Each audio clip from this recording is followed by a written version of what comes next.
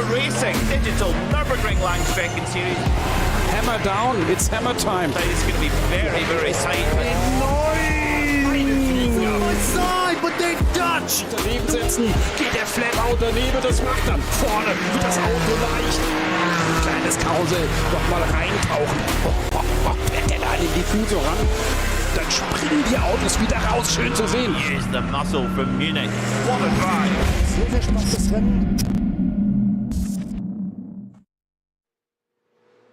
Well, hello everyone, and for one final time, it is time to go racing at the Green Hell. It's been a wonderful ride as the 2022-2023 Digital Nürburgring Endurance Series presented by Goodyear. It wraps up today with the longest round of the championship, and it is all to play for in the KALFF 4-hour race. My name is Arjuna Kankipati, delighted to have you along here with Nürburgring TV for the very final time this winter, alongside is Sommel Aurora. Sommel, it's been a spectacular season, and now 4 hours to close it all out. Indeed, Arjuna, this is going to be the big one, quite literally in terms of the distance, because as you mentioned, it's the biggest race that we've got in terms of time distance, but also in terms of the context. The championships get settled today. The stakes are incredibly high, and every mistake here will be badly punished. So I'm just excited to see how the drivers respond. This is going to be a properly good one.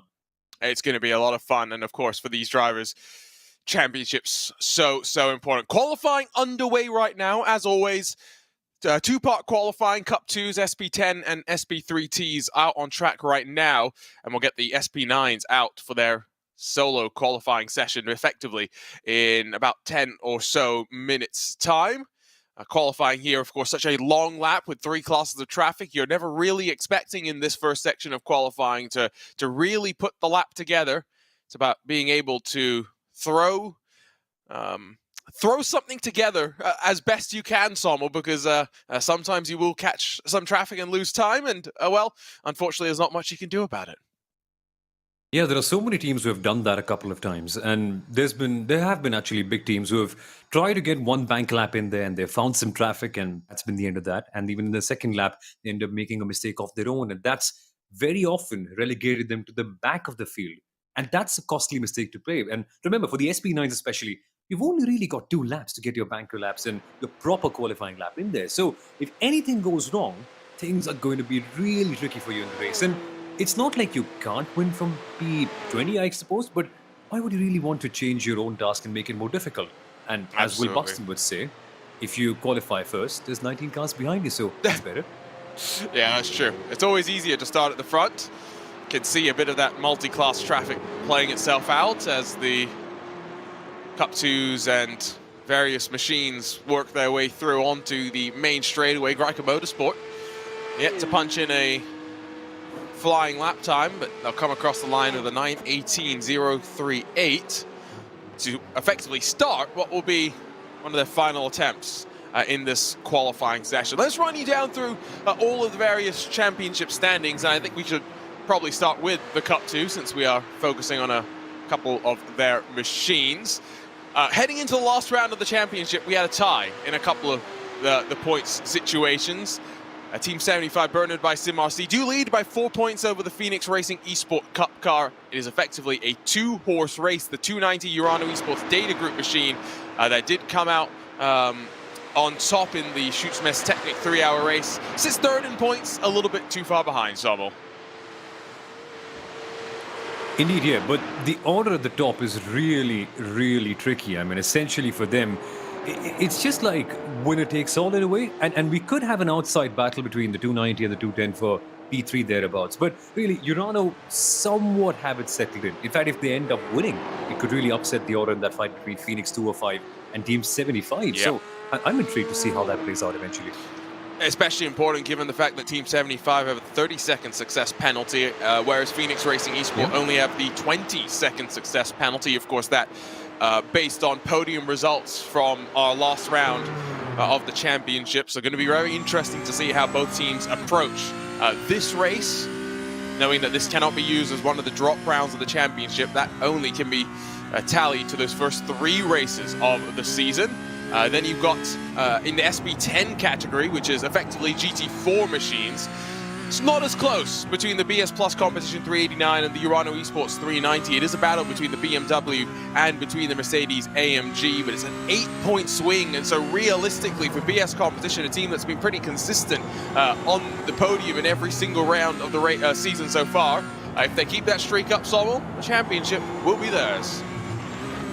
It will be, but they've got a bit of a catch. They've become the first team essentially somewhat, no, not somewhat actually, they have that record of getting consecutive wins in this season, which is incredibly tough because remember, if you win a race, you get a 30-second success penalty, and BS Competition upset all the odds by winning a race even then in the last round. So it's not going to be impossible for them to go back and win, or at least get somewhere into P3, where even if Urano get P1, they will be champions thereabouts. But regardless, right, I think they'll be hoping for the best because they know that they've won from the situation a couple of times before. So I'm so intrigued to see if they can win and what happens with Urano. How do they respond? Can they get that P1 that they absolutely need to fight for the title?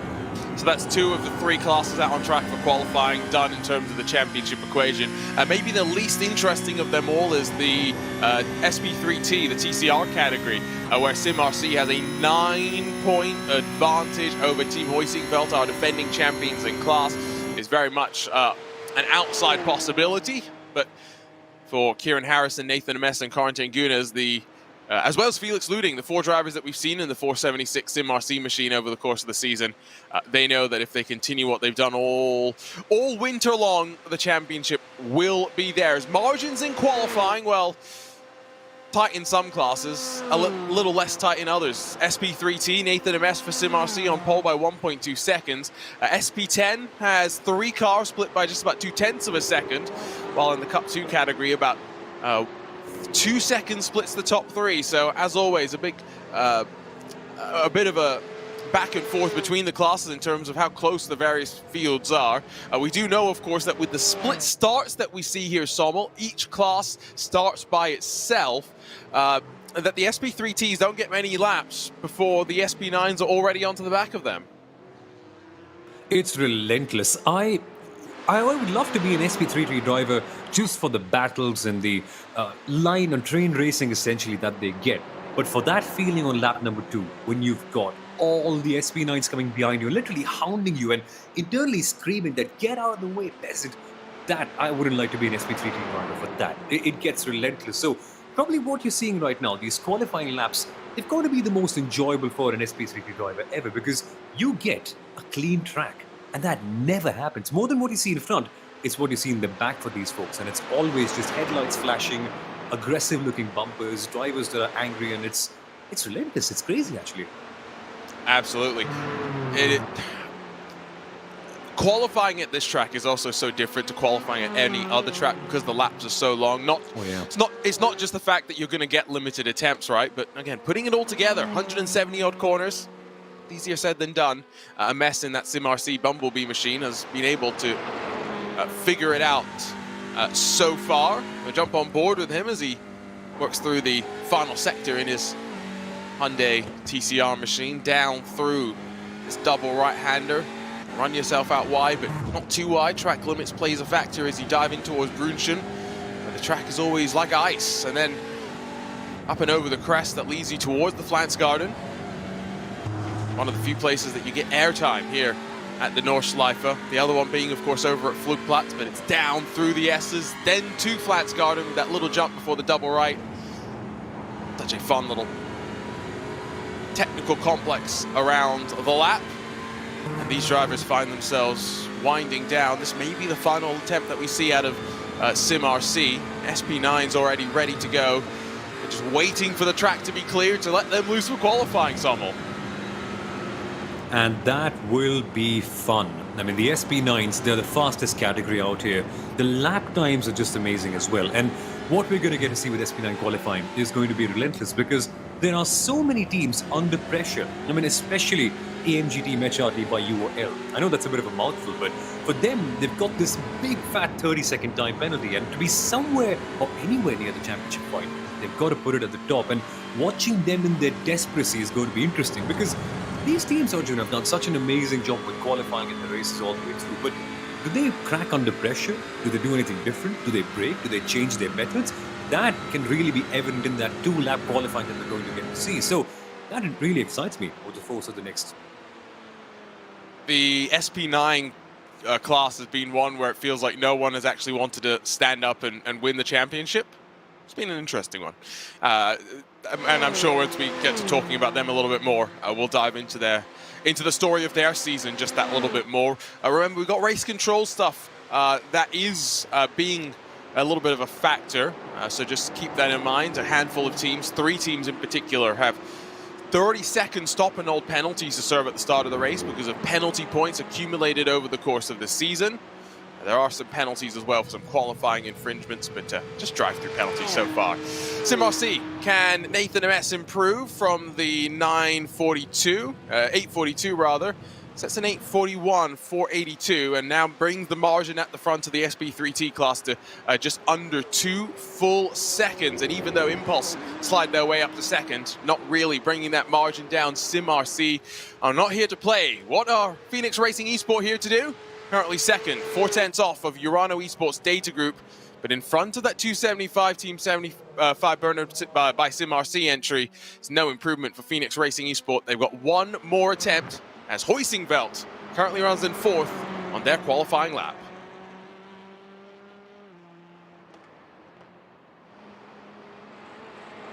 And Hoisingveld are defending champions, of course. TCR, one of those categories where traditionally you'd expect the draft to play its part, but not such the case over the way that these races traditionally have tended to play out. In terms of weather conditions, it is a pretty good conditions for racing. A decent cloud cover, cool track conditions, and maximum grips on them. Perfect. It's literally perfect. There are no visibility issues as well, so the drivers can see almost everything. There are some curves that are obviously going to be blind, but it's largely exactly what the drivers want. The conditions are totally primed up, and it means that there's nothing to complain about. Just what can you do with the car? And that is bad news for some racing drivers, I'll admit. Some really love to complain quite a fair bit about the conditions, and some car in the middle, or maybe the tree grass was, or the tree leaves were brown instead of green or something like that. But everything's all set. It's all about the drivers and the teams now. Only a couple of opportunities. Just what can they make of it? Don't forget that if you've been watching on this season and you have thought it might be fun to get in on the action, don't forget Digital Nürburgring Langstrecken Community Series gets underway at the end of April. I'm sure you can find more information by searching the Nürburgring Langstrecken Community Cup. Got 5 fantastic races on the docket up for you until September. And then, of course, around that time, we'll focus up on getting going for another edition of this Digital Nürburgring Endurance Series presented by Goodyear.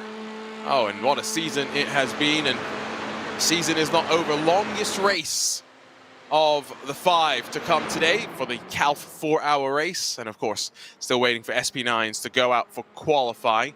So Hoisingveld have Impulse as well as PureSims now in front of them.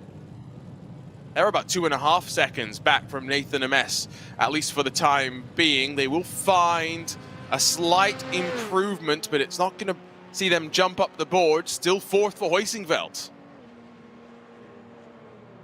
Interesting. And that is a little bit of a problem for them, I'll be very honest with you, because Hoisingveld, they need a big result, and largely they've been qualifying thereabouts around P2, P3, but it's not impossible, because remember, Arjuna, DNLS 3, they sort of had a half-decent qualifying, but they weren't able to make a big win out of that and get, they got P4 out of that. But yes, it's not impossible for them to climb places up. It's just harder because when you've got the likes of SimRC and PureSims up ahead, life just gets trickier. So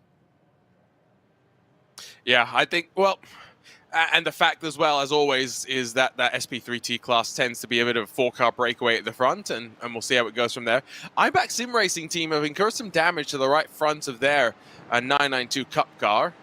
Not sure exactly when, but I would assume, yep, that's going to be them done and dusted for qualifying. And really, for the most part, 3 classes done. We now just wait for the one, that being the SP9s.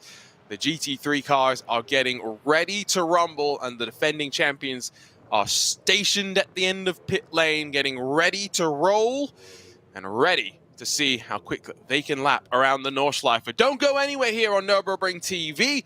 We'll be right back with continued coverage of the final round of the Digital Nürburgring Endurance Series presented by Goodyear, the KALFF 4-hour race, here with SP9s getting ready to go. Sawmill, for these SP9 cars you mentioned, at most, realistically, we're expecting 2 flying laps. Indeed it is, and so they'll be taking that short exit from the Grand Prix layout, essentially that turn that you see by the pit entry. So they'll be taking that quick loop after a warm-up lap at the GP circuit, and then bang, off they go for the main run in qualifying. And you can see the swarm of these cars all coming together. And generally at this stage, if the question in your mind is, well, do they interrupt each other? The answer is, quite frankly, yes. It does happen very, very often, and that can also delay things a little bit and also really hamper your qualifying laps. But quite often, Arjuna, they do tend to work as a team and get some drafting off here or there, the dotting a her. So that'll be fun to watch, but let's hope that you don't catch anyone out of the tight sections like Arne Vos, for example. Imagine catching out a slow car there in the middle of your qualifying lap. They're all kind of tripping over each other, if we can be brutally honest right now, when it comes to qualifying. The number 1 AMG team HRT by UOL. Add more 3-letter acronyms to that one, please. At the very front, weaving back and forth. I think that's the Adrenaline Motorsports BMW. The second AMG team HRT by UOL entry. Got all sorts of shenanigans through the hairpin, through the chicane, in towards the hairpin at the end of the lap. This is what someone was mentioning, setting up to shortcut the GP loop and therefore not have to do a full flying out lap. They will just punch their way down the start-finish straight and begin their first of what will be 2 qualifying attempts. So important in this banker lap to make sure that you deliver and you get something that you can then work with on the second lap. But again, don't forget, you're watching the KALFF 4-hour race. Qualifying continues after this on Nürburgring TV.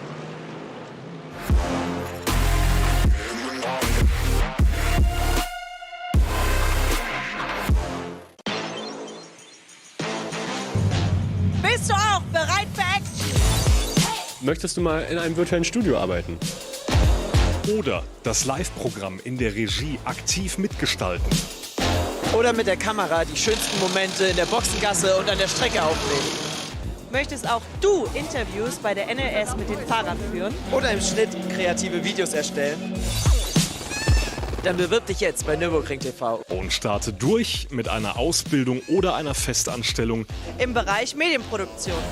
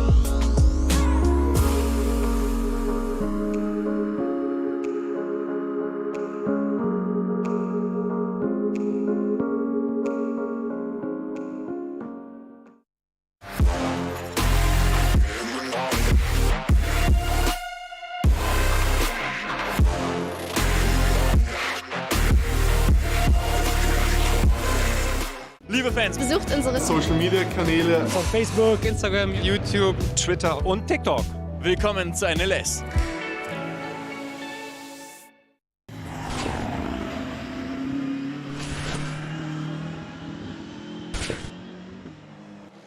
And welcome back to the Green Hell and to the final round of the Digital Nürburgring Endurance Series presented by Goodyear, the KALFF 4-hour race. My name is Arjuna Kankipati alongside with Sommel Aurora as the SP9 cars are out for qualifying. They're on their first of what will be likely 2 flying lap attempts, and of course the championship equation so very spicy at the very top. It is Williams Esports Razor that come into this round the championship leaders, but they have just 2 points over the AMG team Urano Esports number 91, who in turn have only 1 point over the defending champions, the AMG team HRT by UOL.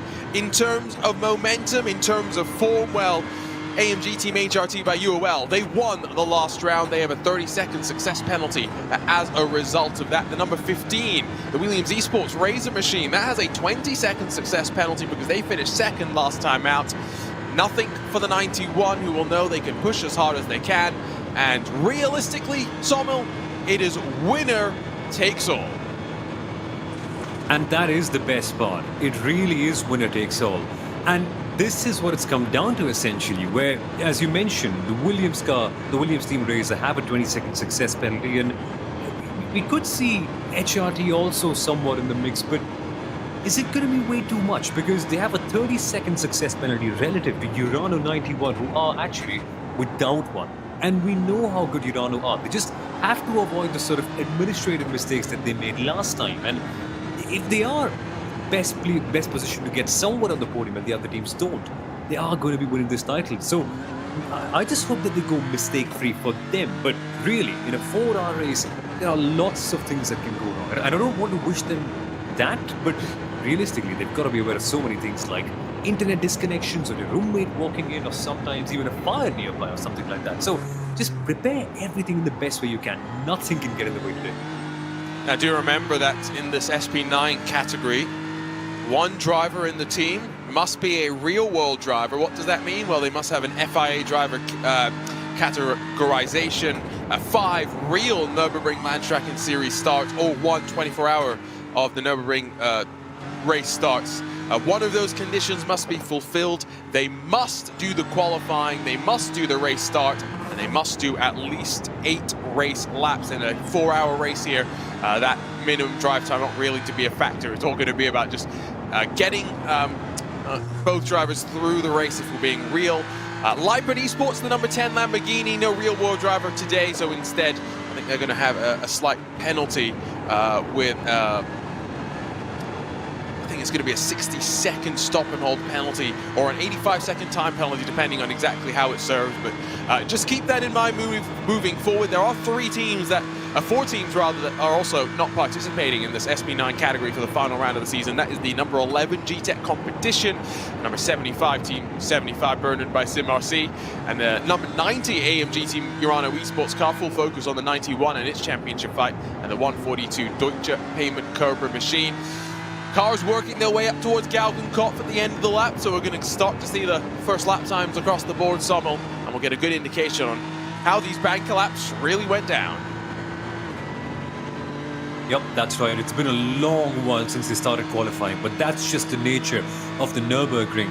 And interestingly enough, in these banker qualifying laps as well, there could be moments where you tend to lose your concentration and you get one corner wrong, maybe a couple, maybe even half a sector. But the fact that it's so long gives you so many opportunities to recuperate that time, and it really levels things out properly in the long run. So what we get to see here would be a bit of a starter. Expect lap times to drop by a little bit more, but really, for many teams, this could be it, because in that final lap, if something happens, if one car finds you in the wrong place, or you put one wheel on the grass, you may or may not improve. So watch out for the timings in this one. They really matter.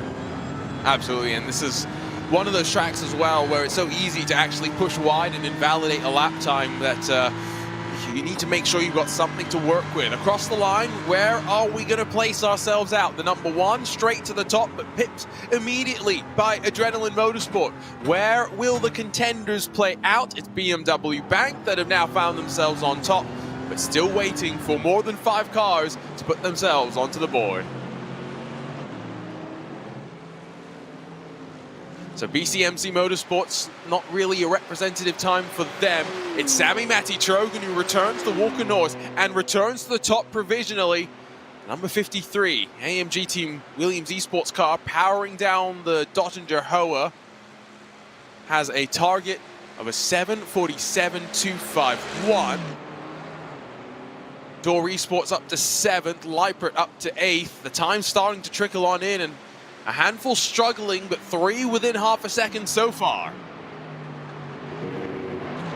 It's pretty good. Look at the gaps. Look at the gap between Walker North and Team BMW Bank. It's barely anything, just 0.08 of a second. That is beautiful. And remember, that's across over 120 corners, so that really fascinates me. And even then, Adrenaline are just 0.4 away. So I think it's going to get closer. In the second lap, we are going to see more teams improve and get better. And that qualifying gap, I hope, is the closest that we have this season. I think it's going to be shaping up quite nicely. Traffic's going to play its part as always, and so managing that is going to be so important. 91 yet to get any sort of time onto the board. We have 13 SP9 cars with lap times registered. The 91, the 33 RC Car Shops Esports entry, as well as the number 55 Mercedes AMG Williams Esports cars, all still yet to put themselves forward in this qualifying session. Alexei Nesov on the qualifying duties once again. Winds himself up towards the carousel midway through the lap. And this is going to be Alexei's only chance in qualifying. I'm just trying to run the numbers. He's not really going to get time to wind up for another short outlap and get to the line once more to go. So I think this is one and done for the 91. I don't know if it's a mistake or it's just a bold move from their part. Whatever it is, going to get to see the outcome very soon. And I hope they do put a competitive one, because if they don't, this could be like almost the start of the end of a championship. So let's watch out for Urano 91. This lap really matters big time in the championship context. Absolutely. I think this is important. Drivers will get to finish the laps that they are on when the checkered flag drops. But again, keep that in mind. If it's going to take another 2 and a bit odd minutes for Urano to get to the line, leaving themselves short on time in order to be able to run back around, scurry back around, and to be able to grab the second opportunity. Again, emphasize again that we'll have split class starts across the 4 classes of competition. We set them off at about 1 minute intervals, and it means that by the time the SP3T cars are rolling down the Dottinger to get their race underway, they've already got the SP9 cars about half a lap done and working their way closer and closer to them. That first pass through traffic is always the most chaotic, and in a race like this, surely the most important as well. So the number 91, if you're curious, as we check in with Door Esports winners of the opening round of the season, up from above. 91 working up towards Gaugenkopf, so they are now going to be bringing their qualifying session likely to a close. And for Door Esports, so much potential in round number 1, and then a significant GT3 update immediately after that race, Oval. Put the Porsche a little bit on the back foot.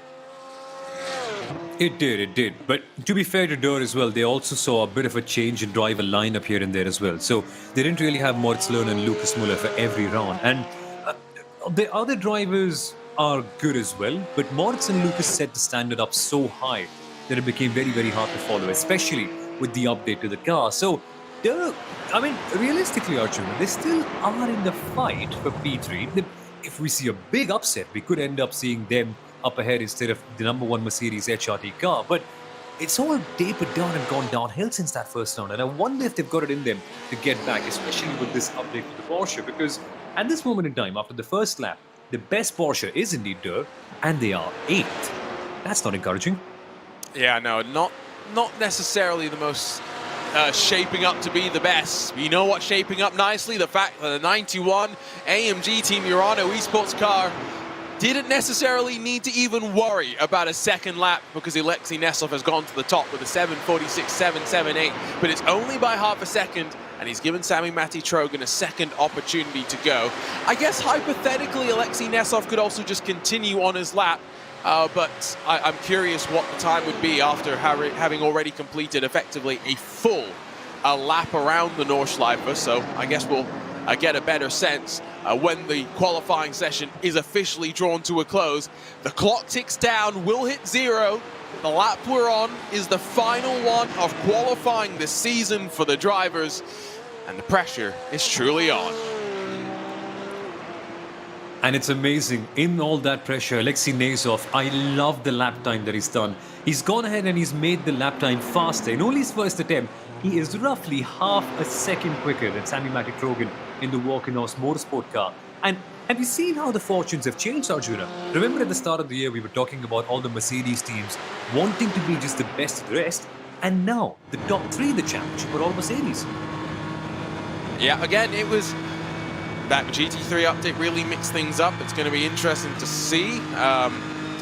Moving forward, again, remember, we've just had an update this past week on the iRacing platform. Not so significant in that it's really changed the complexion of this GT3 class, but I'm curious to see if there were any changes of note.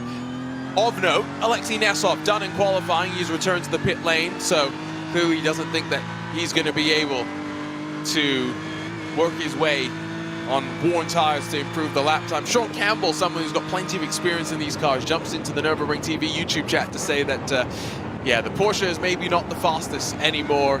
Lots of understeer at high speed, I think, is what he's saying, to put it nicely.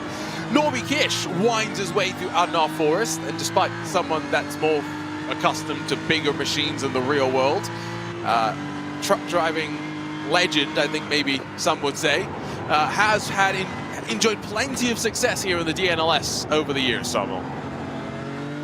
He has. He was our DNLS champion last year, but that was not for BMW Team Bank.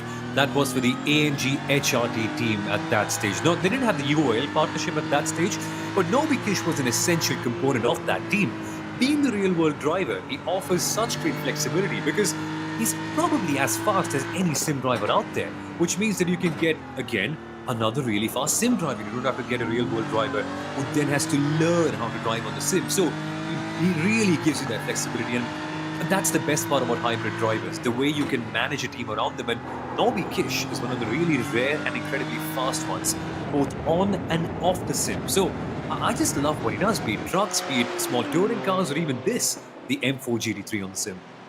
Now, who is Norby sharing that car with? It's Keiko Schuber today, because of course do remember that that's a car that's had Norby Kish and Bruno Spengler, as well as Norby Kish and Robbie Foley be the driver lineup through the course of the season. So effectively 2 real-world drivers in the car. Not being the easiest season. I think they prefer it if I didn't talk about the disqualification in round 1 of the championship, but that happened, and unfortunately they likely are going to finish this championship outside of the top 5 as it stands right now, which maybe is a bit of a surprise given that we have seen them be relatively strong over the course of the season. First up in qualifying, by the way, across the line at least, is going to be Sindre Setsos from what I can see. He is the furthest through on the lap so far. Currently sits up in the 4th position in the Adrenaline Motorsport machine. Someone that you and I, Sommel, first would have become accustomed to seeing the name in the virtual world, but now someone that has competed here at the Nürburgring, the real world, on many an occasion. He has, and with quite decent success as well. I'm amazed actually, because I never would have thought, even though we've seen him be so good in the virtual world, that he'll be going out there in the real world and having such a decent transition in. But with Adrenaline Motorsport, he has done wonders, and I think it just really opens the gates for so many other drivers who can look at Sindre and be like, hey, if he can do it, maybe I can as well. And isn't that the whole point of sim racing in the first place? That we can create a bridge and a transition from the virtual to the real. Yeah, absolutely. Speaking of the bridge and the transition, the Mahler Racing team has Beitz Kavissa at the wheel right now. Another one of our real-world crossovers, don't forget. Mandatory for a real-world driver to do the start as well as the qualifying of the race, and a minimum of 8 race laps. Not really a major concern. Ooh. We see a lot of drivers have all sorts of items as their background. I do love a good racing helmet. That's more than one. That's incredible. And they're all the same color. Everyone. But they've all got slightly different things that you can tell that they've all been from different eras of the racing career, you know? Yeah, exactly. You can see the differences in the air intakes here and there, and also just is this the one on the top right actually having that air cooling thing attached to the top as well? I can't quite see very clearly, but so there's now been a potential incident, not really involving any of our major contenders in this SP9 category, but Race Control has something else to take a look at. Already had to work their way through 11 incident reports, now on to the 12th. And we haven't even got to what is the longest race of the season. Race Control may be busy here today. We'll have to wait and we'll see. Lights Gavissa through Flansgarden, double right, and into the Stefan Belloff S's. Meanwhile, Adrenaline Motorsports running their way down the Dottinger and to the line. And so we'll get the first times in the second phase of the SP9 qualifying at the line and see who has been able to improve, who's really wrung the neck of their machines. And for those involved in championship fights, where can they place themselves in a not small SP9 category? 16 cars getting ready to roll at the very start of the race. It will be Setsource that punches his way to the line first. It's a 7:45.494, and it is a valid lap time. It's Adrenaline Motorsport that rocket to the top. What do the rest have to respond with? Norby Kish, half a tenth off. He's in second spot. The number 1 machine can only find its way to third, a full second off of pole position. A statement by Sindre Setsource.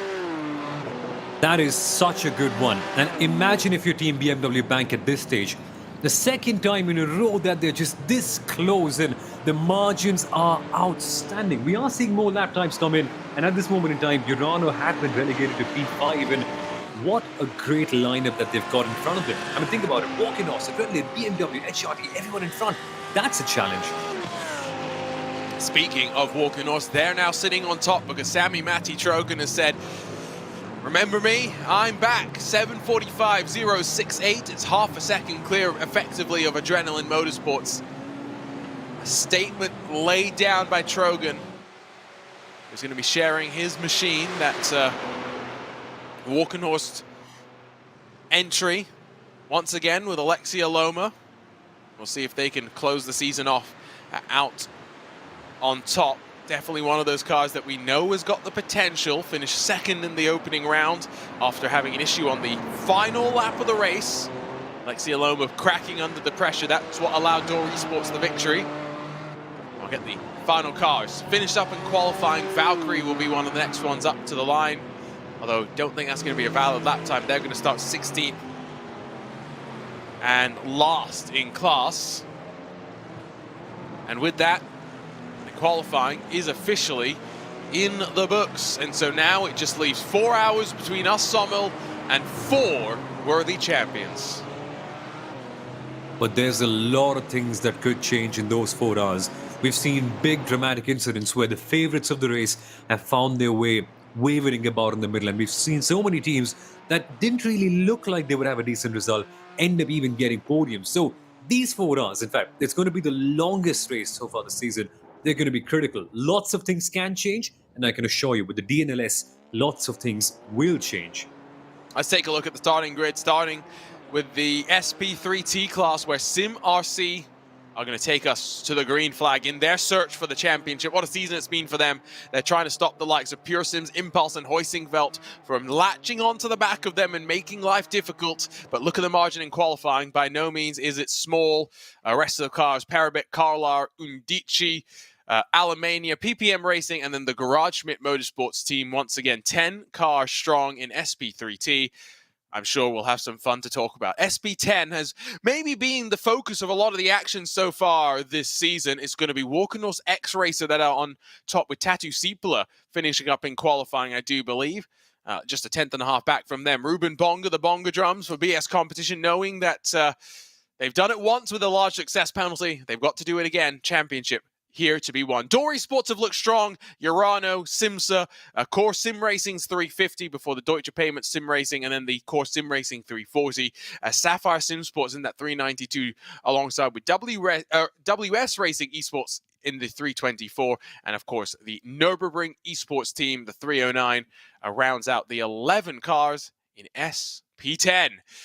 Single mate Cup 2 class, and this is where it's going to be fun between Phoenix Racing Esports and the 275 team, 75 Bernard by Sim RC cars in their championship fight. Urano Esports, though, have decided they want to fight from the front, and they'll lead us to the green. Simsa Esports then bookends the championship contenders with the pole position sitter with Peter Bonk Performance Team 75's guest entry, the 276, Avia W and S eMotorsports, and Kramer Racing Esports through the first 4 rows in this Cup 2 category. Behind them, we'll see the Upshift SimSport team. Leipert Esports Yellow, they'll round out the top 10 in the number 210 before IES Sim Racing Schweitzer, WS Racing Esports, Nest Academy by WMS, WSE Motorsports, Deutsche Payment Phoenix, and then, of course, the IBAC Sim Racing team close out the 16-car strong Cup 2 class. Numerous Porsches getting ready to rumble, and just like 16 cars in this class, there are also 16 cars in the fastest of the classes. The one that we've just seen out on track, the SP9s, Walker North Motorsports, and Sammy Matty Trogan, who returns to the grid, returns to the top of qualifying. You'll have Sindre Setsource alongside on the front row in what is an old BMW affair. BMW Bank behind them on row 2 with the AMG Team HRT by UOL, the first of the championship hopefuls. Before then, AMG Team Urano Esports line up in 5th. Going to be Phoenix Racing Esports GT3 on the outside of the 3rd row, with Williams Esports Razor championship leaders back in 7th, along with the sister HRT by UOL entry, Adam Christodoulou, able to get up into 8th here today. Behind them, rolling from 9th, it's going to be the number 55 AMG Team Williams Esports entry. Next to them, the sister car, the number 53 AMG Team Williams Esports. Door Esports and Leipert line up 11th and 12th in their Porsche and Lamborghinis, with BCMC, RC Car Shops, Mahler Racing Team, and Valkyrie 77 scrolling through the 16 SP9 cars that will make up the grid for today's event. We've got a stacked lineup, 4 championships to hand out, and 55 cars getting ready to rumble around the Nürburgring Nordschleife. Samuel, what more could you ask for on a wonderful weekend to close out the Digital Nürburgring Endurance Series presented by Goodyear? Oh, Samuel Aurora having technical issues, so has left me by myself for the time being. And we'll see if we can get him back in a few moments' time here in the Nürburgring TV commentary booth. What a season it has been, ladies and gentlemen. If you're just joining us, this is our longest round of the championship. It is also the final round of the championship. It all started at the end of November with the H&R 3-hour race. Just under a month later, we went racing for the final time in 2022 for the NIMEX 3.5-hour race. Schu's Messtechnik 3-hour race started off the new year before exactly a month ago. We went racing for the Happy Racing 3.5-hour race. It all closes out with 4 hours today. Weather conditions looking pretty good, and as I think we get Samuel Aurora back in the commentary booth, Samuel, like we were saying earlier, pretty ideal conditions to go racing. It is indeed. It's all timed up. Nothing can really interfere with us in getting a great championship finale. And it's beautiful that in so many categories, it's roughly a winner-take-all. Okay, not SP3T, yes, but in SP9, more or less, we've got that similar situation. And that, I think, is going to make it so awesome, where there's no complications, just one success penalty here and there, and then winner takes all. The best result gets you the championship. So it's all simple, it's all effective, but strategy could really come and change matters. So that's the beauty of the DNLS. It's never simple and straightforward. There's always fun variables that can bring it in and make it so much interesting. So I'm excited. I'm excited to see how these next 4 hours play out eventually. I guess in some ways you think of this race as a 1-hour sprint, then we get the success penalties, and then it's 3 hours from there to the checkered flag. That's when the real race technically starts. Yeah, exactly. It's different. It's not like a conventional endurance race, and that's the advantage of having success penalties. It might irritate you more for being such a good driver and such a good team, but again, it spices up the championship. Think about Urano. Now they've got nothing to worry about. But for HRT, the challenge is even greater, and it pushes you as a driver to a new level. Can I win with a 30-second success penalty? Some teams have proven that you can do that. I guess the other thing is you want to stay out of the naughty books of race control, because all they'll do is hold you back and make it hard for you to build the momentum. They're going to run themselves down the Dottinger. Remember, 4 classes, 4 races, 4 individual race starts as well, which means the SP9s will go first. Then we'll get the Cup 2s about 60 seconds later and roll on 60-second intervals between then the SP10s and the SP3Ts to get us underway. Let's start with SP9. Let's start with a prediction, Sommel. Who wins the championship in 4 hours' time? Oh, goodness. This is a hard one. But I think the circumstances are so well primed up for Urano 91. It's hard to go against them. So I'm going for them, but I wouldn't be surprised if someone like Williams Razor also gets in. But what about you, Arjuna? Ooh, I'm thrown back on the spot. I get the sense that with the success penalties playing out the way that they are, Urano's got a great opportunity, but Williams Esports Razor, let's see the speed from them. They are starting maybe a little bit further back than they would have liked. Let's go over to the Cup 2s very quickly as well, because that's, of course, I think where a lot of the championship intrigue tends to be as well. Team 75 up against Phoenix Racing Esports. I think that's very difficult to figure out how it's going to play, because the Urano 290 is going to be there trying to win the race and therefore interrupt the championship equation, which would help Team 75.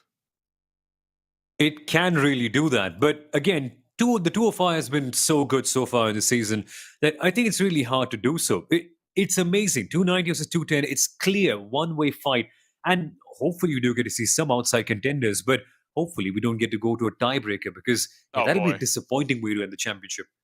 I mean, it would just make our lives very difficult here in the commentary booth. SP10, SP3T, a little less confusing at the end of the day for BS competition as well as SimRC, respectively.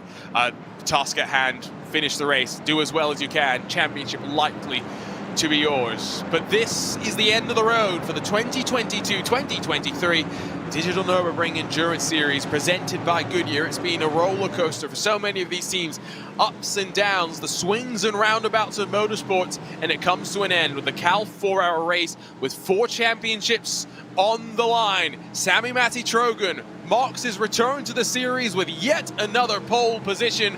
We wait to go racing at the Green Hell for the final time this winter, and Norby Kish down the inside of the Walkenhorst Motorsports car is going to get the elbows out immediately. 3 and 4 wide through the field, down the hill they go, but Trojan holds on to the point. Setsource has to get the elbows out. Kish trying to fight his way through around the outside, while Alexei Nesov tucked in behind, knowing the championship relies on his patience to survive this situation. Winding out of the arena towards the shortcut, single filing themselves out for the time being. The #1 machine with a terrible start, dropping down a couple of positions. But most importantly, Sommel, 16 GT3 machines safely through the first sector. And most importantly, our championship contenders are safe and healthy as well. But look at the desperacy with the #1 car, that neon yellow machine, this one right here. Look at how they'll be dancing around to try and find some position, because, rightly mentioned, they had a bad start and they desperately need to get ahead of all the cars. Much more importantly, the Razor car up in front. You get some semblance of security in the championship, but at this moment in time, it's just not working. For all the calmness of the 91, the #1 is just going frantic and they're just panicking at this stage. Ooh, Adrenaline Motorsports dropping down. Did they get a slowdown penalty or was there a mistake? Setsource bleeds the time off now. Just one by one, they streak on past. And he's going to have to get the elbows out, down into the Hansen back alongside with the #1. They get it sorted out just in the nick of time. Adrenaline Motorsports go from 2nd to 6th as they enter their way through the Nordschleife. One race is underway. It's time to get the second one set to go. Front of the field, it's Urano and Phoenix Racing Esports at this Cup 2 battle. But we focus very much on the 205 and the 275. Winner takes all in terms of championship equation. So much to look forward to. Spec class, it's all down to the driver and the little tweaks that you can do with the car. Waiting from the command from race control, the green is in the air for the Cup 2 cars. Team 75 Bernard by Sim RC slammed the door shut on Peter Bonk Performance as they dive their way down the hill. But Marcus Deck makes it 3 abreast and knows the championship contenders will have to give him room. Deck overcommits, and now up and under from Phoenix Racing Esports as Lucas Alpert and the Team 75 car, the championship rivals, come to blows. They're off the track and pointed in the wrong direction. This is the craziest start you can imagine. Both the championship contenders in a direct fight with each other are now spinning sideways at turn 1, and look at the desperacy in the rejoin. It seems like Team 75 have rejoined a little bit further up from the 205, and there's another moment. What's going on here? Avia W&S E-Motorsports car goes off, but now a very different complexion to the equation for this one. For Team 75 Bernard by Sim RC as well now, with the Phoenix Racing Esport Cup car, recovery drives needed to ensure that potentially there is not the chance for the Urano 290, at the very least, to try and close back up on Phoenix Racing Esport.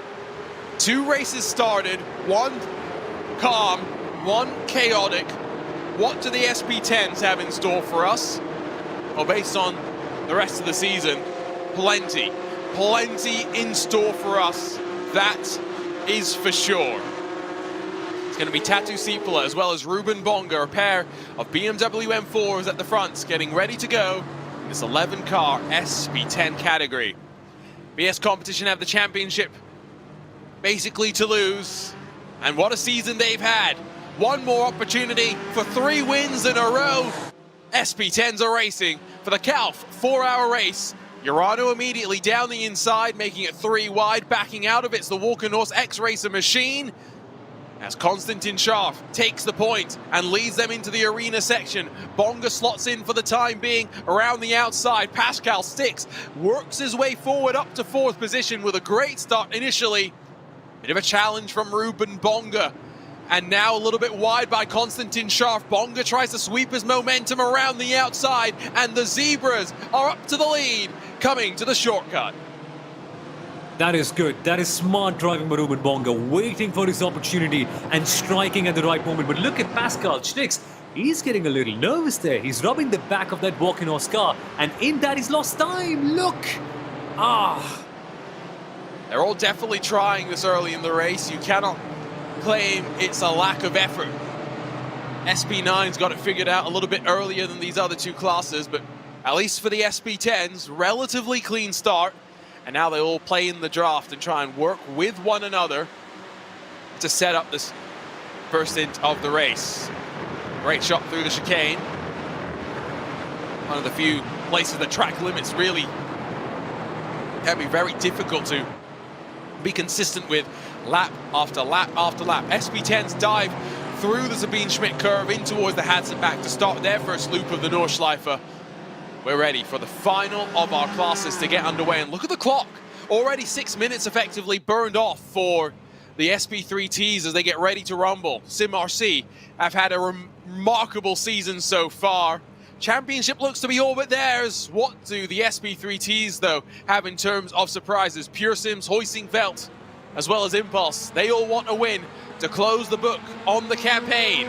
Lockstep as they run themselves down across the line and into the braking zone of turn number 1. Who pops out and who's brave? Bravest of them all, Nathan MS, able to close the door on Steen Ledger in the Pure Sims Esports car.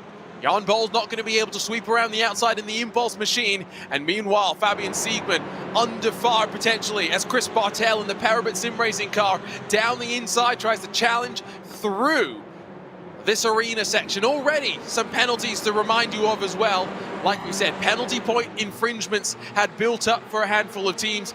30-second stop and hold for 3 different cars to serve after the first laps of the race. Lots of chaos happening everywhere, but not so much in the SP3T start. Holding it off very, very well. And they don't really need to fight at this stage. What they need to do is develop a decent gap to the cars behind and make sure that this choo-choo train works well, because that's the most efficient way to work things forward. And for Sim RC at this moment in time, would they really consider holding on to that lead? Because dropping back would be more beneficial for the race so that they can just fuel save a little bit and then get a smaller stop when they actually come in to serve their success penalty.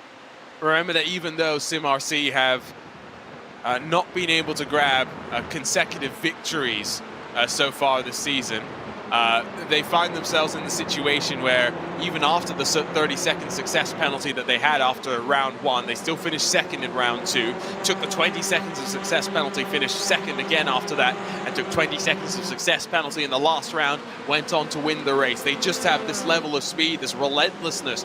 Once the traffic breaks up, that it's very difficult to bet against them. SP9s come across the line to finish their first lap as the SP3Ts just dive their way down through the Hatzenbach for the very first time. So expect these GT3 machines to be on the back of the TCRs in the nick of time. Battle for second, Norby Kish sees the up and under in the rear view mirrors as Alexei Nesov sees Walker Norse Motorsports running away at the front of the field. This is a replay of that crucial defining potentially moment between Phoenix Racing Esport and the Team 75 car for the chaos, then down through the shortcut. And the interesting one on that, Arjuna, is that we really did not plan for this situation. This is like the last thing that we could have accounted for, that both these cars will have such a big issue. But at this moment in time, if you are indeed a fan of Phoenix Racing Esport, well, it's good news actually in a way, because then you could see that team properly get down and hold a decent position in the championship, because essentially they have a 4-point gap ahead to the Phoenix Racing are 4 points behind Team 75 at this moment in time. And Team 75, remember, they are slightly up ahead, but they have a 30-second success penalty considering everything, and Phoenix Racing only have a 20-second one. So it's slightly well poised, but they need a big result, Phoenix Racing, to make sure that they jump ahead that 4-point margin and then be champions. So it'll need some performance, but at least it helps to have only 20 seconds of success penalty instead of 30. Yeah, absolutely. We'll see how it plays out. Adrenaline Motorsports recovery continues for Set Source. Back up to 4th, so has been able to regain 2 positions so far. Brought Williams Esports Razor forward with him. Will Tregurtha behind the wheel right now. Doing a pretty good job, all things considered. Have had a handful of cars that have taken returns to pit lane. We'll be curious to see in this final round of the championship how many elect to use the fast repairs and the associated penalty that comes with it. It's not a free repair, it is a fast repair. Yeah, as said, interesting to see who continues to punch in the laps for the 3 hours and 50 minutes remaining in this KALFF 4-hour race. Already the margin between some of these SP9 contenders is starting to build up, and let's not forget that, of course, they'll find themselves on the back of the SP3T traffic, probably the end of this lap around the Nordschleife. So at that point, they'll start picking their way one by one through the slower class traffic, and often, as always, Sommel, it tends to exacerbate the gaps more than anything. Yeah, it's really a game of skill. When you're in traffic, it really is a big game of skill, and sometimes a little bit of luck as well here and there about when you actually catch traffic. And it can be so different for so many cars just in the space of a couple of corners that you could lose a couple of seconds. And we have seen it in the last few races that there have been cars that have broken away from the pack just because they managed their traffic better, or maybe just got a car off lap traffic in a different space. And you should watch out for that one, essentially, because this train will unfortunately not always be a train. There will be traffic to come break it up, but the point is, when does it come in? So far so good, but very, very soon all the chaos will begin.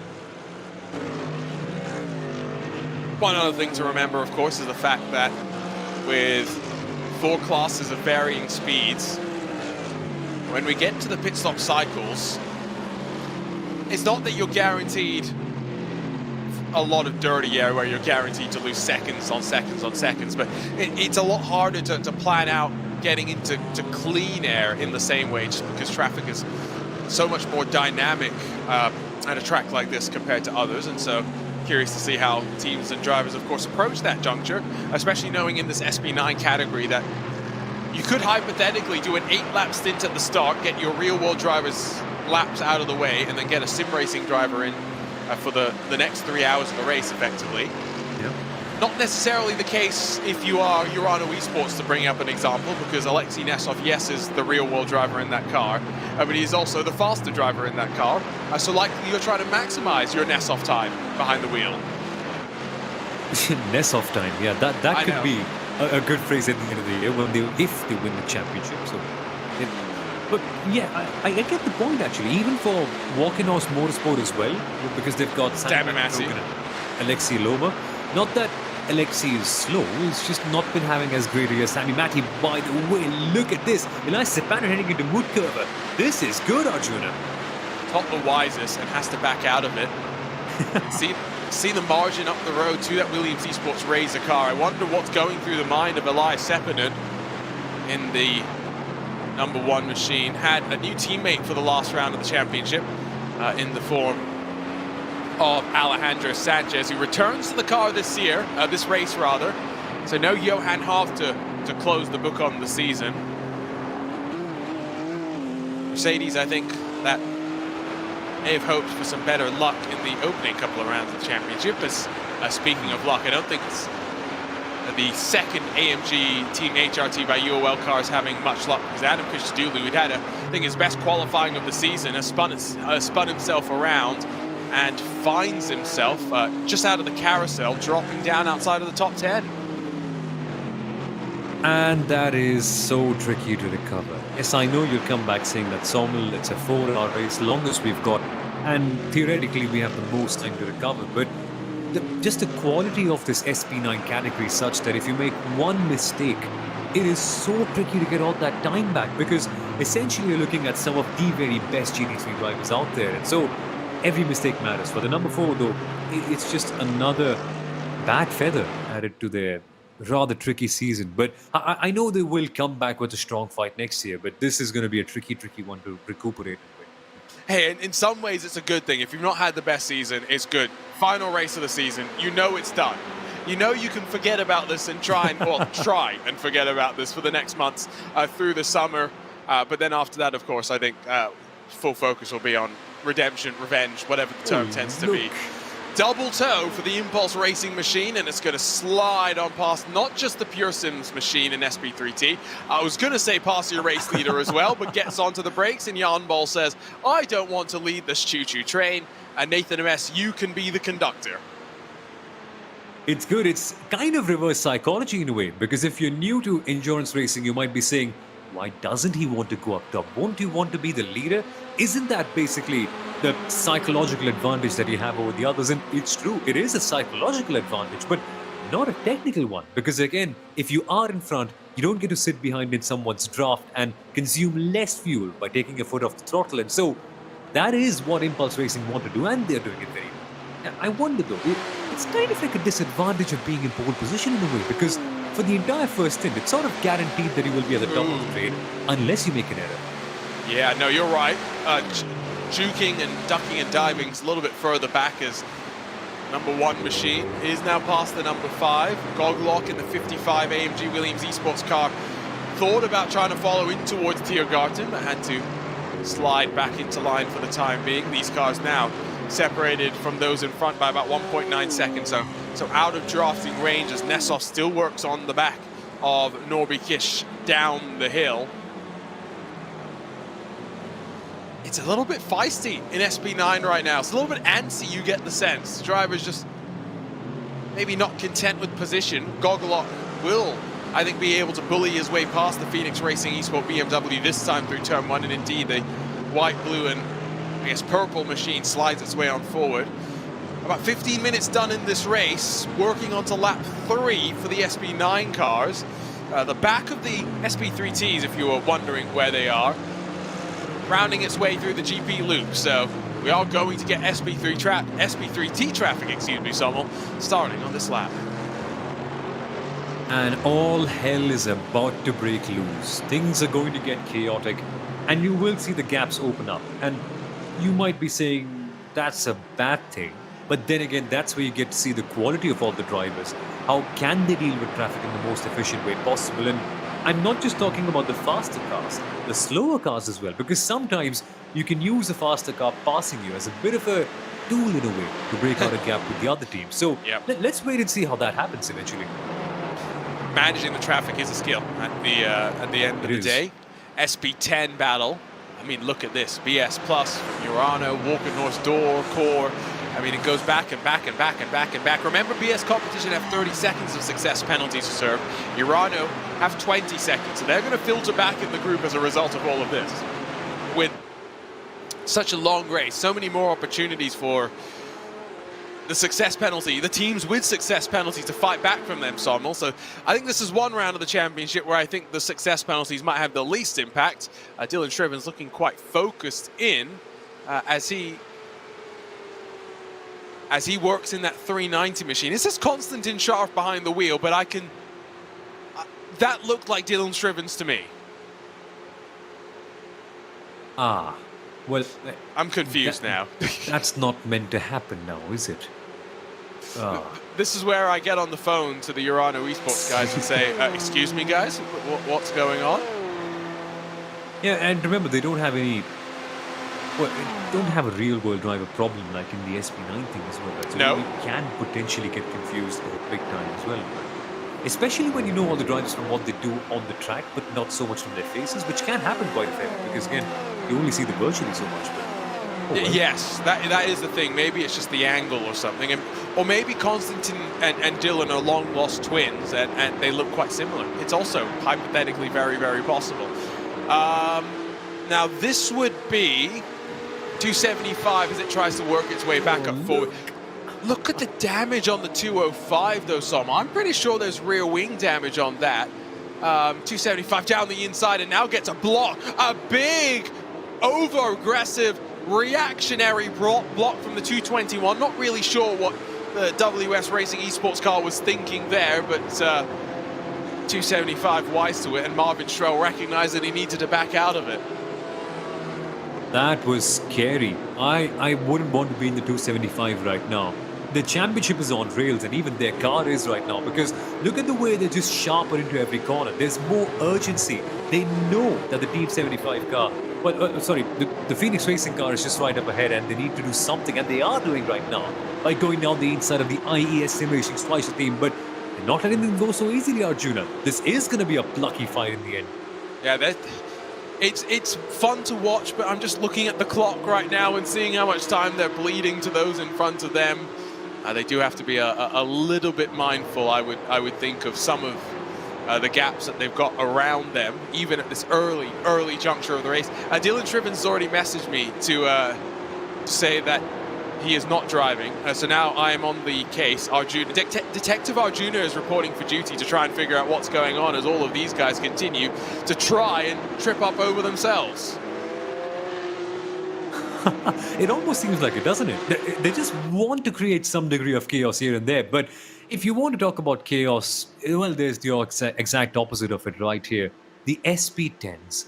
Nice and calm. It looks like a shot from National Geographic, right? At the start of a documentary where they show the scene of a jungle, but all the wild animals are resting.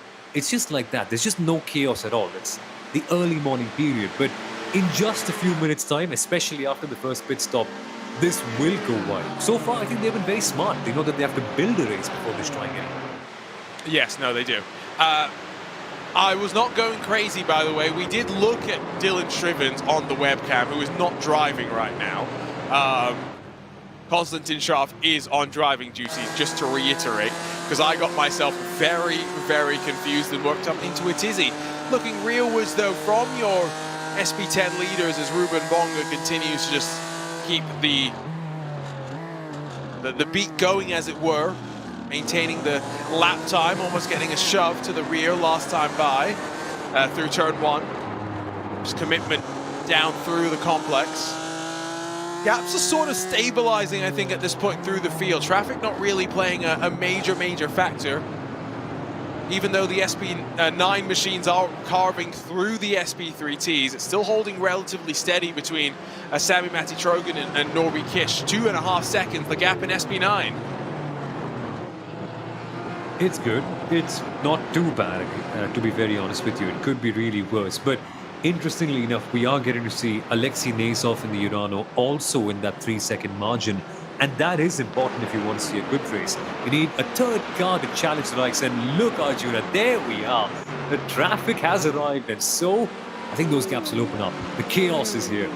Oh, and yeah, you can see just bottlenecking in front of BMW Bank and the Urano car as they work into the Stefan Beloff S's. This is where patience has got to be so important, and the gap will start to balloon out as a result of this one. Kish may be feeling a little bit aggressive and feeling the need to squeak on past. Nessov follows through as they head into the mini carousel at the end of the lap. Tight stuff. Gap now 3.5 seconds with just one little traffic encounter. And Kish now separates himself from Nessov, puts Sim RC between the two of them for a moment. Nessov knows he's got to get back into the tow aggressively down the inside of Nathan MS in the TCR machine. And now funnels back onto the main straightaway behind Adrenaline as well as Williams Esports Razor and then HRT by UOL, who have been able to latch onto the back of the two that squabble for 4th and 5th positions. These are all championship stories to talk about, don't forget. That number 1 machine, the defending champion, trying to close on the number 15. The championship leader, with so long left to go in this race.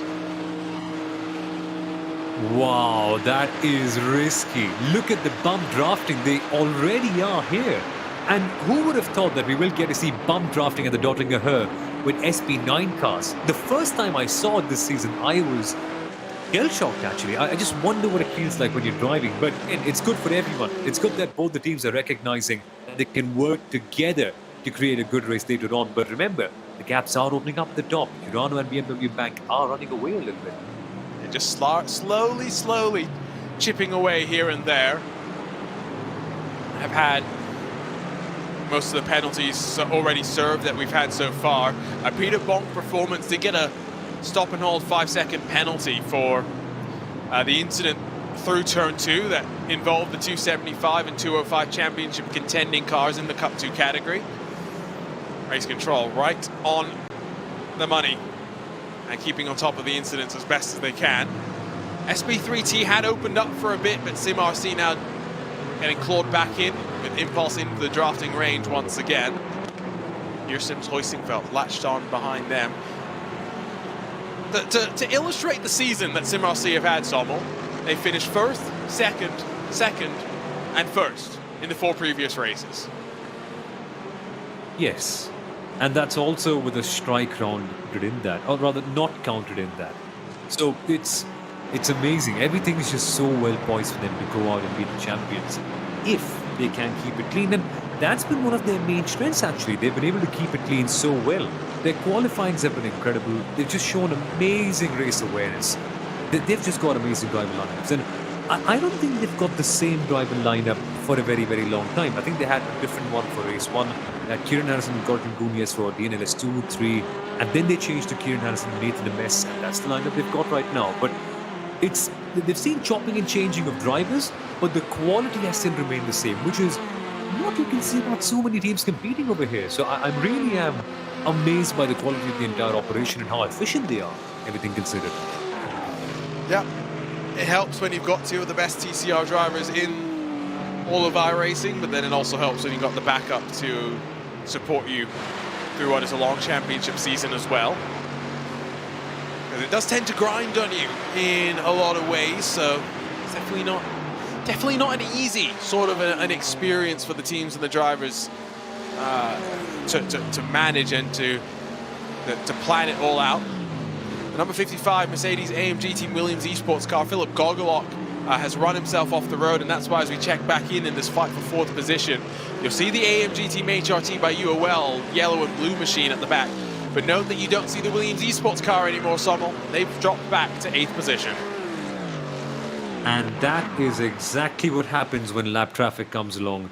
You see those gaps coming up, and there are those little mistakes here and there that can be creeping up, and it just really is compounded by the fact that the other teams and drivers may have had a decent lap. So, yeah, the trouble really begins for them right now. But the 55, again, I want to look at that one car and be like, it's that car that can get it done. But the drivers keep on changing so many times that you can never have a firm idea of where the car is in terms of pace. So I'm just excited to see what Gogglock can do and how much can he extract back after losing so much of time. To be precise, 5 seconds to the Phoenix car up ahead. Of course, at times... 5 actually, more than that, 9, sorry. Oh, wow, yeah, you're right. So, of course, at some point, we'll get the additional traffic interactions. SB9 on passing SB10, Cup 2's working past both SB10 as well as the SB3T class. So at that point, race gets even more interesting. Half of the battle of this race, of course, isn't just surviving the track, but it's surviving the race itself. Gogglock, I think, limping his car back as well, because he's now dropped behind Leipzig Esports as well and is puttering around basically pretty slowly. It's that 55. We'll have to survive basically half a lap around the Nordschleife before it can return to pit lane and get one of those fast repairs. Three-way fight with one of our guest entries in Cup 2 sees Marco Bischoff leading the 276 Team 75 Bernard by SimRC entry. I actually have a bit of a problem with the 276. They classify it as a guest entry somehow, Arjuna, and they've raced in every single round. What sort of a guest is that? It's kind of like a guest who comes to your place and stays at your place and just doesn't make a name of leaving. They're not a guest anymore. I know, it's like, you know, you've seen the videos of like stray dogs that just wander into apartments and then just decide that that becomes their family. Yeah. It's kind of like that. We love them, that's the point. Like with stray dogs as well, we would love to have them in, but don't call yourself a guest anymore, please. If you're family, you're family. If you're in, you're in. You're not guests. So where do they stack up in the championship? They're 4th in the points. Yeah, they're 4th. Yeah.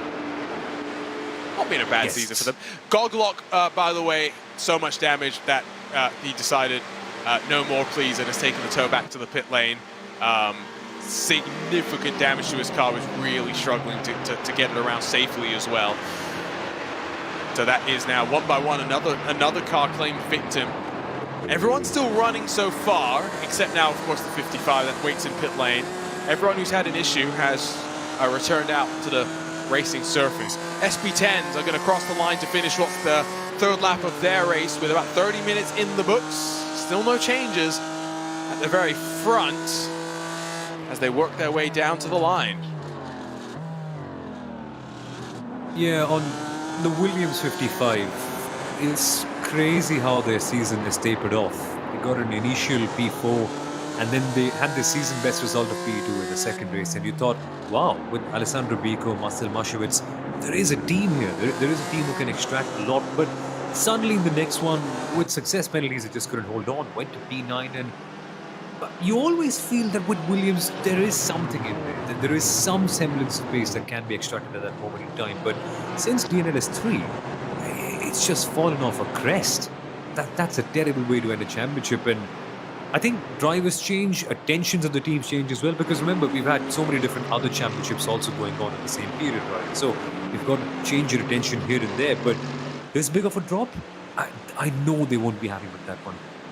Well, I think in general, the complexion of sim racing has changed so significantly since this championship started. What with ESL R1, you know, new teams joining in, what's been a pretty crazy, you know, merry-go-round of drivers, signings, people leaving teams, finding new homes, all sorts of things going on. And so it has been interesting to track the last few months in sim racing and be part of what feels like the next era.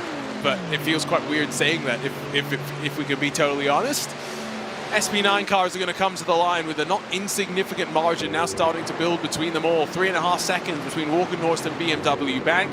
A 3.7 seconds between Urano and Adrenaline. That's the margin between 3rd and 4th positions. And so, as expected, Zommel, traffic has slightly stretched these cars out. Indeed, and so, well, the trouble begins if you are the SB9 cars. You've got to make do with essentially whatever you've got at this moment in time. And it's interesting because you're seeing this lead pack not get a lot of traffic in the GP circuit, and at this moment I think they'll really be complaining within themselves internally that why don't we have traffic over here, because look at all the space that they've got. This will be the ideal place to pass everyone else, but the moment they get to the forest section and then you get lap traffic, they could be losing a lot of time to the cars up ahead. So you just have to manage those things as they come accordingly, but it's, I mean, without making it sound too philosophical, it's kind of like life, isn't it? Where just things come in and you've got to be prepared in a way and deal with it the best you can. Sometimes you're lucky, sometimes you aren't. Sometimes someone will just bump into you and take away your race. So what can you do about it? And sometimes the traffic plays itself out such that your race leader, class leader, breaks away, as it's done in the case of the SP3Ts, where Nathan Ms now has a 3.5 second advantage over Pure Sim's Impulse and Team Hoisingveld. So see that margin visually at the line. Team RC don't need a second invitation to start eating into the success penalty that they're going to have to eat in about 30 minutes time, and they'll be happy to see the potential back and forth of Ledger and Bowl down into turn 1. Car 260, Simsa Esports gets a drive-through penalty, and like we said, Race Control having to work their way through plenty of things so far today. That's the 17th incident, and we're only 27 minutes into the race, although that does include some of the qualifying infringements as well as shenanigans that carry forward over the course of the season. Yeah, if there's anyone who deserves a beer at the end of it, apart from the world champions in all of the classes, it's got to be Race Control, Arjuna, because every single race, we've had so many incidents. I think around about 30 at least in every one of them, and just going back and investigating all of them and making sure you have quick decisions. And a word on Race Control in this championship, they have been remarkably quick, and mostly, I can't say for all of them because we can't quite get into each incident. Mostly, Arjuna, they have been incredible from all the decisions that we have seen. So the consistency is there, and they've been putting their R's in properly. I wonder what beer they have on tap at the Nürburgring TV studio, because you know, any solid TV studio is going to surely have something ready to go for the after party. I'm just saying, on board with Alexei Nassau, started 5th, currently runs in 3rd on the back of Norbikish in this black BMW bank entry, entering into Unknown Forest in that number 91 machine.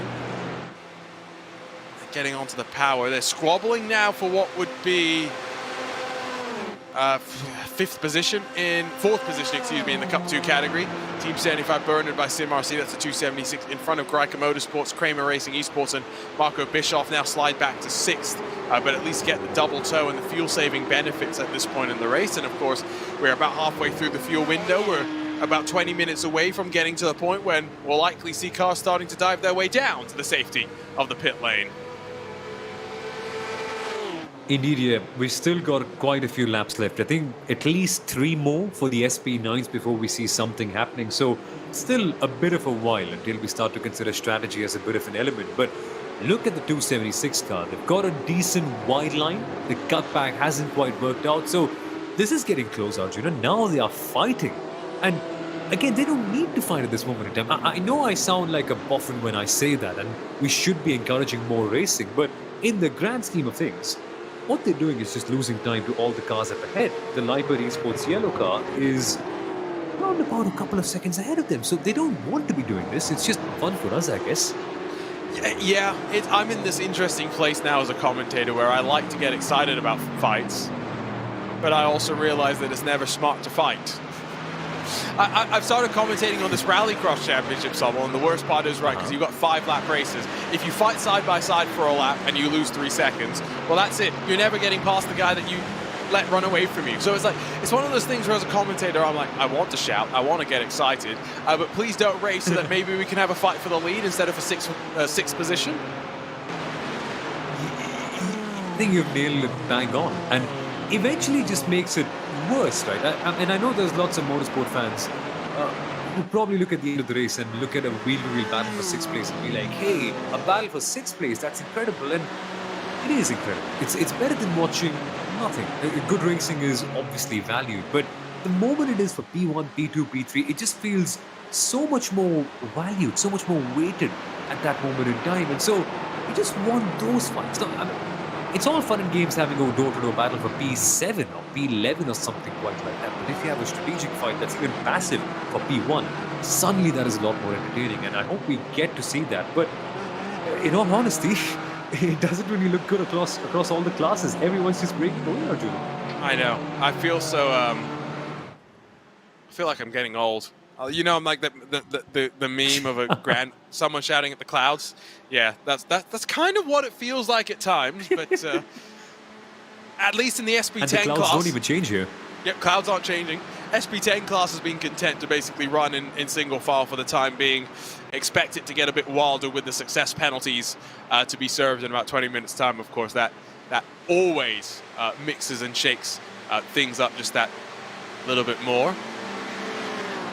Urano and Konstantin Schaff, who's done one of these races by himself. Remember, you are allowed in classes that are not SP9 to do one round of the championship by yourself, which is called using your joker. You still have to abide by all the minimum pit stop times and whatnot, but it allows you, in the case of only having one driver, to complete the race and get full points. Don't think you'd really want to do it in this race necessarily, though, Sommel, the longest race of the season. Yeah, that'll be a bad idea. That really will be a bad idea. Although, considering the geographical location of most of these drivers, and they are in Europe right now, and from what I've heard, it's pretty cold out there. So, snuggling into one really warm racing seat for 4 hours, it does sound enticing, but it's not the most efficient way out there. So, I'm glad to see that only, I think one team has gone for a joker. Let me just quickly confirm on that. But I don't know if there are many teams who have done that. Not in SP9. You can't do that actually legally. But oh, here we go. We got some more super slow-mos, courtesy of Ricardo Edelman behind the scenes. This over at Flansgarden, at the back half of the lap, the second of our jumpy points. And jumpy SP10 cars. Nice. Yup, there's nothing in motorsport quite like it. Especially when you're watching that big, bulky BMW jump with all four wheels off. I think we need 100 more shots of this in this race. I know, We'll never get bored. Big, bulky BMW. That's some alliteration there. Is that planned? That wasn't, but at least it's not as bad as AMG Mercedes HRT by Team UO. Yeah, I mean, I've been trying not to rant at them over the course of the season.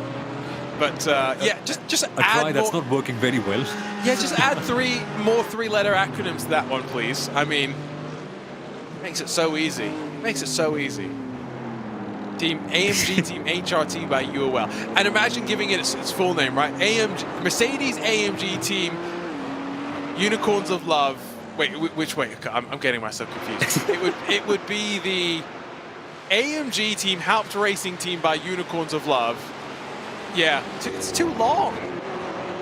It's not even the full name, by the way, because we need to have Alfred Melker Grossbach. I think I've butchered the German. And then you have the Team Mercedes Haupt Racing Team by Unicorns. Yeah. They're getting some good... Look, if I'm a team manager, I would be happy at this stage. We're talking about them. Regardless of the context, we are talking about them. And every single sponsor gets their money's worth. So I think it works. Next time we see somebody coming up with 5 acronyms. I know we've got 2 of their cars as well, and full credit to them. At least they've made it easy enough for us to differentiate the 2 of them. One is yellow and blue. One is, black, gray, and red or something. Like, you're not going to be... If you can't differentiate the 2, it's because you're not looking at the cars, most likely. It's about as simple as you can get it, which is what we like to see. You know what else we like to see, Sommel? New race cars. Have you been watching this weekend as we've been seeing some brand new race cars down under? Unfortunately not, no. There's been so much of racing action here in Mumbai itself that it's hard to keep up. But what's been happening lately? I got some brand new supercars. It feels very American in Australia, though, to have a Camaro versus a Mustang. But, you know, I guess it is still V8 supercars, even if it resembles a little bit more NASCAR at the end of the day. Simrossi still lead by a healthy margin as Dean Ledger shapes up on Jan Ball. Wow. I just don't get the body language here. It's half-hearted, it's unnecessary, it's costing each other time. They lost about 4/10 through that turn 1 sequence alone to your leader. Yeah, just a bit confused. It's UCR instead of TCR. It's unnecessarily chaotic racing. It doesn't have to be. We don't mind it at all. We're not saying that we don't like it. It's just that it's not too bad, is it though, Arjun? Because Simasi will have that success penalty at the end. How far away are they? My tiny screen just says 1 lap, which is okay. There we go. Yeah, it's a little bit pixelated, so I can't quite read it. But 4.5 regardless, they'll have that. Okay, decent. Have a 30-second penalty, and considering the pace, they will be closing up very soon. So it's not the worst thing in the world. We just get to see a more dramatic Simasi fight from the back. Like it'll be the Jaws team playing along with. I mean, yeah, not that much better. Not for the first time this season. Not for the last time. True. That we'll see them do that as well, probably. Impulse best situated of them all because they've got no success penalty. It's 10 seconds for Pure Sims. It's 20 seconds for Hoisingveld. Impulse are in a good spot, but it's a long race. Still a long way to go. At this point in our shortest round of the season, we'd have about 2 hours and 20 minutes to go. Add the extra hour, it's 3 hours and 20 minutes. It just feels a little bit longer, even if realistically, it's not actually that much longer of a race. Alexei Nessov still working on the back of Norby Kish, and your gap up to Sami Matti Trogan is now up to 4.6 seconds. It's getting there, but I just want to have a word on Sami Matti Trogan for a second now that we have the time to, because he's pulled out such an incredible gap, Arjuna. And have you noticed, in the while that Sami Matti wasn't quite a part of the Walking House team, they seem to lack that stability and that anchor of sorts in that team who could carry the team forward and get really good first stints so that they can then finish things off in the second one. And the moment he's been gone, the results have gone through a bit of a dip. And I just hope that his arrival also gives back some confidence to Alexei Loma, who's been unfortunately not been the cleanest in this season. Because when you see your teammate putting in some great stints and you get that layer of confidence that yes, the car can do well, hopefully it just drives him to a good result, because it's been due for such a long time, literally since race 1. Matt, how time has flown since November the 19th. The 19th of November when we got the season underway. How much changed, and how many of these drivers have, even at a track like this, which, you know, has not really had much change over the years, how much they've all been able to find speed and evolve and improve themselves as well. It's a never-ending battle of man versus machine versus the track here at the Nordschleife. Still hoping that I'll get the chance to head out sometime this year and go and do some driving. Although I think I'm going to be pretty scared to go and drive around the Nordschleife just because I don't want to crash and then have to pay to repair all the guardrails. I didn't know that actually happened before you told me early on the season. Really? Yeah. Oh, wow. But do they do that on the other circuits as well? Because I know they do in India. There are big costs if you do that. And well, I wouldn't want to do that actually. So the thing to remember is if you crash your car on the road in most cases and you damage other things, you end up paying for the damage repair. You just don't realize it because usually it's your insurance that pays for it rather than you that pays for it directly, if you know what I mean. So it's not normal. And again, remember, this is a public road. So yeah, I guess that's how it is. It's been a fun start to this final round of the 2022-2023 Digital Nürburgring Endurance Series presented by Goodyear. 4 championships to be handed out, and, well, we're shaped up very nicely to set ourselves up to run towards the checkered flag. Don't go anywhere. This is the KALFF 4-hour race.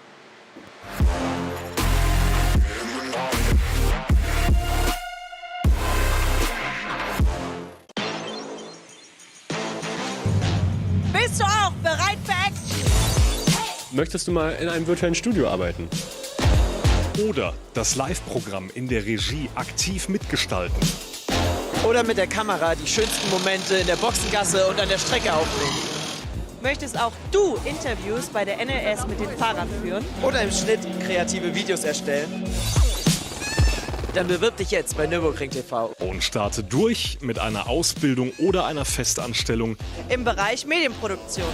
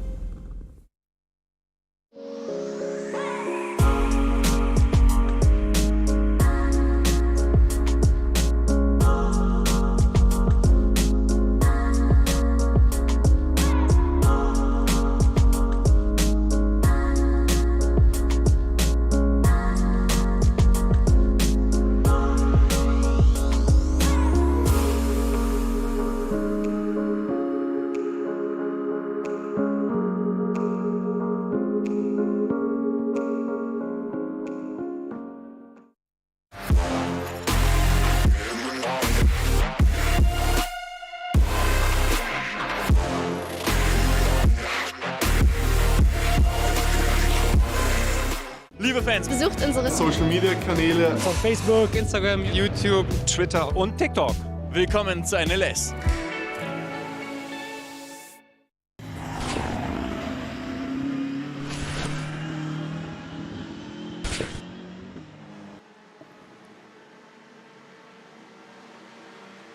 Three hours and 12 minutes still left to go here in the KALFF 4-hour race, the final round of the 2022-2023 Digital Nürburgring Endurance Series presented by Goodyear. My name is Arjuna Kankipati alongside with Sommel Aurora as we work our way closer and closer, Sommel, to that first pit stop window and really what defines, I think, a two-part race. The race to the success penalties and then the 3 hours after that. It's true though. That's what always happens because there are so many top teams, to be precise, that will end up getting a success penalty, and that will really change the order of this race. So let's talk about SP9. At first you will see the AMG Team HRT by UOL car get a success penalty, and at this moment in time, they're not really up there, to be honest. They are P6 in the standings and they'll be waiting for 30 seconds before their pit box, and then they'll have to basically pay the price for being too good in the last round. And then there'll be Adrenaline Motorsport, the number 19 car, currently in P4, that will take 10 seconds on. And Williams Esports Racer, most importantly of them all, in P5, will take out 20 seconds extra in their pit stops. And let's look at it.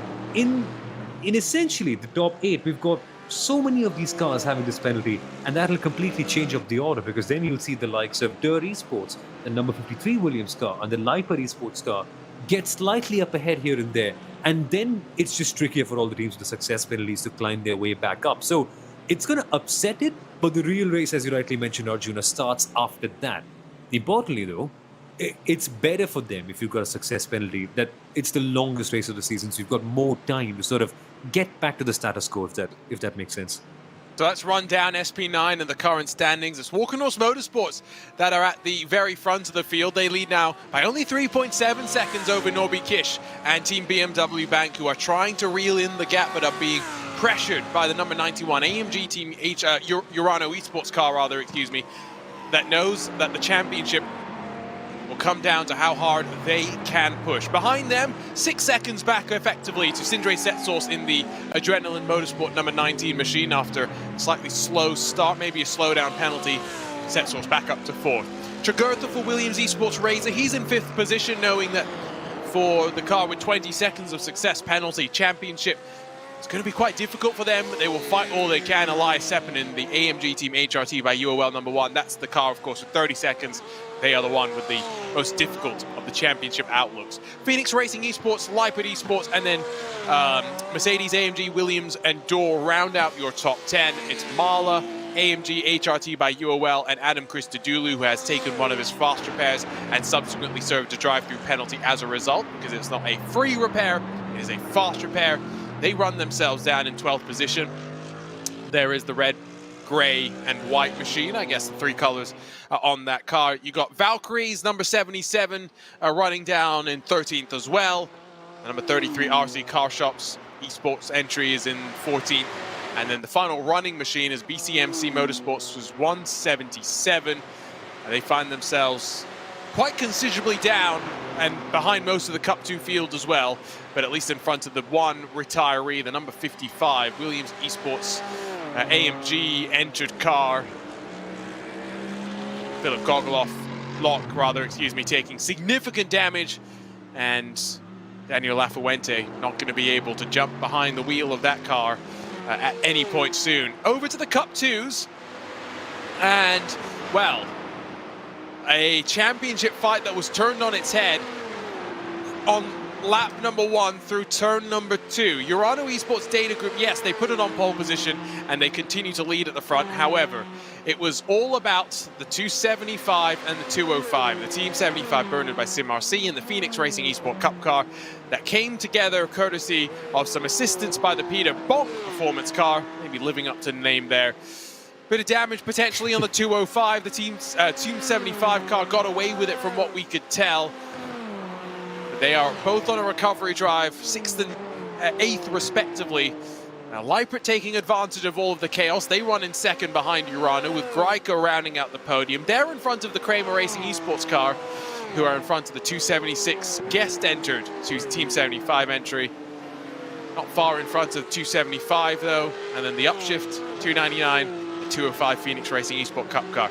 As it runs right now, Sommel, I mean, regardless of the incident and who's to blame, consequences seem to have been a little bit harsher for the 205. Indeed, and it is a bit of a challenge, I'll be honest, at this moment in time, because the 275 is in 6th, the 205 is going to be in 8th, and for the Team 75 and the 275 car, sorry, that wasn't confusing at all. It's very they just have their confusing, team. They just have their teammates, the 276 car, right in front of them. There is a bit of a gap, I'll admit, but once they do close that up, it's going to be plain sailing because the 276 knows that their teammates are fighting for a championship and that they aren't. So that widens the gap a little bit more. And I'll be honest, if there's any saving grace, it's that the 275 Team 75 car has a 30-second success penalty instead of the 20 that Phoenix Racing have. But still, it's going to be tricky all the way through. Yeah, I think 205 has a bit of damage as well, as you earlier mentioned, Arjuna, so that is just going to complicate life. Yep, the reality is as well is that with them being down in the standings and unlikely, I would say, to be on the podium, the championship equation shifts slightly because there are fewer points available the lower down the order that you go. Rest of the Cup 2 class, WNS Motorsport, they run in the 9th position with Peter Bonk down in 10th. Avia WNS Motorsports are in 11th, the 222 in front of the IES Sim Racing Schweizer 269 car. And the Nest Academy by WMS, the Deutsche Payment Phoenix cars, the Simsa Esports, WS Racing Esports 221. Those are the 16 cars that make up the rest of the field. We've come just towards the top of the hour and pit stops are starting to begin. They're underway in the SP9 category. They're underway in the SP10 category as well. And so quite rudely, Sommel, they're going to interrupt our top to bottom look at the 4 classes in the race today.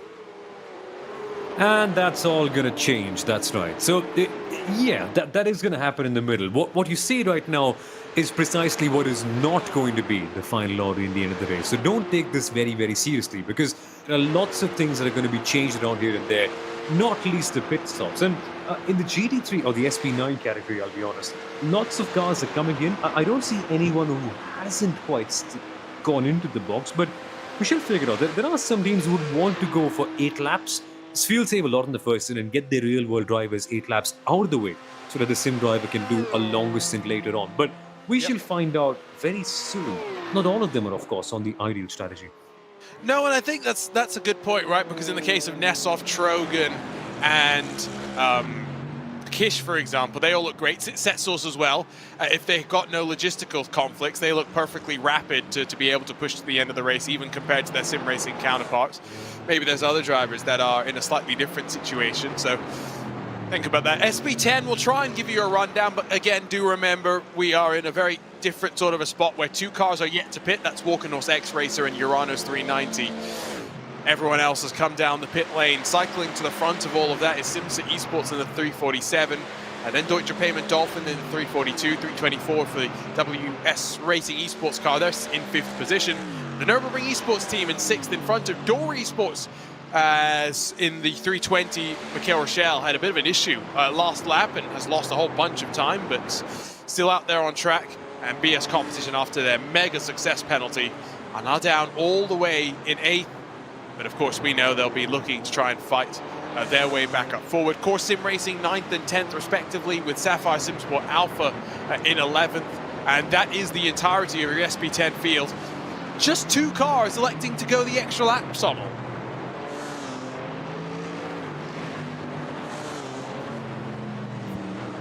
One of which actually was the old leader, Urano, as well. So, yeah, the order is going to be changing quite a fair bit. But let's get to the SP3T category, so the TCRs as they are very commonly known outside. And their stops are a while later, so this can be a realistic picture. We've got SimRC in P1 with a very handy gap behind to the likes of Pure Sims, Impulse Racing, and Team Hurstfield in P2, 3, and 4 respectively. But the real cracker over here is the fact that Impulse Racing are the only team in this top 4 not to have a success penalty. So when they do come in with their first pit stops, they will be P1. The question is, can they keep up there? Look at the quality of the battles that's going on there. Absolutely. They've been going back and forth, especially after Sim RC left, was able to break away and leave them behind through some of the traffic cycles. So the top four, maybe not a surprise. Parabit, Sim Racing, and Chris Bartel have been trying to hang on, but being unable to do so. They've got 6 seconds to Carlar's 460. Then Undici Scuderia Esports, the 411, they run 7th with Garage Schmidt Motorsport, 445, running in 8th. Alemania Aachen PPM Racing Team Turtle, that's the 10 cars in category. SP3Ts, of course, like someone mentioned. Longer fuel window, we'll wait a while before we see them rolling their way down on towards the pit lane. For Luca Alpert in the Phoenix Racing Esports 205, a crucial cycle of pit stops, by the way, as he brings his car down onto the safety of pit lane. And now we'll be able to get a proper damage assessment. I think that's going to be important for them to be able to strategize from this point forward.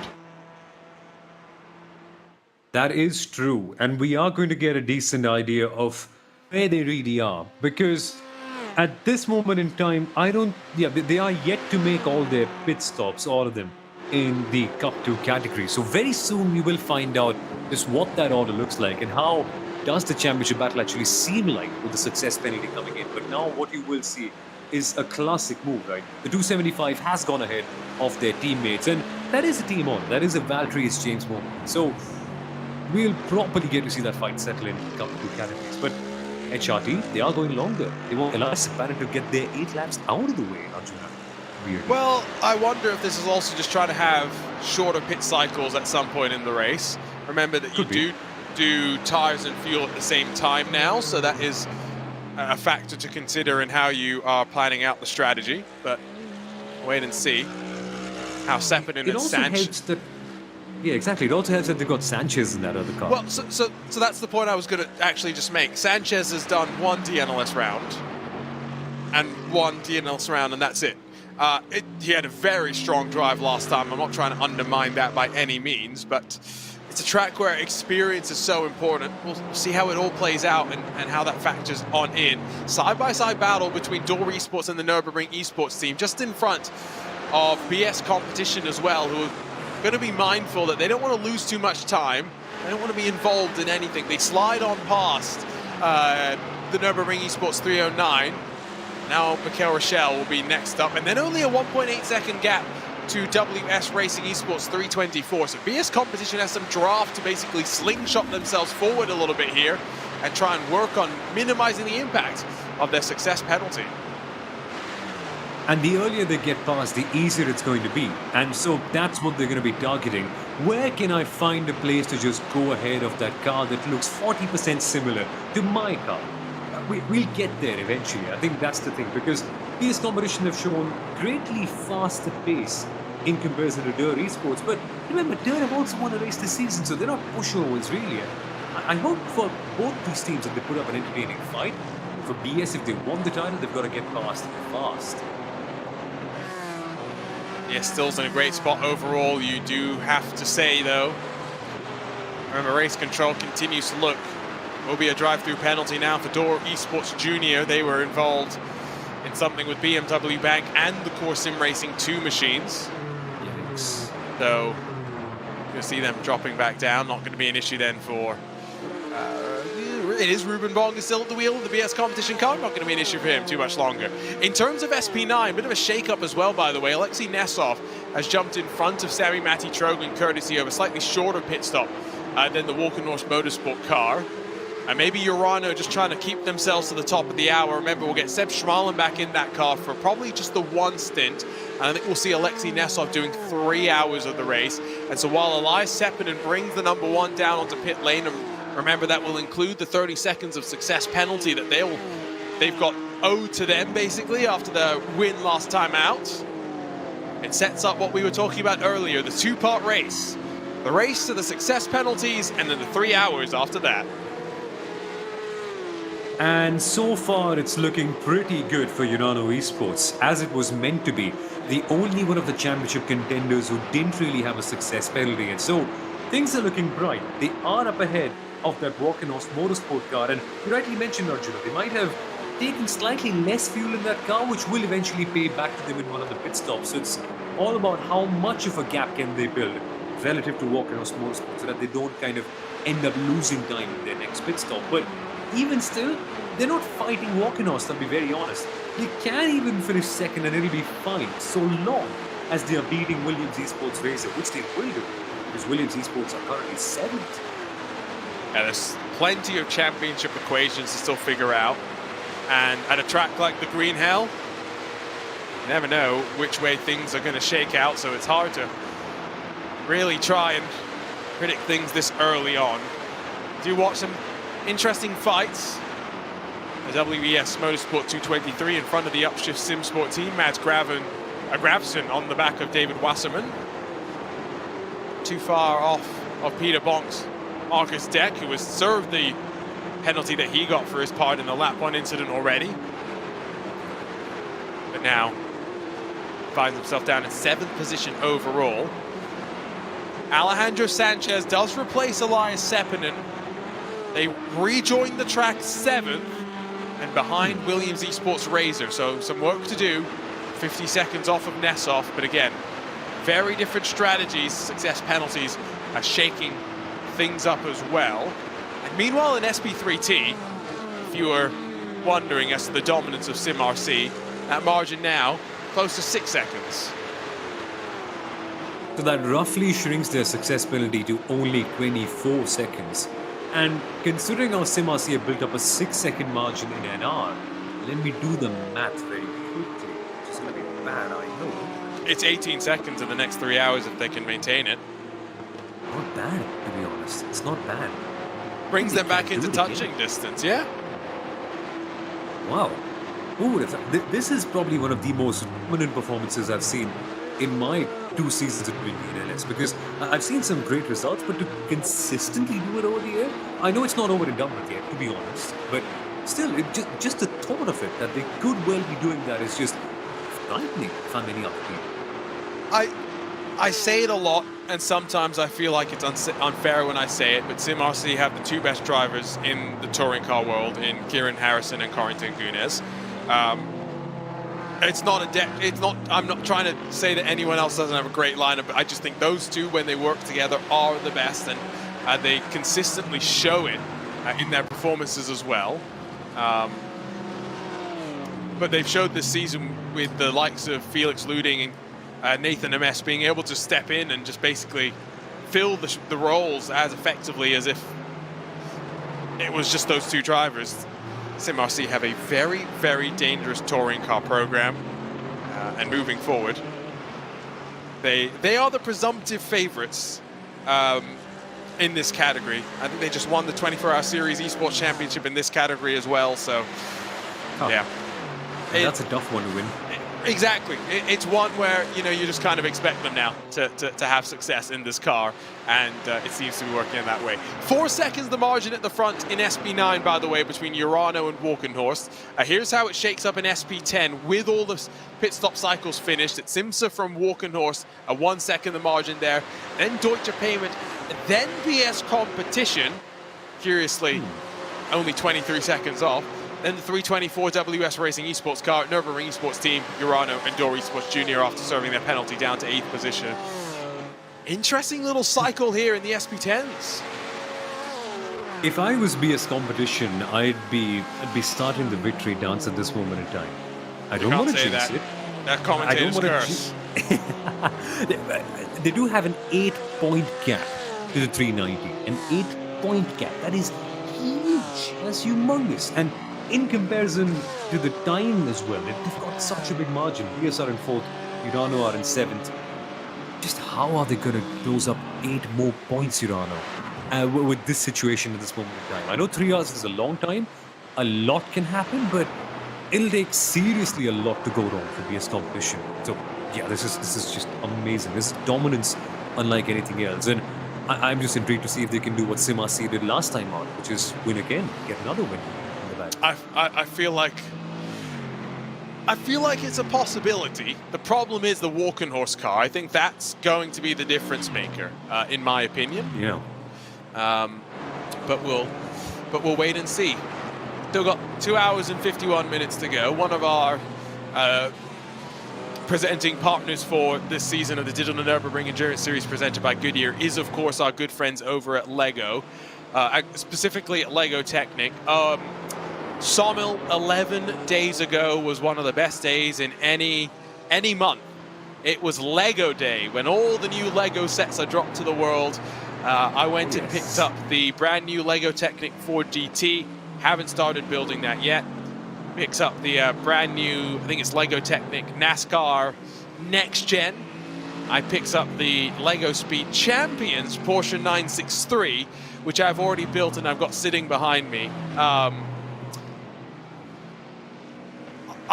trying to tell the story as accurately as possible, Simon, but I showed up to the store 20 minutes before it opened because I really wanted this Ford GT, okay? 20 minutes before. I was like the 20th person in line. I don't blame all the others. I'd probably do something similar if we had that drop on the same day as well. There was the things that people lined up to get as well were really interesting. There was like this new Lord of the Rings thing that people were excited about. There was this, you know, BTS, the K-pop guys. Yeah. Yeah, there's some Lego BTS set, so a lot of people were there for that. Yeah, like it was really curious just being in a group of all adults. I just want to be clear, adults were queued up on it was a Thursday or a Friday at 9:40 a.m. in a shopping mall in front of a Lego store waiting for the doors to open. Yeah, experience, but highly recommend the brand new Lego 4 GT, even though I haven't built it. I'm just trying to save it for when I'm going to appreciate it. You know what I mean? Yeah, exactly. I think the summer's probably a good time. And yeah, I can't wait that long. Now that you tell me about it, did you see anyone buying the BMW M1000RR bike? I've got that. Have you? I've got it. I love it. How good is it? Because in the pictures, I've seen it for such a long time, it feels like an amazing one to have. But just the level of detail in the components is just crazy, I suppose. Oh, I loved Lego growing up, mainly because I realized I wasn't intelligent enough to actually build things in the real world. The best I could do was build Lego. That's why I'm a software engineer by day. But I got back into I had a friend that worked at Lego, and so for whatever reason, it got me back into the love of Lego. It started with me buying the Lego, the space shuttle, Lego Discovery, and from there I kind of went off the rabbit hole. Everyone's got it. Well, the problem is I missed out on the other space-related one, which is the Saturn V rocket, which you can now buy for like double what they used to sell for at retail because you can no longer get it in stores.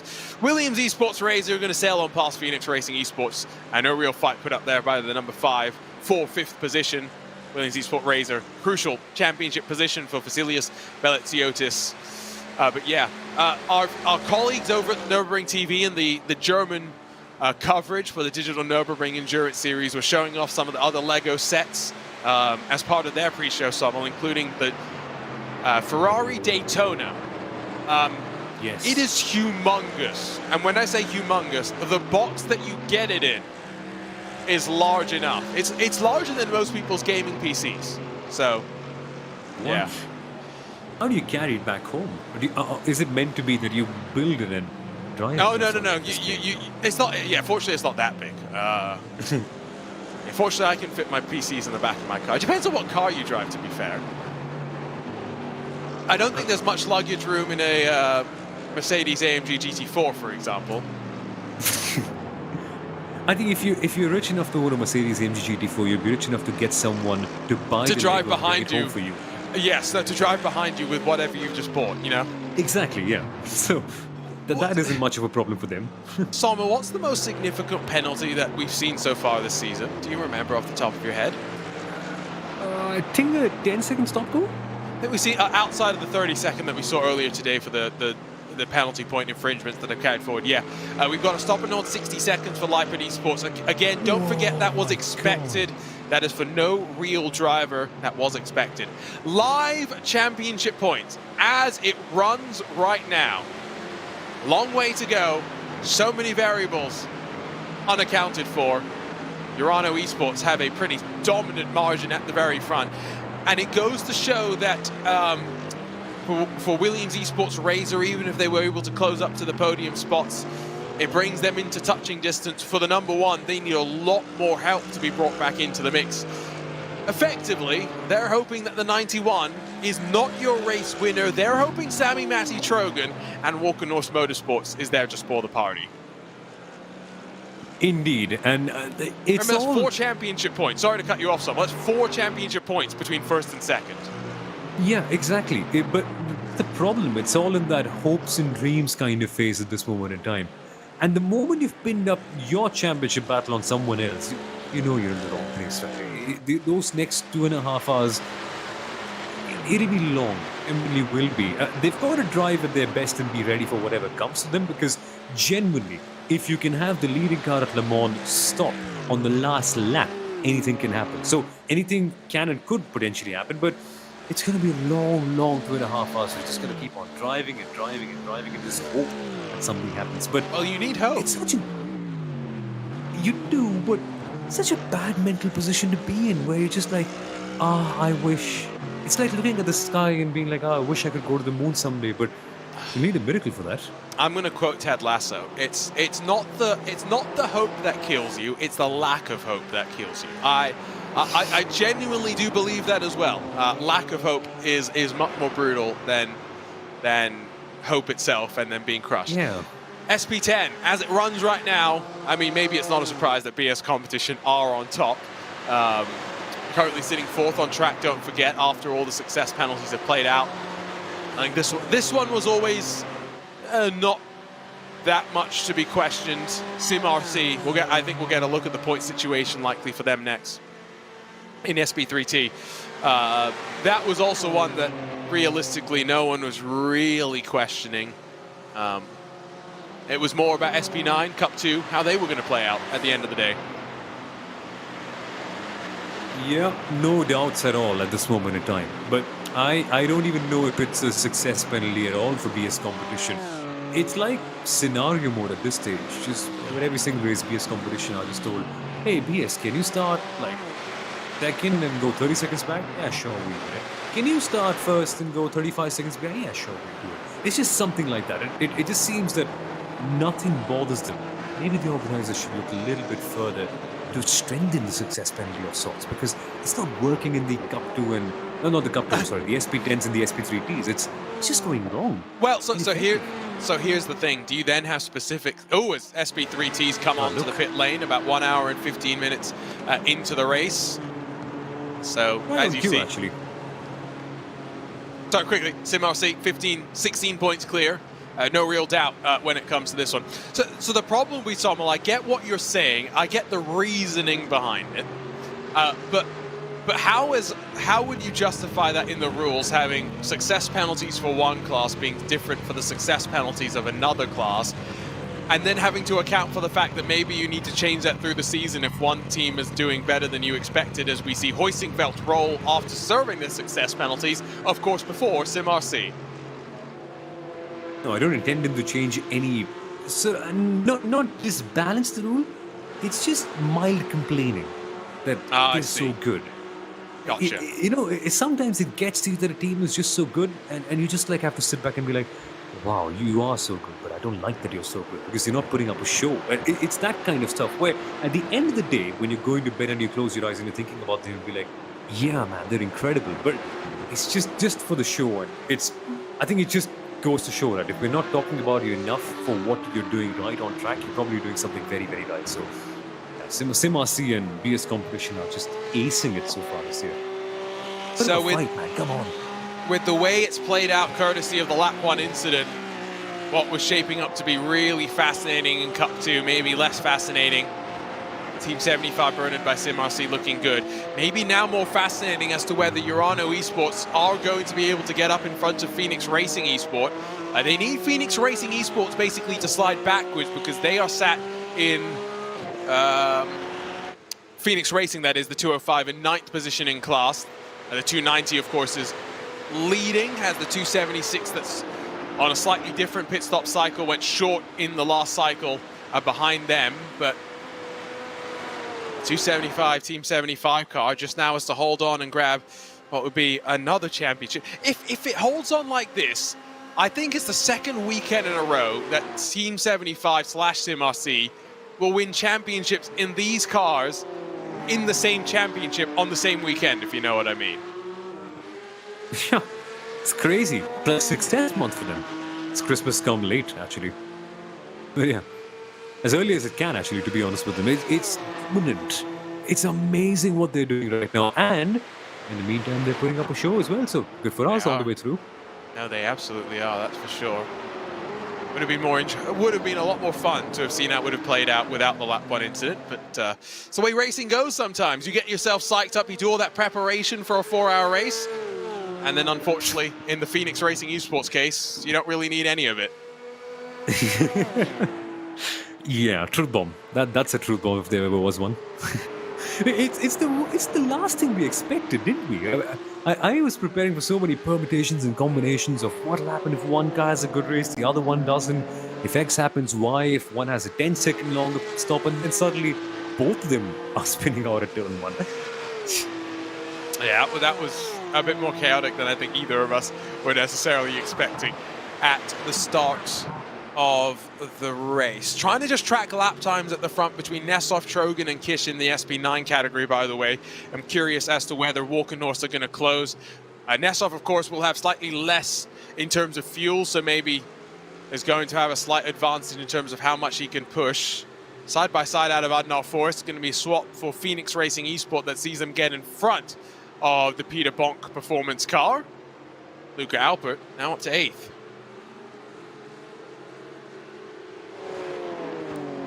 Luke Alpert's just been so good this year, hasn't he? Like every single time he's been in the car, you see a really complete team in that Cup 2 lineup. With him and Fabian Hochstadter, it's been a really well-balanced lineup. And although Luca hasn't quite been there in the car every single time, but when he has, the results have been phenomenal. They were tied on points, remember, going into the last round of the championship. Yeah, I think they'll be slightly disappointed. You can see still nursing some damage. They're clearly not able to get that all repaired in the one cycle of pit stops that we've had so far today. There in front of them, I think that's the Kramer Racing Esports car, Jonas van Druyten, who's also got a fair bit of damage at the front. Is he missing the front cover on? I think he is. Unless that's just the way that the livery is designed. No, you're right. It does look like he is. Showing the scars of war, I guess. No, it's amazing, and they do, unfortunately for them, get indeed passed by the Phoenix Racing 205 car. But it's hard to tell sometimes. I remember there was another team this season, Arjuna, wasn't there? Where we just felt like there was damage on that car, but it wasn't. It was just a livery. I don't remember which one, but it really got me confused for a little bit. I think it was round 2 or something. I just can't remember. Now you're getting me thinking as well. Oh, I genuinely don't remember. I remember what you're referring to. I just don't remember the livery. So we'll see. Exactly. You know what I'm really looking for? It has been a long season. It's been stretched out in so many ways. I've done 3 of these broadcasts out of 5 from the US, waking up at like 2:30 in the morning. And then I did 2 of them from Singapore, going until like 1 o'clock in the morning. It was very different sort of experiences, I'll tell you that one.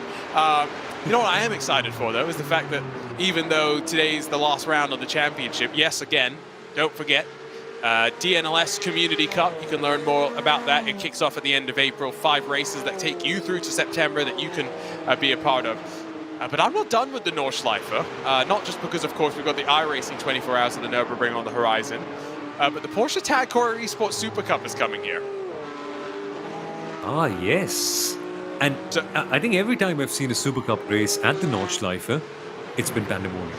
You know, have you... One of the best videos in all of motorsports is the onboard with Sean Edwards at the Porsche Carrera World Cup, or whatever it was called, back in 2011, where they had like the who's who. When I say the who's who, it was literally a star-studded lineup of the next generation of motorsports greats. Torrential downpour, and they were just wheeling the old, I think it would have been the 996 generation Cup cars. So this is when we still had sequential shifters, so you were taking one hand off the wheel to grab gears, mad rain, insane commitments. There is something about a Cup car around this track, especially when you take off the ABS and the traction control, which are options in this car, disabled for this series. Something that rewards the drivers that can really wrangle the most out of it. Do you dare do that though? Because I don't. I'm really scared of Flamsgarten if I come there without ABS. What on earth will happen if I do that? We've got to set it up. We're going to get some more slow. Oh no, we're not getting more slow-mos. We're going to get a look at Kramer Racing Esports, who down at Wersifen lose the rear end and then get tagged by the Avia WNS eMotorsports car. That's likely damage on both sides there. Yep, not ideal. The Kramer Racing car has had a scary last couple of rounds, actually. I think they had some issue with the lap traffic with an SP3T car in the last race as well, where they just moved very randomly when they were flying past near the Moot Curve area. So, yeah, not an ideal way to end this season. But then again, as you rightly mentioned at the start of this broadcast, Arjuna, 50% of the challenge is just racing against a track and surviving here. Yeah, absolutely. SP9 gap, by the way, is down to 2.9 seconds. So Sami Matti Trogan is starting to close. Just keeping an eye out on that one, because Walkenor's car is looking really, really strong. Although having just said that, the gap's now ballooned back up just to 3.7 seconds as Sami Matti Trogan got caught up behind some lap traffic. So suboptimal, to say the very least. SP3T update, by the way, now that they've had their success, Poundsley Sommel, and they're into their second phase of the race. Impulse leads by only 6 seconds over Pure Sims, 12 seconds further back are Sim RC, and then 2 seconds further back, Team Oisingveld. It's not totally done and dusted in terms of the action here today. Yes, at last, we are going to get some good racing at the end. Yeah, it's still challenge mode all the way through for Sim RC. Can they get ahead of Pure Sims in Impulse Racing? And more importantly for me, right, the big question has to be, can Impulse Racing hold on at this moment in time? Because that'll be one way to properly end their season. I know it's been a tricky one. They've been 4th out of all the other teams. They've not really had a chance to properly hammer in what they're all about. And they need that one big win. I think this could be the one where they at last get it. But again, there's a big challenge coming in the back in the form of Sim RC to tackle it first. That's drive-through penalty to the number 77 Valkyrie machine for contact with Core Sim Racing's 340. Actually has been pretty quiet net. Knock on wood for the guys at Race Control. Hopefully it doesn't start picking up now that, of course, I've just said that. But we'll wait and see. Coming to 2 hours and 30 odd minutes still left to go. Your Honor really feeling the pressure by Osterkamp in the guest/not guest entered Team 75 276. Man, that's such a confusing name. Team 75 276. It's just odd. But we're getting to see a great battle right now. Osterkamp, for him, he's got the work cut out. They could be working together, I'll be honest with you. Because at this moment in time, they have got a 5-odd second gap with the guys behind them. So they can work it properly and then escape and then fight at the very, very end. But will they be able to communicate? Because so far this year, we have seen a lot of teams and drivers just telepathically communicate and just understand the state of the race and take the smart call accordingly. If they do that, well, I'll be proud. It'll be nice. And then they can have a fun fight at the end. Remember, 276 did short fill slightly, so I think setting themselves up slightly offset from the rest of the field in terms of pit stops. Opportunity to tuck into line and just save a bit of fuel potentially for Osterkamp now. Sends down through Wersifen. Runs back up through the gears. 4th into 5th. And back onto the brakes. Gap behind them to Liebert, 9 seconds. Pretty comfortable in terms of podium spots overall for the time being in class. And SP9, there is actually no battling going on right now. They are that broken up by traffic. Interestingly, though, the number 1 AMG team, HRT by UOL, Alejandro Sanchez, still trying to close onto the back of Phoenix Racing Esport, and while he is cutting into the margin, he's not made up any positions so far in his stint, Sommel. Which is strange, actually. I expected him to do so. If anything, yeah, he's significantly faster than the Phoenix Racing Esports car, but if I'll be very honest, there has been a big gulf in pace between both those teams. But in terms of honest, genuine, raw pace, he's not really faster than Williams Esports Racer and Adrenaline Motorsport. So that's interesting, actually. I wonder where they're losing all the time. One of those things where maybe traffic plays a part here and there as well. And sometimes just get unlucky repeatedly. Sometimes also you've just accumulated a bit of damage that you're struggling to get rid of the effects of effectively. Looking at BS competition in the SP10 category, by the way, they are closing on Deutsche Payment in front of them. Find themselves in quote-unquote no man's land for now, but I think BS competition very much going to reinsert themselves into the podium contention, potentially even into race winning contention if it continues to play out as it is. Adam Christodoulou, I see, is marked as stopped on my timing screen, and what's been a difficult day for that number 4 AMG Team HRT machine, as I think Christodoulou might even be beached on the curbs and is just waiting to take the toe to the pit lane. That's an atrocious way to end the championship. It's been so hard for them, so hard this season, where there's just not been any luck at all for the number 4 car all the way through. It's just a shame, right? Because we see Adam Christodoulou put in so much of effort into his sim racing, but just unfortunately the results just don't come out really. Man. Yeah, it hasn't necessarily shaped up the way that I think he was wanting. Well, indeed, in the entirety of that number 4 second camp car.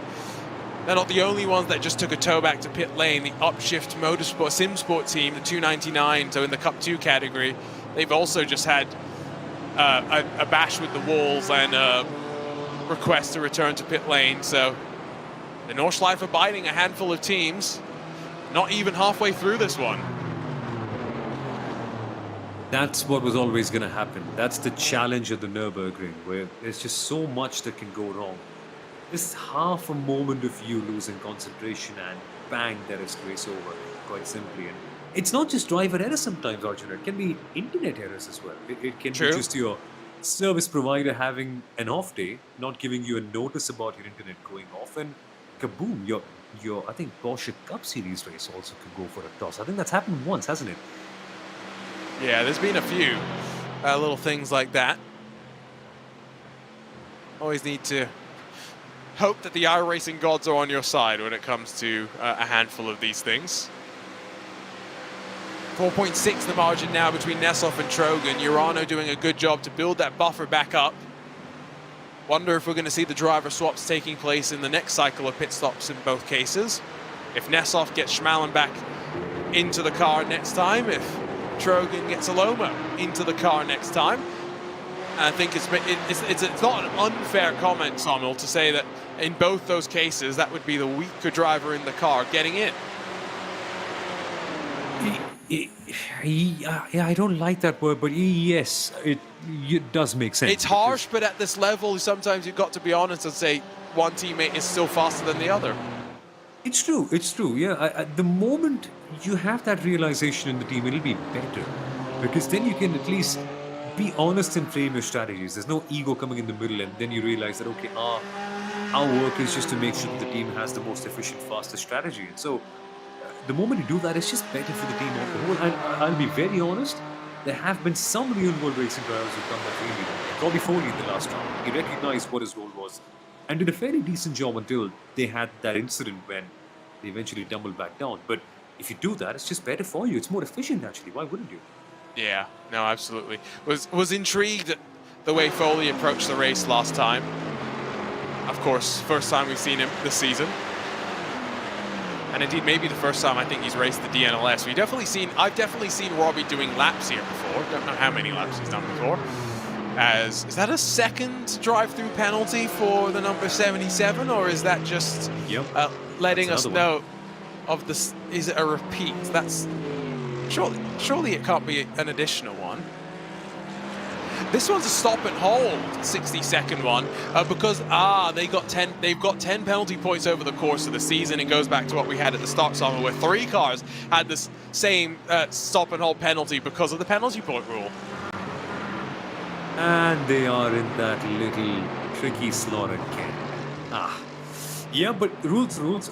They've not complied with them, and it just makes it a lot trickier for them now to get some sort of happiness.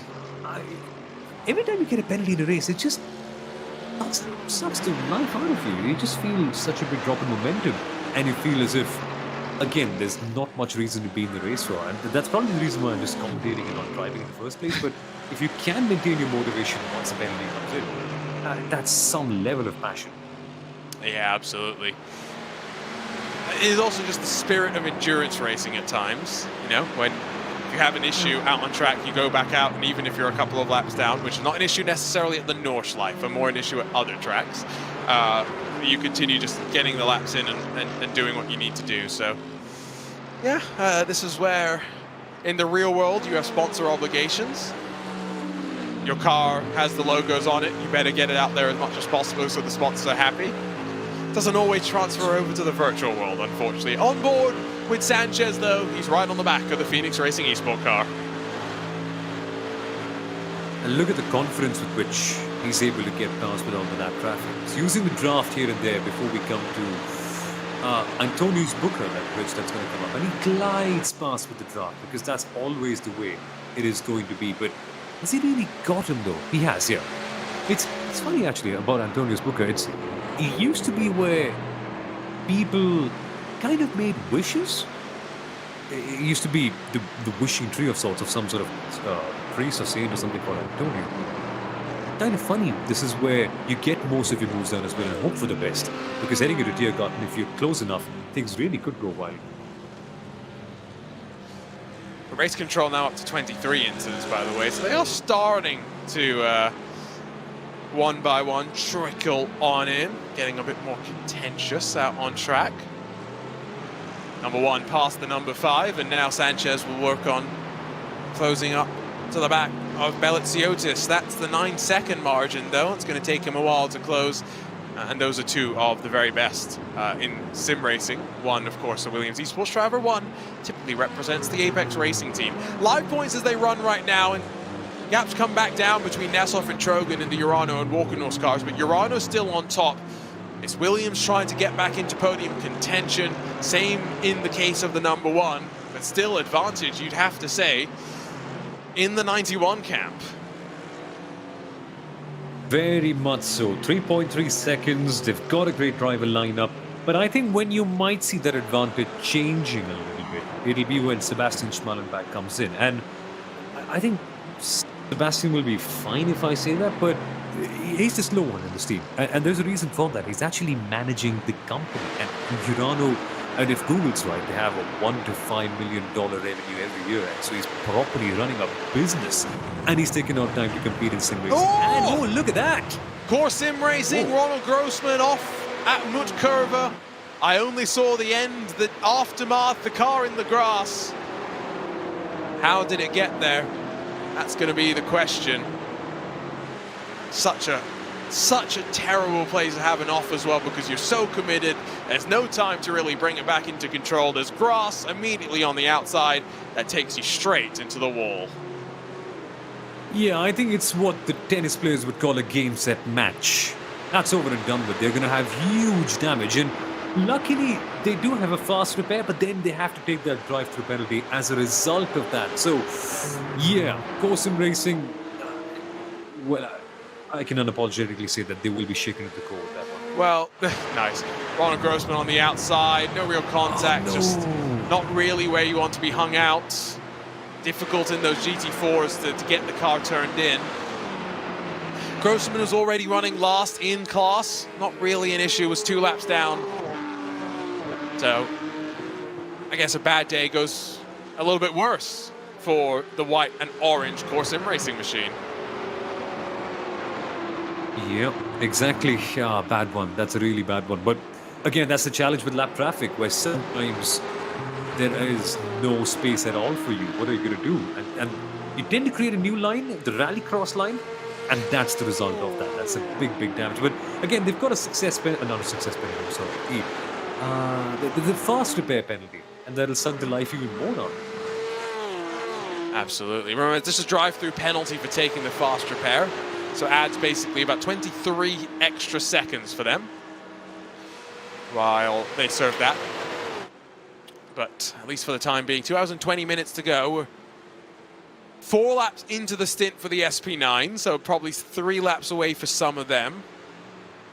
Dude, I'm looking at the wrong number on my timing screen. They're on lap 5, so probably only 2 laps away, excuse me, from seeing them come down onto pit lane. It's the Cup 2s that are on 3 and 4 laps on their stint, respectively. SP10s were the first to duck down last time in the window, and they're already onto laps 4, 5, and 6 in some cases as well. So, again, pit stop phase is going to be important.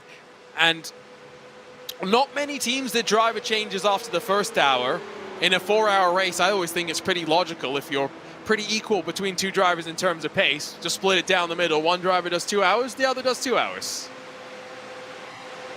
Fair game, yeah. That's not so much true in SP9s, but I think in all the other lineups like SP3T or for that matter SP10, when you've got largely a more balanced lineup where all the drivers will be present at least 75% of the times, yeah, that does work very well. We will get to see some driver swaps coming in. I'll be surprised if we don't see anything.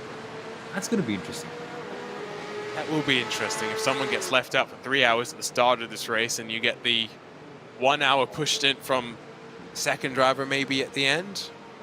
I guess I could see it work. Still, Osterkamp not really forcing the issue in this Cup 2 fight as they work their way for yet another lap here at the Nordschleife.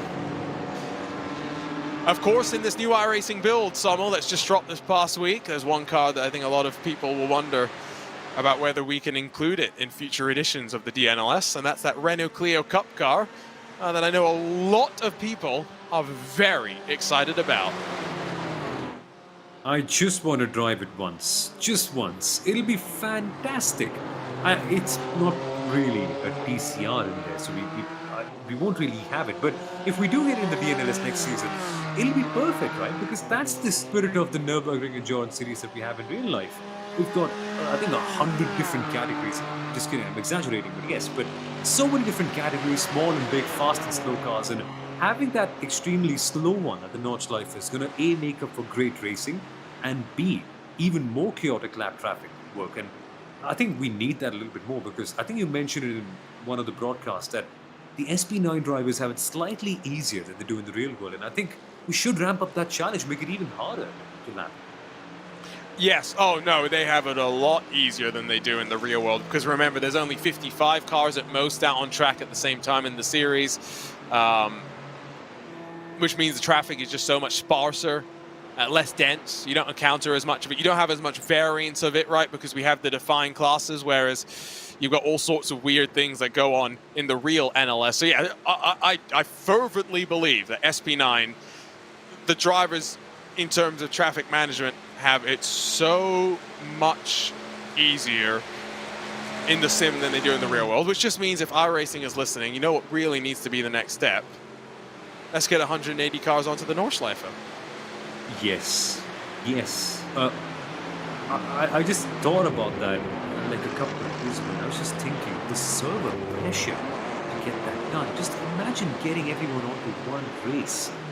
I know it'll be spectacular for the championship, and I think we probably might have the best iteration of Nessov's in. Sorry, Alexei Nessov in very early. Now remember, he had a very short stop last time around. We expected this to kind of be the sacrifice stint. Dami Matti Trogan re-inherits the race lead. Question, I guess, now becomes, is it going to be Nessov that emerges out of pit lane, or will be Seb Schmalenbach that jumps in to take over before we reach the midway point of the race? So far, I can tell you, just watching Nessov, who's been stationary for about 15 seconds, no driver change so far. I don't blame them. It'll be better to have Alexei Nezov in for as long as they can. But yeah, 6 laps is properly early. I think it's going to change up the order a little bit at the end of the next stint when we find out just how much time have they eventually lost in. But yeah, they do have... It's not a very long stop, is it, Arjun? Have they gone short again? Only 57 seconds. Yep, it's 58 seconds in total in the pit lane. So whatever the strategy is here for Urano, they are committed to it.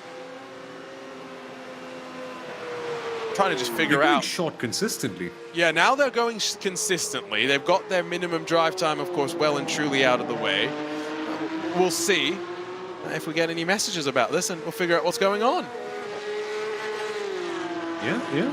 It'll be fun to track that, because it's been a while since we're getting to see strategic variation in this championship. Again, when you've got 3-hour races, when it's only like a stint, only like a sprint race, it's hard to really get much of that. But now this is fun, where we get to see some teams playing around a little bit and getting some variation in for us.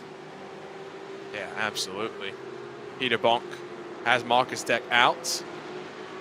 But really, it's Kramer Racing Esports versus Simsa Esports. Van Droyten versus Grimbergus. As this is the fight for 9th position.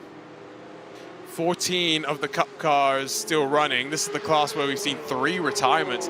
And again, I was talking earlier just how brutal this combination can be, Cup car and the Nordschleife. But maybe it's not a surprise to see that it's the one that's got the highest level of attrition so far.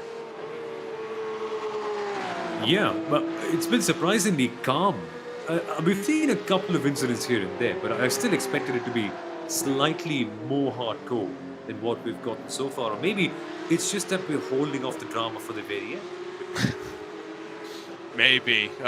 If there's going to be more drama to end this season off, I mean, we had drama last season all the way to the very end. I guess we're in for it again. Yeah. Hopefully exactly. not. Last year. So you're saying? Hopefully not as dramatic as last year, though. That was chaotic. I mean, we literally had the championship decided almost, I think, in the steward's room. And that was crazy, where you got one result, and then when you go back, wake up the next morning and realize, it's not the right one. That's a bit disappointing, but let's hope we get it sorted out this time on the track. And as it stands, we are getting it sorted out, but unfortunately, in a little bit of a predictable manner. Yes, no, right now it's maybe going not too differently from as expected. I think is fair to say. I think we're entering into potentially a pit stop window now, because Nesov is not the only SP9 car believed to be coming in, so maybe starting to see a handful more of them. Side by side, Simsa and Walkenhorst. They'll swap around, and Cipolo and I'll take over the point and maybe try and run a lap or two after saving a bit of fuel behind Lars Ballmeyer in the Simsa Esports car, who actually is going to peel off to the pit lane. So there you go, all the fuel saving has worked. Exactly what Walkenhorst were hoping for. Beautiful, beautiful. Now they have a bit of an advantage to play with. Now they can maybe go ahead and get that proper win that they so long have needed in this season. They've had mixed results here and there. They've got, I think they have one podium. A couple of podiums so far this year, but nothing to show for in terms of wins. This does look like the best opportunity. Absolutely. So we grab a look on board with the Nest Academia by WMS car. Tim Barnes up at Hoacht, and now at the highest point of the track, getting ready to work his way through the fun part of the lap, if we're being completely honest. This is the part that everyone dreams about, the flowing rights, the lefts, onto the brakes, back onto the power, rolling the momentum up and down through the crests. It's just so wonderful. Yeah, it's just a Nordschleife. It's one of the very few tracks that you can just turn on and on board and just keep on watching for hours, and you literally won't get bored. If you do, it's probably a bit of a problem. Hey, look! Urano jumping, or sliding behind, I should say, Team 75. Rennie Osterkamp has finally decided he wants to lead. Yay, at last. This is good. We're getting to see a bit of a fight at last. And Team 75, the guests, mind you, are finally in a fight. They could Right. be winning this, but yeah. But actually, this is going to be so much fun, Arjuna, because Vlad Kimichev, every time he's been in the car, he's been amazingly fast. Urano needed him, really. And with him in the car again right now, I think this is going to be a battle all the way to the finish. So bring it on, I suppose. Yeah, absolutely. Bring it on indeed. Sweeping their way on through. A little bit of slide there from the rear end of Osterkamp. I got to give a shout out to the team over at Porsche, by the way. Live standing updates, by the way. A little bit closer, but still going the way of the 275. 205 now directly behind them in terms of track positioning. Fifth versus sixth position. I've got to give a shout out to the team over at Porsche, Sommel. They sent me over a Porsche Motorsport shirt. They, to be fair, were not so happy about the fact that I wasn't wearing a Porsche-related T-shirt on the Porsche Super Cup, Esports Super Cup broadcast, so I think I can understand why. Yeah, they thought that they might as well get this sorted They out, took but- matters into their own hands, yes. That's what a German team would do. Just correct the differences and make things the most lean and efficient possible by controlling everything yourself. But is it white though? Is it a white polo? No, it's Porsche Motorsport, so it's the black and red. Oh, nice. Nice, that's a good one. I remember when I went to the Formula E race that happened in Mumbai, not Mumbai, Hyderabad, India, this last month. You got to see all the Porsche members with that one, and that looks like such a pretty shirt. It's absolutely beautiful. If anything, I think Porsche absolutely nails their shirt designs, and even Mercedes, I'll be very honest, at least in terms of Formula One, have it beautifully covered. But we'll talk about that in a little bit. What we should focus on is this battle for P6 right now. And Alexei Nazov seemingly has gone past Phoenix Racing Esports car, the number 5 machine, which is exactly what they needed in their chase to try and get as up ahead as possible. It's beautiful because Urano Esports at this moment in time are cruising through to a championship win. As it stands, life is good, but Walkenhorst Motorsports are pitting Arjuna just in time for us to go back to a break. Yeah, absolutely. It's interesting timing. We'll see exactly how the gaps are all going to play on out. We've got about half the race done. Don't go anywhere. The back half of the final race, the KALFF 4-hour round of the Digital Nürburgring Endurance Series for 2022 and 2023 continues next.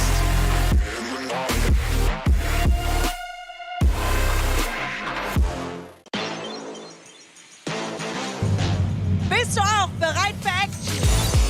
Möchtest du mal in einem virtuellen Studio arbeiten? Oder das Live-Programm in der Regie aktiv mitgestalten? Oder mit der Kamera die schönsten Momente in der Boxengasse und an der Strecke aufnehmen. Möchtest auch du Interviews bei der NLS mit den Fahrern führen? Oder im Schnitt kreative Videos erstellen? Dann bewirb dich jetzt bei Nürburgring TV. Und starte durch mit einer Ausbildung oder einer Festanstellung Im Bereich Medienproduktion.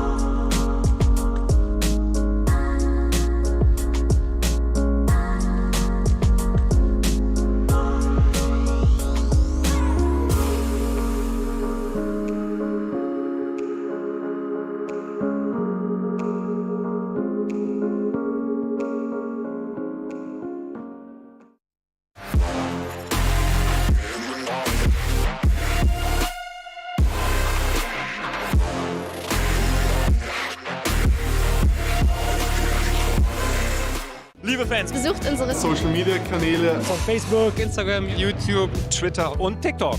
willkommen zu NLS.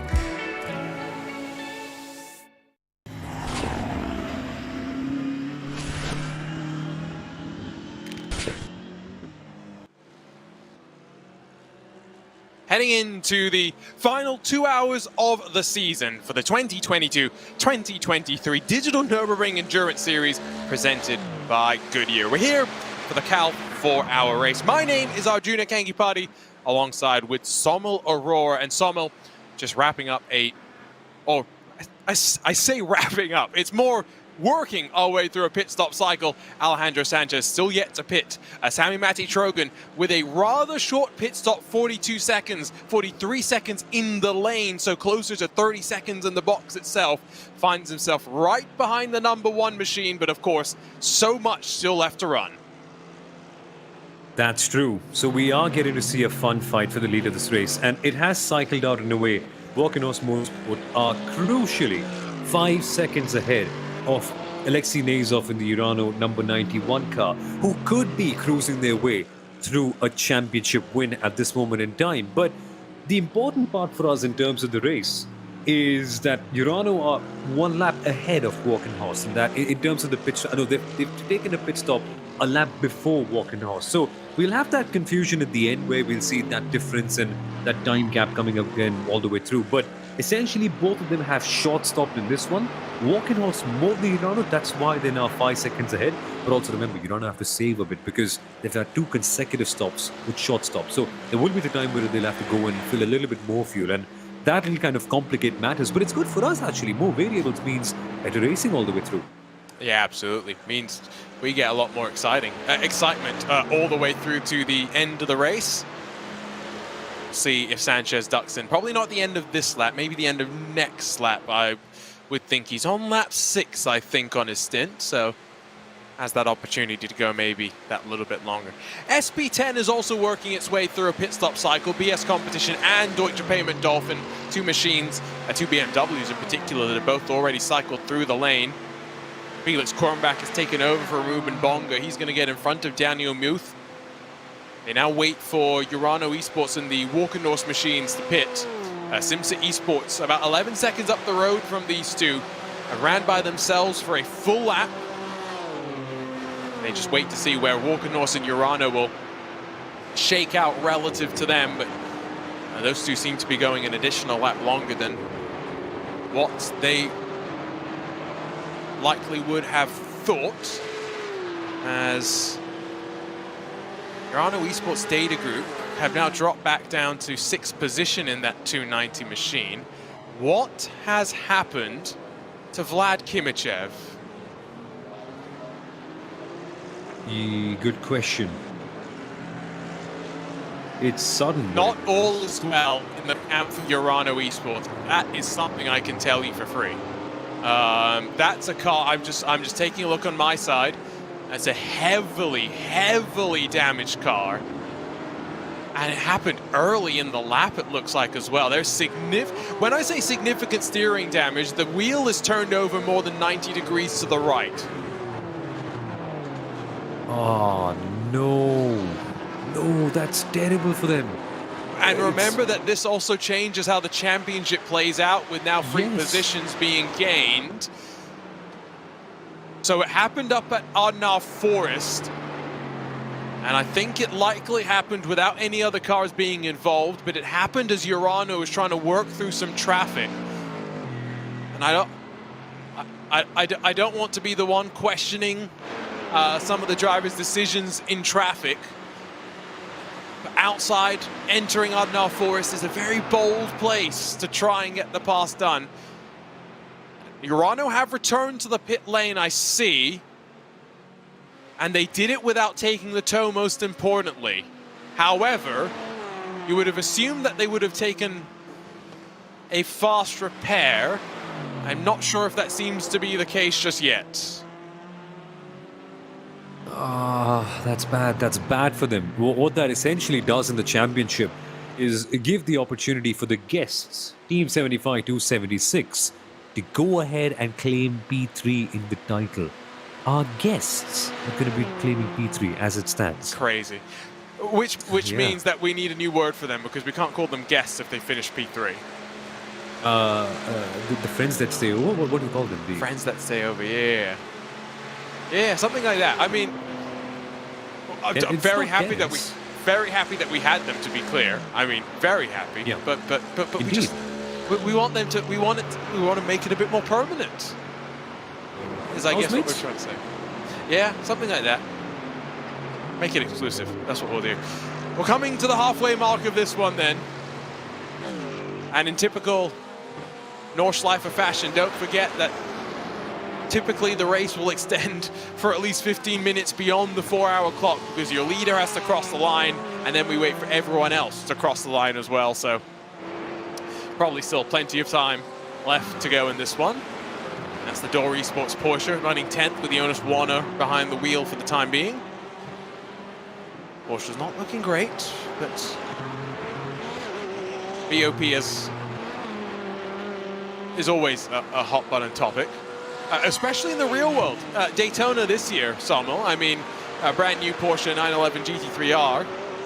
Unfortunately, teams that invested, you know, $700,000 for the car, over $1 million once you factor in spare parts and whatnot to go racing in a brand new car. That wasn't allowed to be competitive because it was so slow that it was literally 2 seconds slower a lap. It must be so painful for the entire team. Like you've put in so much work over the winter and the year before that to just develop a car, go testing, and that's the last thing you could ask for ever. But again, so is racing, right? It's thrown in that the stopwatch never lies to tell you what the truth is. And if you're 2 seconds slow, I think it should be. Yeah. Actually, no. Let's just say they created their own category. Let's put it that way. Yes. Okay, so this is an important live standings update because it shows what could be. Urano are running in 3rd, you've got Williams Razor down in 6th, and you've got AMG HRT by UOL in 1st, albeit still owing us a pit stop there on lap 7. They are going to come down this time by. If by some miracle this is how things shaked up, the number 1 would be your champion. Even if the 91 gets up to 2nd in this situation, the number 1 would be our champions once again. So it shows the importance of that 30-second success penalty. And for Alejandro Sanchez, who I believe is going to be doing a 3-hour flying stint to continue doing what he's doing, which is flying. Last time by, 7:44, 7:23. So excuse me, that's his best lap time. Last time by was a 7:44, 9:62. Sanchez is trying to be as consistent as he can. That is 2 lap times in the 44s. No one else is even in the 45s officially. Amazing. His pace has just been amazing. But I fear this run will come to an end for no reason apart from the fact that he's got to go to the pit stop at the end of this one. So this could essentially be just a light car and a great driver all coming together. But no one else has made the light car work like he has yet, Samuel. It's true. And he's roughly gaining how much time to all the other people? Well, so the last couple of laps seconds? would have been, last couple of laps would have been pretty good. So now the question is, how impressive is his pace overall? Because what was it, 50 seconds at one point between him and the race leader or something? Yeah. And he's getting 4.5s on. You can see, Well, okay. Back.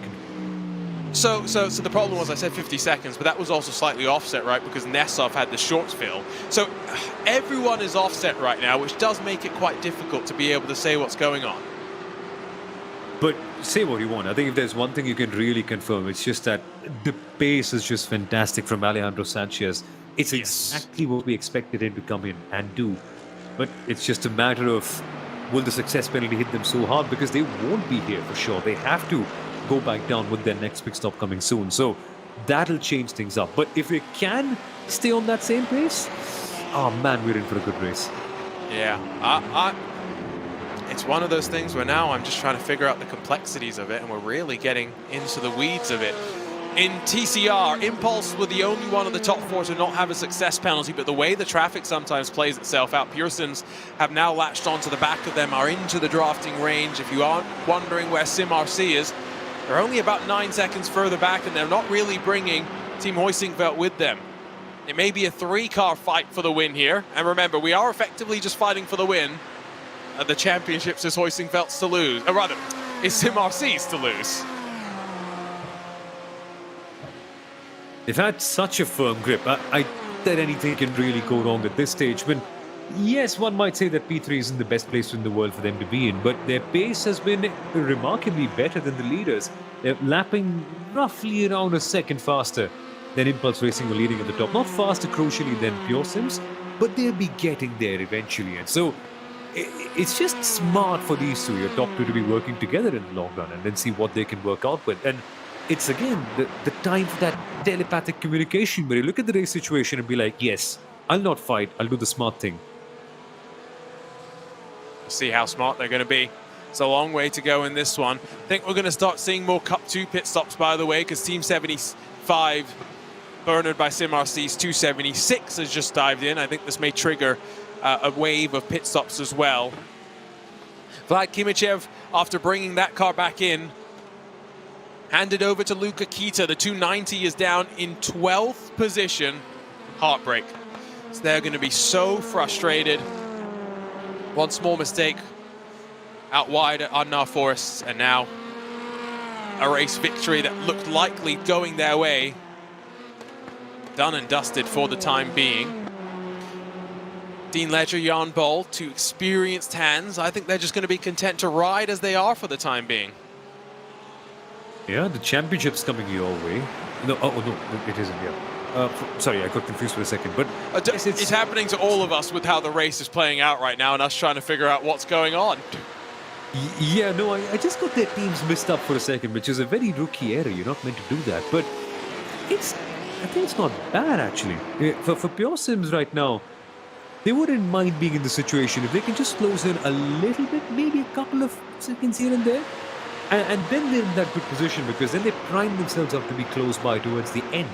And that's what you really want to do as a SP33 driver. Just leave it to the last couple of laps because then you can fight. Then you're not worried about cars coming in from behind. You've built up that leeway, focus on what's ahead. I think that's what's going to be their target at this point. We'll see how it plays out. It's one of those races where I genuinely think the longest race being the last race also means that you approach it slightly differently because you've seen how the shorter races go, and so you try and backfill what you would do if you had an extra hour to go from there. It's not always so easy, but some of these teams have systems that kind of help them and analyze data and work from there. So just trying to maximize what they can. It was also, I think, it's one of those races, as Door Esports gets very close to Mala off of the carousel, as Lights Kavissa really under fire after getting back into the car. It's one of those races that would have been very difficult to prepare for before the start of the week because drivers wouldn't have known if there were going to be major changes to the GT3 cars. And so while, yeah, not much is changing race on race overall, you still need to get back up into the rhythm. And I don't think many drivers would have done that, Sommel, until they knew and they were guaranteed that these GT3 cars weren't going to have a major change. Exactly, but I think they've had worse so far this year. So whatever comes in, it'll just be even more frustrating for them. Like, can we just really race with the car for one race at all? With the same car? But I think as a top-level competitive race driver, I think be it esports or be it real life, you've got to be used to that stuff because it's really the adaptation at the top level that makes you so good. Can you shift between tracks so quickly? Can you shift between BOP so quickly? Because if anything, for a GT3 driver, it's not raw pace that gets them a factory drive. It's their ability to lap people fast, the traffic I mean, and just adapt to BOP very quickly. That really gets them paid. Yeah, absolutely. Absolutely. I think Lights Kavissa is going to be swarmed on the run down the Dottinger and into Tiergarten. I think we'll likely see a swap around between these two Porsches. Mahler Racing Porsche, one of the cars that was fighting for the championship last year. Slightly different lineup this year. An onboard look with Jonas Warner. I do love he's got the full team gear and now he's trying to click on something, look over, clearly something important that he's trying to do on the straight. And he's still driving well. And he's still not getting into the back of the other car. It's remarkable how their confidence is and how they can just drive so well. And I was actually speaking to a Red Bull Racing engineer last week, and he very interestingly pointed out that at the top level, they make so many adjustments on the car in the middle of a qualifying lap in a Formula One car that is actually part of what makes them so good, just those in-lap adjustments. And for GT3s as well, it's not as intense, but still you've got to be keeping on changing stuff in your car to make sure that you get the maximum value out of it. Oh, it's also part of the game, really. Yeah, absolutely. It's always interesting, especially now that we've got onboard helmet cams with all the drivers. It's going to be great to see as much of the onboard qualifying laps as we can, really see how much they're adjusting now. One is going to get past, and of course now look forward up to Jerzy Glack in the number 53 AMG Williams car. That's a 30-second margin. That's going to take some chopping down. It's going to take some time. Back over to the front of the SB10s, where after a pit stop cycle, Walkenhorst X-Racer still lead. It's Gabriel Streitmatter that takes over from Tatu Sipola. He's got Lars Baumeier again on the back of him. BS Competition have brought the gap down to just 5 seconds, and they've left Deutsche Payment Dolphin behind a further 6 seconds to the 342 machine, and as Simsa slides up the inside into Bravery, I really think Walkenhorst have placed themselves in a really good spot. They are 2 laps to the good in terms of fuel compared to Simsa. They are 1 lap to the good in terms of fuel compared to BS Competition, with 1 more cycle of pit stops left to go. Hypothetically, they may have the shortest pit stop cycle in the final cycle of the race as well, Sommel. It's looking good, I think, if you're Walkenhorst. It is indeed. I'm amazed. I genuinely didn't see this coming from a little while off. The fact that they're so close ahead, up to Simsa again, who also are on that different strategy, the more conventional strategy, it's turning out to work out so well for them. I'm just curious to see what the pace difference to BS Competition is, but I hope not a lot. I just hope that we get to see that straight fight at the end. Yeah, I think that's going to be a straight fight is what we'd like to see. Straight fight is not always what we're promised, though. So yeah, we'll see how it shakes out. Race Control hasn't had to see anything for a while, by the way, at least from what I can see. So it's good to see that they're having a bit of a breather. They can watch and enjoy the end of the season. Williams Esports Razor on the back of Adrenaline Motorsports, by the way. So Vasilios Belitsiotis has done a good job to catch Fabian Hari, who has taken over from Sindre Setsos. And now the number 15 trying to work its way forward. Remember, that's the championship leading car that really does need as many positions as it can find.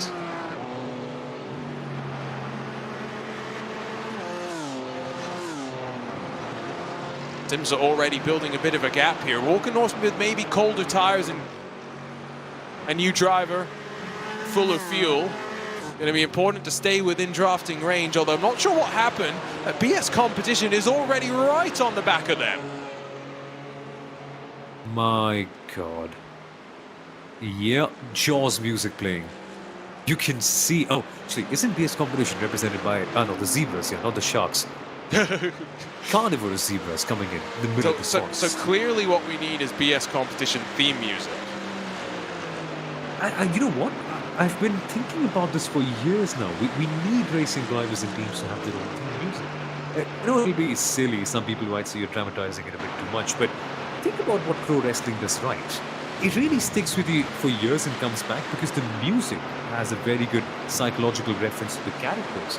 So you come back, at least have some reference points. So the music tends to stick in your head, right? More than names and liveries. So, could work. Maybe a bit too dramatic for some people's liking, but... I feel the reason I bring it up is I feel like if there's any team that's going to do it, it is going to be BS Competition. So we'll see. Yes. We'll see what the madmen behind the scenes think.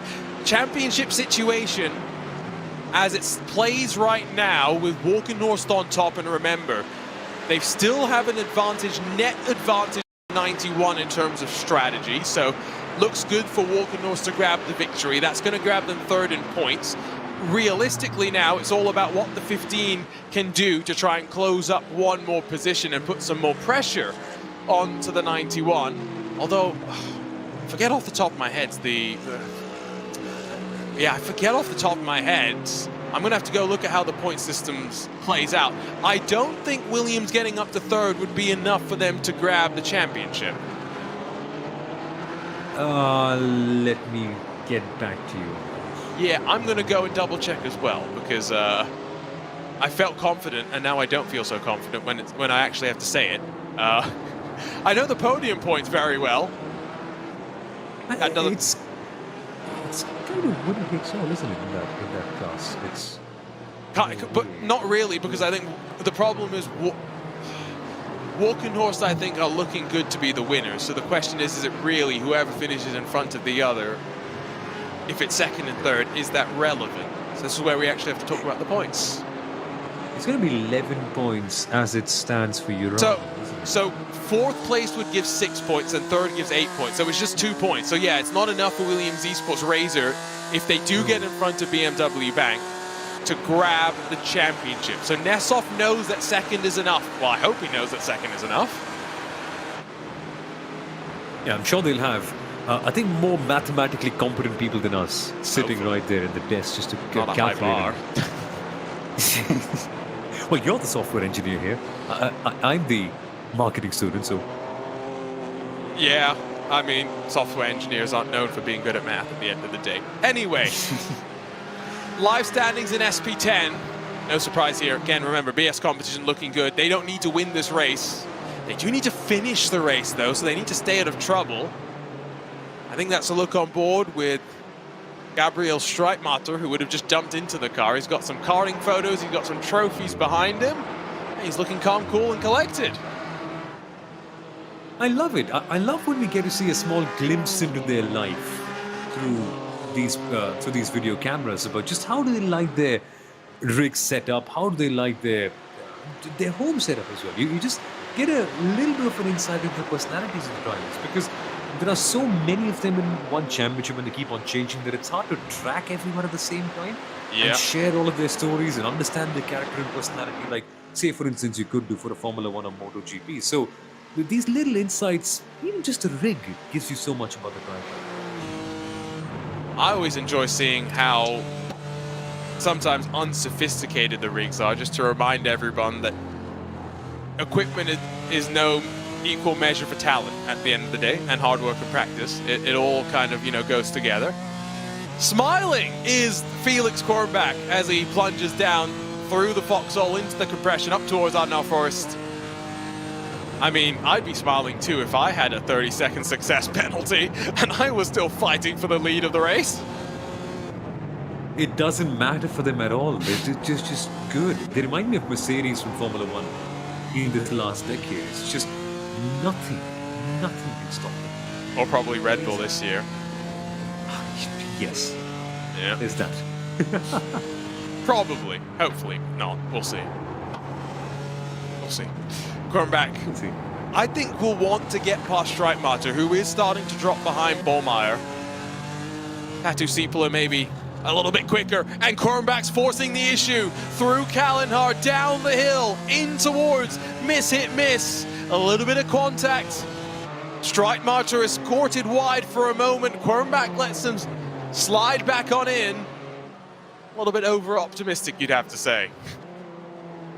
I like what I'm seeing so far. It's been very good. Now, BS competition really have to fight for it. And Walkenhorst Motorsport, would they have the lighter car? I'm trying to figure out. Give me 1 second. Now, Walkenhorst will be heavier. They will be heavier, yeah. That'll be a problem for them. But then again, at the Nürburgring, there are so many places where you can just stay in the middle of the road and not let the other cars go past, that it's going to be fun. But it's more or less equal, not more or less, it's sort of similar cars, only different in setup as well. So I wonder if PS can really pass them on the straights as well. But here they are. Comedy skills on the screen. Into Bergwerk, interesting place to get the move done. Hopefully it doesn't compromise the two of them too much as they run themselves up the hill. Kornbach now is up to second, 3.3 off of the race leader now, so that's the next target in line. Quickly, will he be able to close? Speaking of Simsa Esports, sister car in Cup 2 as 260 running in 9th. Kramer Racing's 211 behind as they fight their way into the middle portion of the lap. Find themselves not too far off of Philip Hover in the WSE Motorsports 223. Should be one of those opportunities that they'll have. 276 courtesy of that issue that, of course, the Urano Data Group 290 had, has a comfortable lead at the front as René Osterkamp still behind the wheel of that machine. And they've been having the race of their season so far. The pace is good, life is good. They've just had that pit stop as well. So they've just inherited the lead so well. And all their major competitors are a long way back. In fact, just a quick check-up on the championship competitors again. Team 75 are P4 and the 205 Phoenix Racing car are P5. So as it stands again, still no difference. It's still status quo over there. Yep, basically. I think that incident at the start of the race really did change things up, how that championship fight was going to end up going down. So in the case of Trogan and Nessoff, the 34 and the 91 running 1 and 2 in SP9, we still haven't seen them get out of the car. So we know we are guaranteed to get Alexia Loma and to get Seb Schmalen back into the end of the race. In the case of BMW Banker run third, Keika Schubert drives now. We've already seen Norby Kish there. I think Norby has done his 8 laps, so it could be either one to the end. Williams Esports Razor, I think Tregurtha only did 7, so I think we're expecting to see Beliziotis get out and Tregurtha back in. Fabian Hari has just jumped in. Sindre Setzels did the first 2 hours, so maybe we'll see Hari take to the end. Sanchez, I think, likely to take that car to the end as well.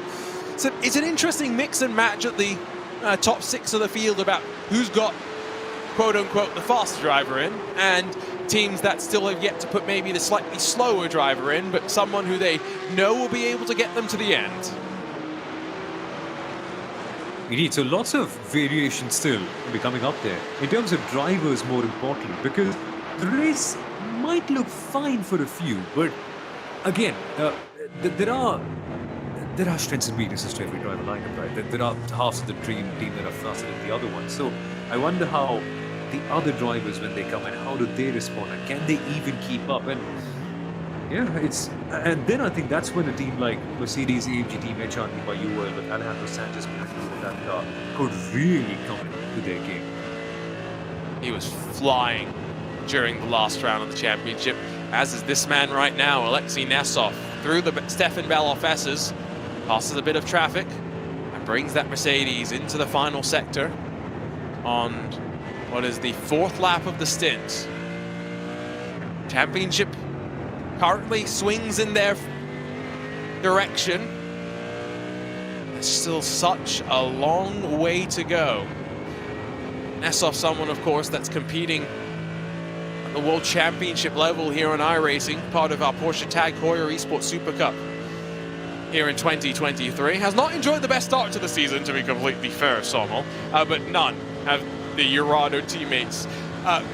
Honestly, it was quite fitting what happened to the 290 Urano Esports Data Group car. I think I've lost track. I can't count on one hand anymore the number of Urano cars that have flipped or come close to flipping in 3 rounds of PESC. Yeah, it's sometimes luck really isn't with you, and when you go that super hard, the championship, and sometimes I think the cars and the tracks just really get back on you, where you test the limits and then suddenly there's not much to play for. Let's hope we don't jinx their race so far, for the 91 at least, because so far with the Mercedes it's going well. Might be something with the Porsche and the Red Bull. I don't know. Yeah. I mean, so if you had to pick one GT3 car, Samuel, which one are you picking? Who are our series sponsors? Mercedes. That'll be upsetting if I said Porsche, but it's it's hard to go beyond that sound of that straight 6. It's amazing. Ooh, I mean, if we're going off sound, sorry, I think the Lamborghini probably wins that one. You can hear the Lamborghini from a mile away. It's amazing. Now that you've mentioned it, I am deeply concerned. It's a tie. I think it'll be no, but from all the drivers I've spoken to, everyone just sorry Lamborghini, but they just don't like the Lamborghini GT3. Interesting. So in the real world, at least, all the cup drivers I've spoken to, they've just said that it's horribly understeering. For a Lamborghini, they want it to be a little bit more sharp, more pinpoint, and that's been lacking. In a Cup Series, that's fine because they're all Lamborghinis over there, the Super Trofeo. But when you're racing in a major GT3 championship and the car still has those tendencies, I probably wouldn't like that. Again, GT3s do tend to be generally understeering, but still, I think I'd go for the Porsche, just the blunt nature, or maybe it's just. Maybe I'm dreaming way too much by watching Kevin Estra's onboards once a month. So, could be. Again, I'm just going to remind everyone, Porsche Carrera World Cup, Nürburgring 2011, Sean Edwards, whatever you need to search to go and find that video, cannot recommend it enough. It is captivating. So is Lee Keen's Rain Dance. There is so much great onboard footage of this track in action. Nessoff down the inside of some traffic, not really letting this race slip on by. He's going to force the issue if he needs to do so. Holds the gap to Sami Matti-Trojan at about 4 seconds so far. Can't really see the Walker Norse BMW up the road, but it's a BMW, Mercedes, BMW 1, 2, and 3, at least for the time being. BS Competition, by the way, in SP10 has brought the gap down to Simsa Esports within 1.2 seconds. Felix Kornbach is now on a charge. There he is. That's the Felix Kornbach we all knew. They've gone past Walkenos very. I mean, yeah, it got hard for a second, but I think now they're going to be stretching their legs, and Simsa Esports really need to beware. They are hunting. The Zebras are coming along. They've got the support of the Hooves Army. You know what the Hooves Army is, Sommel? Wait, I think your voice cracked for a second. Can you? The Hooves Army. Do you know what the Hooves Army is? The Hooves Army? Is that the BS Competition fans? No, it's the combined BS Competition Unicorns of Love fan club. Yeah. Yeah. Oh. We've got all sorts of stuff in sim racing that now in 2023. It's been fun with some of the new teams that have come in this year. Mouse Esports for one. They have lots of gifts of their drivers, Lohner, Benecke, Holtzman, Kastorp, of them doing... That's a lineup, man. It is, but I just love the fact that they got everyone together, and if you now want to go and just grab a bunch of gifts of them, you can. Max Benecke's popcorn gif is maybe the best gif ever. Wait, I've got to see that now. Yeah, you will have to go see it, but yeah, I don't know. There's just so much light-hearted stuff that's going on. It's fun. It's enjoyable. And with Max Benecke, it's always entertaining, right? Whatever you have, it's always going to be just a fun thing with him, regardless of whether he's racing or talking on streams as well. So I like it. I like when sim racing teams are receptive and open to things like this. Yeah, no, absolutely. And that's a good chip. It's not just... I want to give some credit. BS Competition have been having their fun as well. It's not like they haven't been doing stuff since whatever 2020-ish. But yeah, I feel like we're seeing the next level. It was really cool seeing the virtual studio, of course, that our friends over at the German broadcast were using. Stop and hold penalty 1 second for car 290. So that's going to be for the Urano Esports data group machine. And that was for contact with the 223. That was the ones that, of course, have had the issue. But it wasn't related to the bit of contact. It was related to that saw them have the crash. It was something else with the 223 WNSE Motorsports car. Yeah, when it rains, it pours quite clearly for them, doesn't it?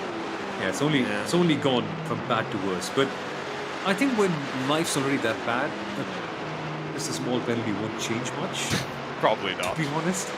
The marginal impact of it isn't really much when you already have had to take a tow and fast repairs and a DTP on top of that. Sanchez behind Adrenaline Motorsport now, but there's some traffic that they're contending with as well, so it's not the simplest situation. Those cars fast in a straight line, but just don't have the downforce through the corners. Sanchez flashes the lights, gets past one, will try and get past the other before diving into the carousel. Behind him, Van Droyten into the wall.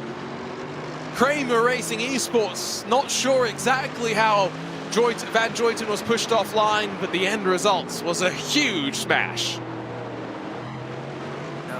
That is kind of season over. And season over in the worst way possible in the wall, because there's most likely going to be lots of steering column damage, and then they'll have to go to the pit lane to get that sorted and potentially use a fast repair. So the perils of traffic strike again, Arjuna. We knew it would be coming. We knew at some point there'd be some trouble. The fact that it's coming so late in the race is a boon, but nevertheless, when it arrives, it doesn't really soften the blow, does it? Yeah, no one else involved, single car incident, but as with most things at the Nordschleife, when there is something that happens, it's not usually small, that's for sure. 90 minutes left to go. Let's grab a look at the AMG replay. So Van Druyten is offline. Oh, he just pushes wide. 2 wheels in the grass. The slightest bit in the grass as well. And it's a heavy, heavy hit as well. That car is going to limp its way back, but it's going to take a while. And likely a spot in the top 10. Going to be out of the equation. Now BS Competition on the rise and rising back to the top. 30 seconds of success penalty, not a problem. BS Competition lead once more. It's just a cut, copy, paste of the last couple of rounds. It's just sheer and utter domination from BS Competition.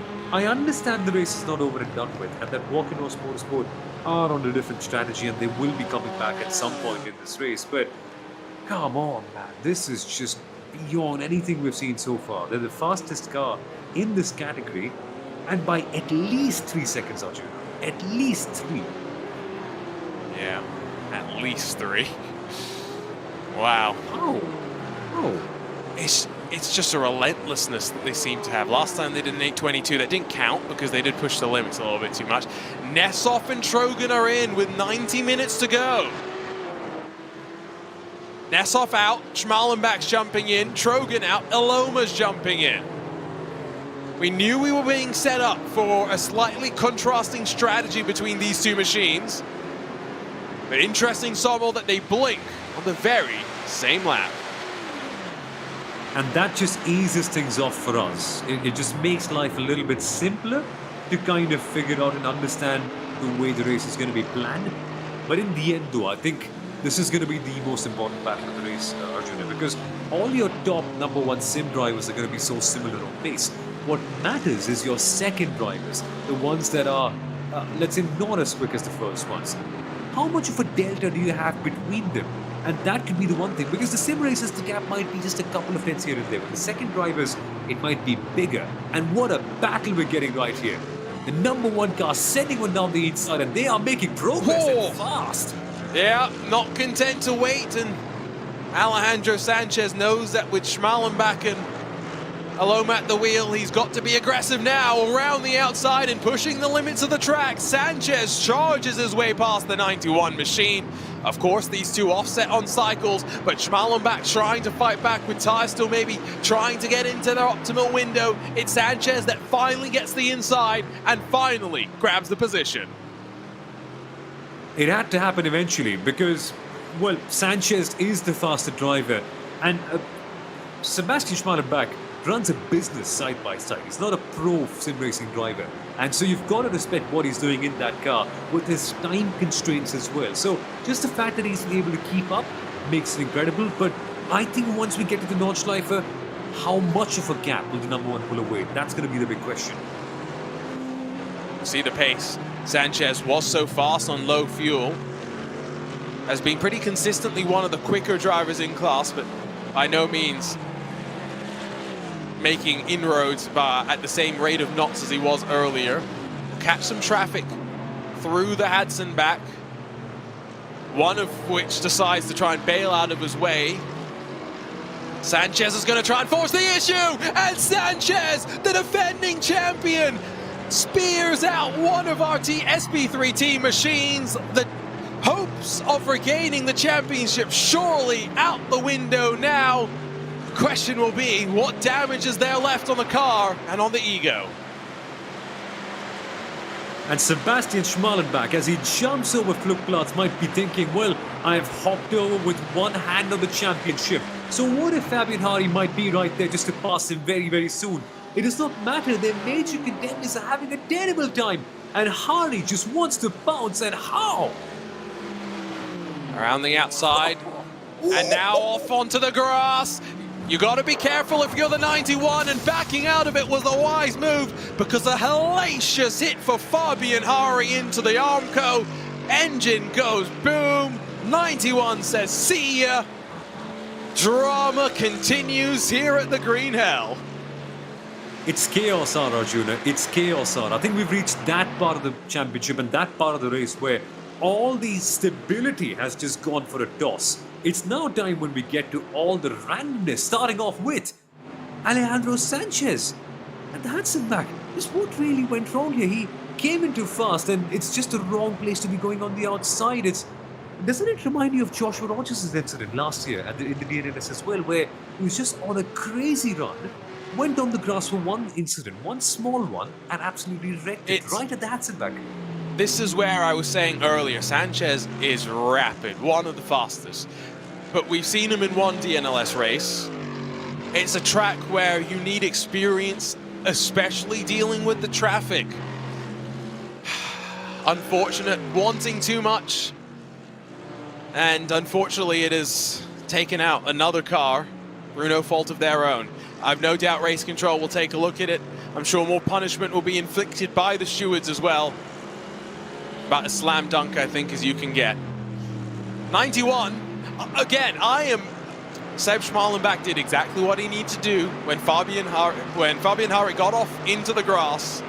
He backed out of it and let the car run itself into the wall. I think that's smart. It's kind of what business managers tend to do as well, where they have this thing where they don't always take every task. Some tasks they let them go for their teammates. And they know it's all about time management, they say. It's all about knowing when to do and what. And what to do and when, rather. And Schmalenbach did that perfectly. He saw that this is not the fight to be picked right now. I'd much rather survive. And he's survived with most of his major rivals having major damage. Yeah, no, exactly. We were saying we were saying that Schmalenbach wasn't maybe as fast as Nessov, but he didn't need to be as fast as Nessov. He needed to stay clean in situations like this. So we look from up above in our AMG replay once again, trying almost Tony Hawk over the curb there, which was never going to really work. The curbs at the Nordschleife are pretty brutal at the end of the day. Engine did say see ya as well. Schmalenbach, what, 7 and a bit seconds off of Williams Esports, but really now it is very much about just managing where Williams Esports Razor is in relation to them all. Still think it's likely that Walker Norse comes out on top. If it finishes as is, it's Williams that would win, but of course Williams owe us the pit stop. Urano is in 4th. The thing that Urano might be hypothetically a bit worried about is that if Williams go on such a charge that they're able to grab 2nd, but the margin between Williams and Urano now, Sommel, with Williams still owing us a pit stop, is about 16 seconds. That's... we'll figure it out. Yeah, it's going to need to be a real charge. It has to be. Because initially when I heard that, I was like, 16 is a little bit too close up. I agree. It's the longest race of the year. Admittedly, that's true. Well, remember 16 seconds on track, add in, subtract that from the 67 seconds as stop and hold penalty, 5 seconds for Sanchez. Slam dunk there. So it's really more like a 50-second gap between Williams Esports Razor and Urano right now. Although, Williams Esports Razor will come in to do a pit stop in 2 laps time. Hypothetically, they may be able to go to the end. They may not owe us a pit stop relative to Urano. We may be in a situation where every team has 1 pit stop left. It's just Urano's last stop's going to be a little bit shorter. That's how they've been playing it. Interesting. Yeah. Wow, it's amazing to see it cycle out this way. But yes, I think surely BMW Bank, although BMW Bank are blinking now, I thought they'd go slightly longer than that. So even they're coming in, which means the Williams Esports Racer should ideally also be coming in because they had a similar box time and they've been following. No. Keiko Shube actually came in, I think, on lap 6. So maybe it is 1 lap early, but Beliziotis is only on lap 5. So he's got at least 1 more, if not 2 laps, at least, I think, left to go after this one. Uh-huh. Okay, well, this is getting interesting now. I'll have to figure out how it works out. But for HR10, if Sanchez can get his mind back in the right place, look, which he clearly has, there's not much damage on the car. He's able to go past. Not going to matter about Sanchez, though. He's got a stop and hold 5-second penalty. Then he's got the pit stop. He's out of the equation effectively. So Sanchez, discount him at this point. Now it is very much Williams versus Urano. Williams have stayed out for 1 more lap. They've cycled onto the 6th lap of the run. At the line, Beliziotis did a 7:48.443. And now we'll get to see the type of times out of Urano. Keiko Shube's just done a 53-second pit stop and come out in front of Urano. This guy's going to be annoying more than anything else for Urano right now.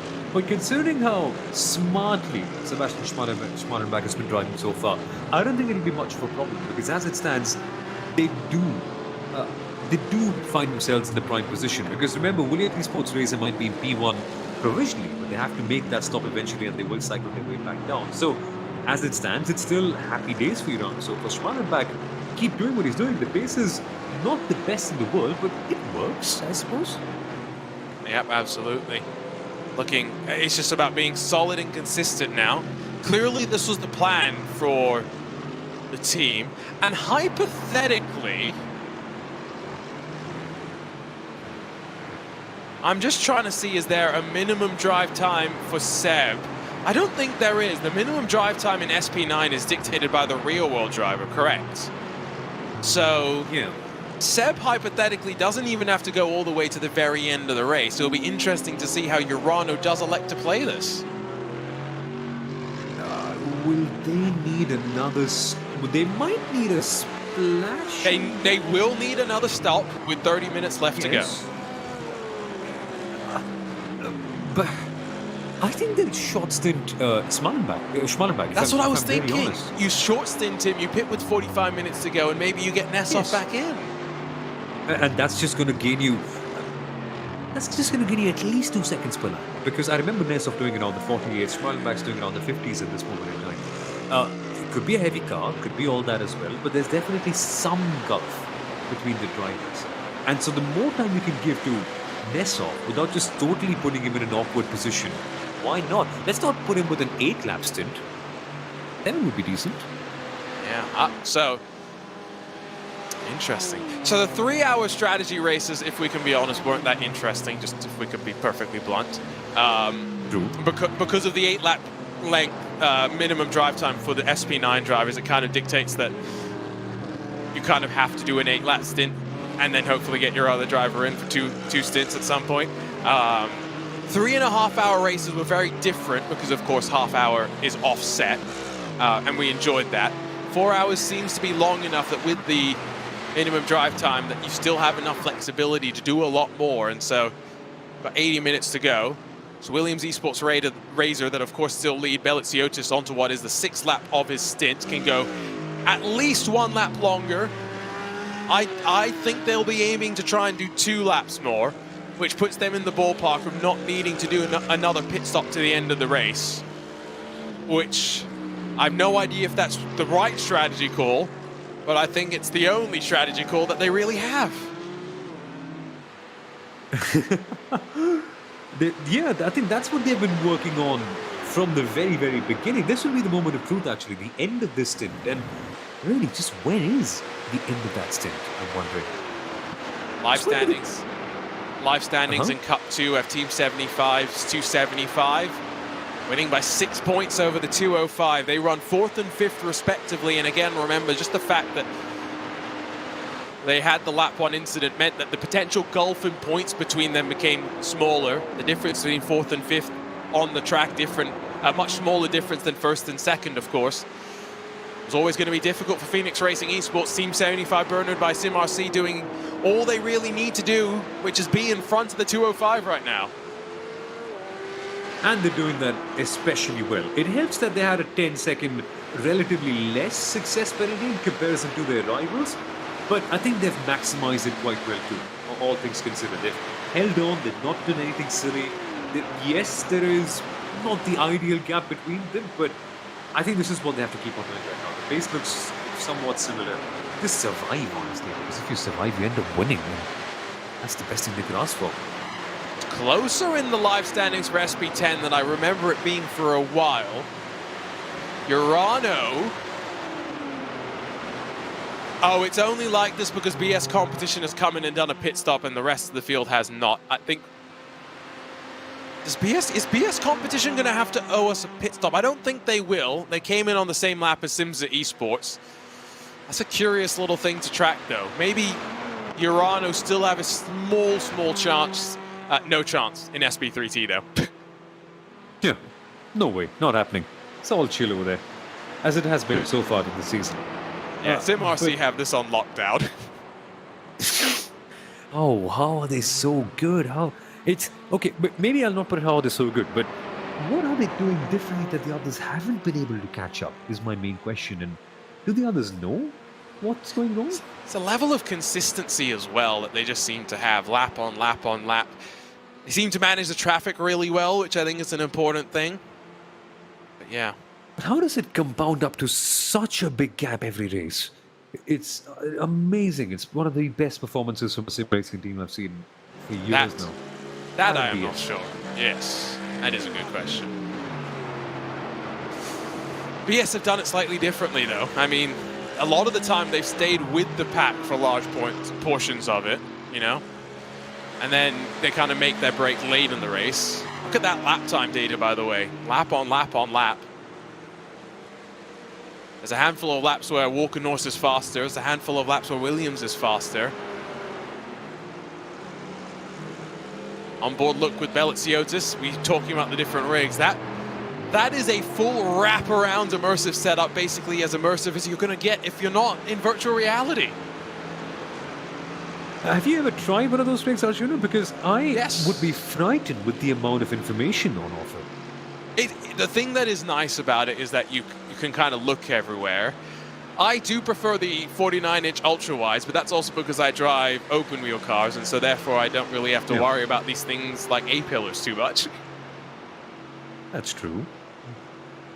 It's all about the right rig for the right people. That's the thing. There is no perfect... Everyone thinks there's a perfect rig. If I get this equipment, I'll be the fastest. If I get what Josh Rogers has, I'll be quick. No, it doesn't work like that. You can't buy talent. Yeah, well, I wish. I tried. It's kind of annoying when you ask the sim racing drivers, like the really good ones, about what makes you so good, and they end up saying practice. But yeah, it's more than practice. It's also how you practice and what you look for at the end of practice and get back for the next practice that makes you good. But that they won't say. Practice, yes. No, that's the big big thing. Won't thing. say. Especially Especially given how much time is... Ooh, Belitsiotis in a lap earlier than I was expecting. Oh, So I don't think there's any split now in terms of pit stops. Everyone's going to owe us a pit stop, but Belitsiotis, I think, might literally have to come in for one lap. Maybe two Surely laps. they won't be. Surely they won't be doing that. And they won't really give the car back to Trigger. No, or do they have an extra lap to give back to Trigger? Did they fall back on that? That reminds me. I forgot to go double check that one. Tregurtha is classified as doing 7 laps, at least for me. That's why. Let me just go. But why wouldn't you put why wouldn't you put Tregurtha? I don't know. I'm a little bit... There's a lot of the strategy calls that, again, it's a good thing that we're not up in the strategy boxes because we'd be totally clueless and the drivers would be shouting at us. What is my strategy? I don't know. You figure it out. You decide. I'll go from there. Williams Esports Razor will emerge in 5th position, 35 seconds behind Seb Schmalenbach. As 2nd and 3rd, BMW Bank and Sanchez go side by side. Sanchez, of course, is one that hypothetically would be able to get to the end with a reduction in pit stops compared to the rest of the field, but it'll be a moot point given that he also is going to have to come down and lose 27 seconds for a stop and hold 5-second penalty. Yeah, that's, again, it's so avoidable. It's so avoidable. It's with all the extremely fast drivers, I kind of get why all the karting coaches at the young age say that, oh, if only they're a little bit more disciplined, it'll be fine. Then you're wondering, well, it's not been a problem so far. And then there's one race where you see them poised to get a really good result, and then something like that happens, and you're like, yes, you make sense, coach. But for Sanchez, I've not seen him make that many mistakes, so it's a shame. Sanchez if only we had him. He doesn't make that many mistakes. That's the thing, genuinely. I'm trying to think back. I remember, this is the thing, I can remember some of the mistakes that he's made. BMW Sim GT Cup 2022, Daytona. Sanchez did the first stint of the race with the Apex Racing team, was keeping basically with Redline. Redline pitted a bit earlier than Apex. Sanchez was in a spot where if he had nailed his pit stop cycle, he would have very much been amongst the Redline duo that ended up breaking away at the front of the field. Instead, he slid through his box and ended up out of the drafting range. So it's like, Sanchez is so usually bang on consistent that I remember mistakes like that. Yeah, that's what stands out, right? It's so crazy. It's kind of similar. Okay, I think that's the best thing about the really great drivers, that their mistakes really stand out because they so rarely make them. Like, let's say, Michael Schumacher at Monaco in 2006.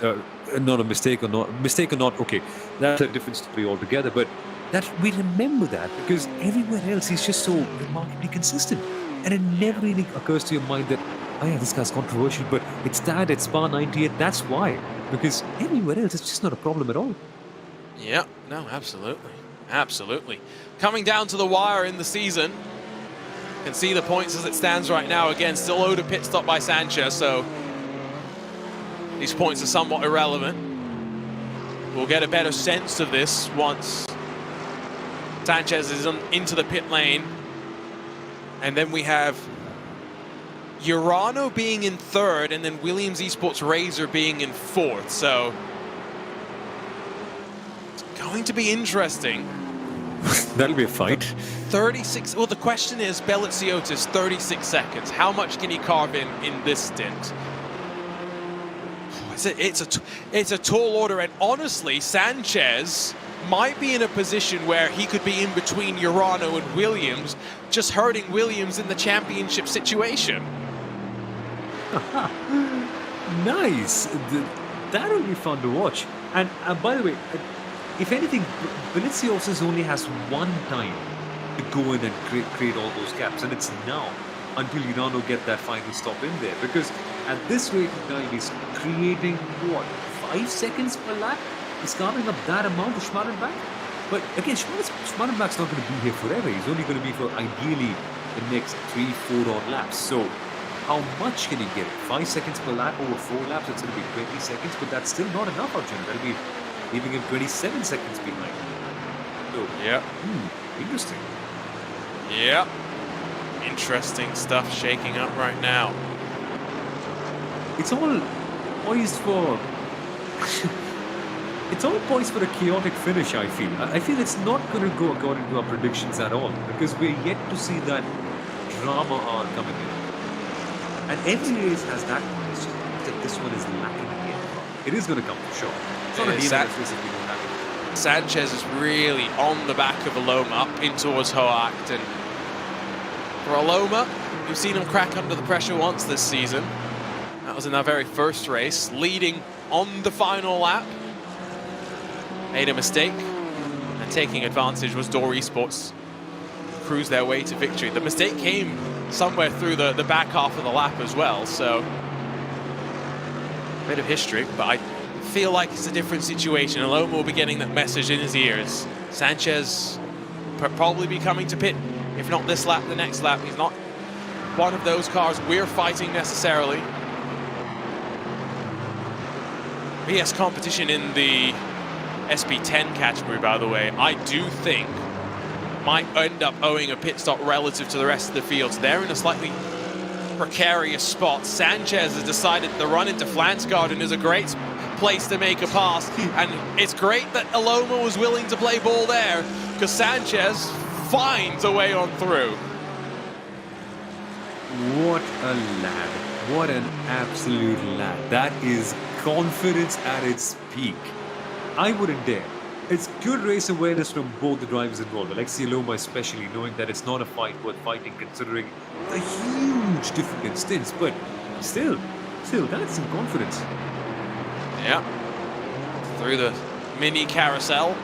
And now onto the last couple of corners. Sanchez with the light fuel once again. Fastest car on track, and you can just visually see it with the body language of the car. It's come alive as the fuel has burned itself off. SP3T, Sim RC, now up to second after Pure Sims cycled back to third on a pit stop cycle. Impulse lead by 8.2 seconds. There's Pure Sims that run in third.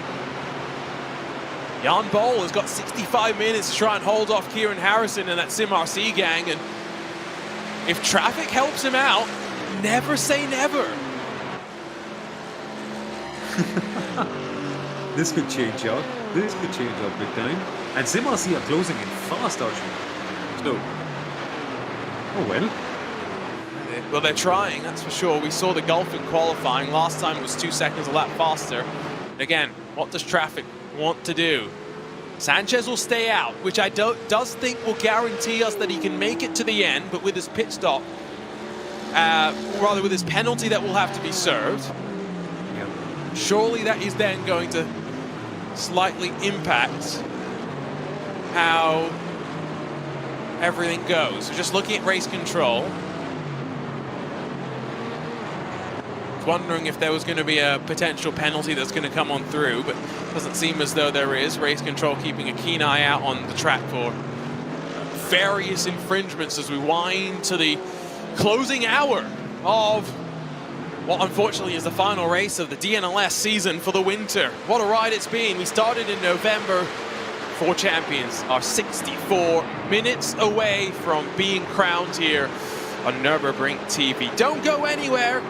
We'll be right back with the run to the checkered flag and post-race coverage for the KALFF 4-hour race of the Digital Nürburgring Endurance Series presented by Goodyear.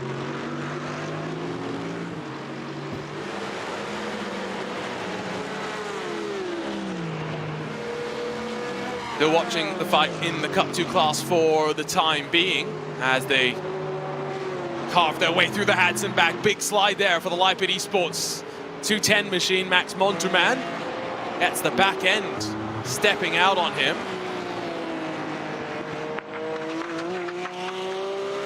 Seems to be okay for the time being, but maybe tires warmed up just that little bit more. Have to drag it back into submission as they fight for second and third on the track. Front end of the car in the air as they come over the crest of Flugplatz, sweep it through the left, and then run the momentum all the way down to Traudenkrautz to Arenberg. We've got some GT3 traffic, and this is a great visualization, Sonal, of just how difficult it can be.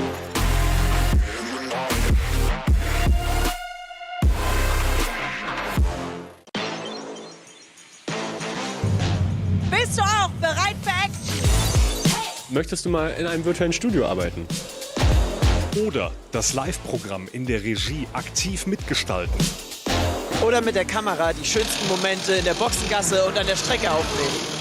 Möchtest auch du Interviews bei der NLS mit den Fahrern führen? Oder im Schnitt kreative Videos erstellen? Dann bewirb dich jetzt bei Nürburgring TV. Und starte durch mit einer Ausbildung oder einer Festanstellung Im Bereich Medienproduktion.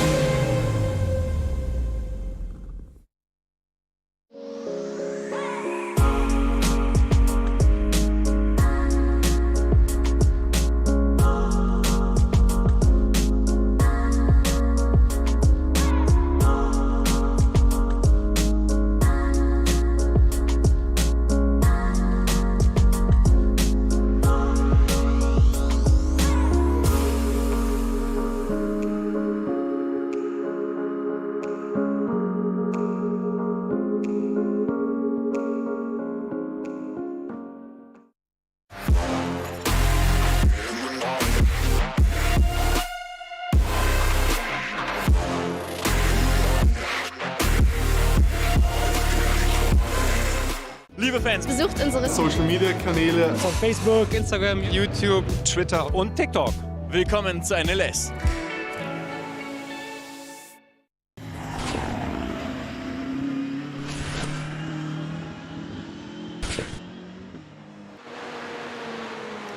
"23 seconds away from the final hour of the 2022-2023 Digital Nürburgring Endurance Series presented by Goodyear. We're here for the KALFF 4-hour race, ready to crown 4 champions. And my name is Arjuna Kankipati, along with Samuel Aurora, ready to run you to the end of the season. Samuel, it's been an interesting race so far, and this last 60 minutes is shaping up to be quite intriguing. Not always just about championship fights, but plenty of other stuff as well. We've seen drama all the way through. We've seen big strategic changes as well going on in this race. So there's always so many things to look forward to. And I think what we really need to be keeping an eye on is the top of SP9. Because at this moment in time, it's a little bit chaotic. We know that Walking Horse Motorsport do have a bit of an advantage. We're waiting for AMG Team HRD to make their pit stop and then take their 5-second stop hold penalty as well. But even apart from that, right, there's BMW back in the middle who are slightly awkwardly placed. There's Williams Esports Racer behind who are even more awkwardly placed. It's all confusing. It's great, actually. We should have more of these 4-hour races. That's why the traditional VLN length is 4 hours. It's a great race distance. It's a really nice one. Luca Kita on board with him. Unfortunately, not, I think, the race that he was wanting. He's in 7th spot after serving a drive-through penalty, I do believe, for the contact that they had with the 223. They've had to have a fast repair as well after some big damage for Vlad Kimichev. Ultimately, not ending the season with the victory that I think their pace warranted. They were running away at the front until, unfortunately, they were not. They'll fight their way forward, though, with Marcus Deck their next target up the road. Just still waiting for SP10 to get a better sense of what's going on there, because BS Competition are onto the 2nd lap of their stint, Walking Horse X-Race are onto the 7th lap of their stint, and we're just into the final hour. BS Competition pitted with something like 75 minutes left. Surely they wouldn't know what's a pit stop, but the SP10s were also amongst some of the first to pit at the start of the race, so I'm not entirely sure. It's so confusing. I love it. It's we're on the same discovery as you are, ladies and gentlemen. Yeah, we get to figure this out with the viewers. Exactly, which is the interesting part. And the fun part is, when you ask teams and drivers, okay, what strategy have you got? They won't tell you, which is great. It's great that you come in absolutely blind and then you end up seeing one team make a stop 2 laps from the end and you're like, what? Why? And then they could end up winning it at the end. So that's happened. I remember DNLS 3 having this issue. Where there was one Cup 2 team, I failed to remember which one, that had to make a pit stop on the last lap, a splash and dash, and that handed you out of the win in crazy circumstances. The track is just so long and unforgiving when it comes to fuel economy that it does also just induce a little bit more risk in many of those situations. Number 1 machine is down on pit lane right now. There he is. Alejandro Sanchez up on the jacks as well. So not sure exactly how things are going to work with their penalty as well. There's Belitsiotis, with Sanchez still not having dropped and rolled. About 40 seconds and counting so far. So Williams Esports Razor at least have some separation between them and that car, who, given that they are stopped and still being held, I think indicates they are serving their penalty at the same time as doing service, which is going to mean this is going to be about 90 seconds, closer to 90 seconds total in the box. Sanchez still stationary. And that's going to drop them way, way back. I think that's going to put them way back.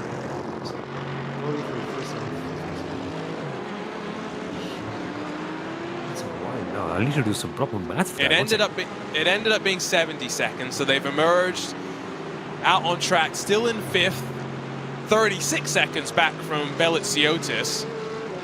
which is within the pit stop range. We know that Sanchez is good to the end.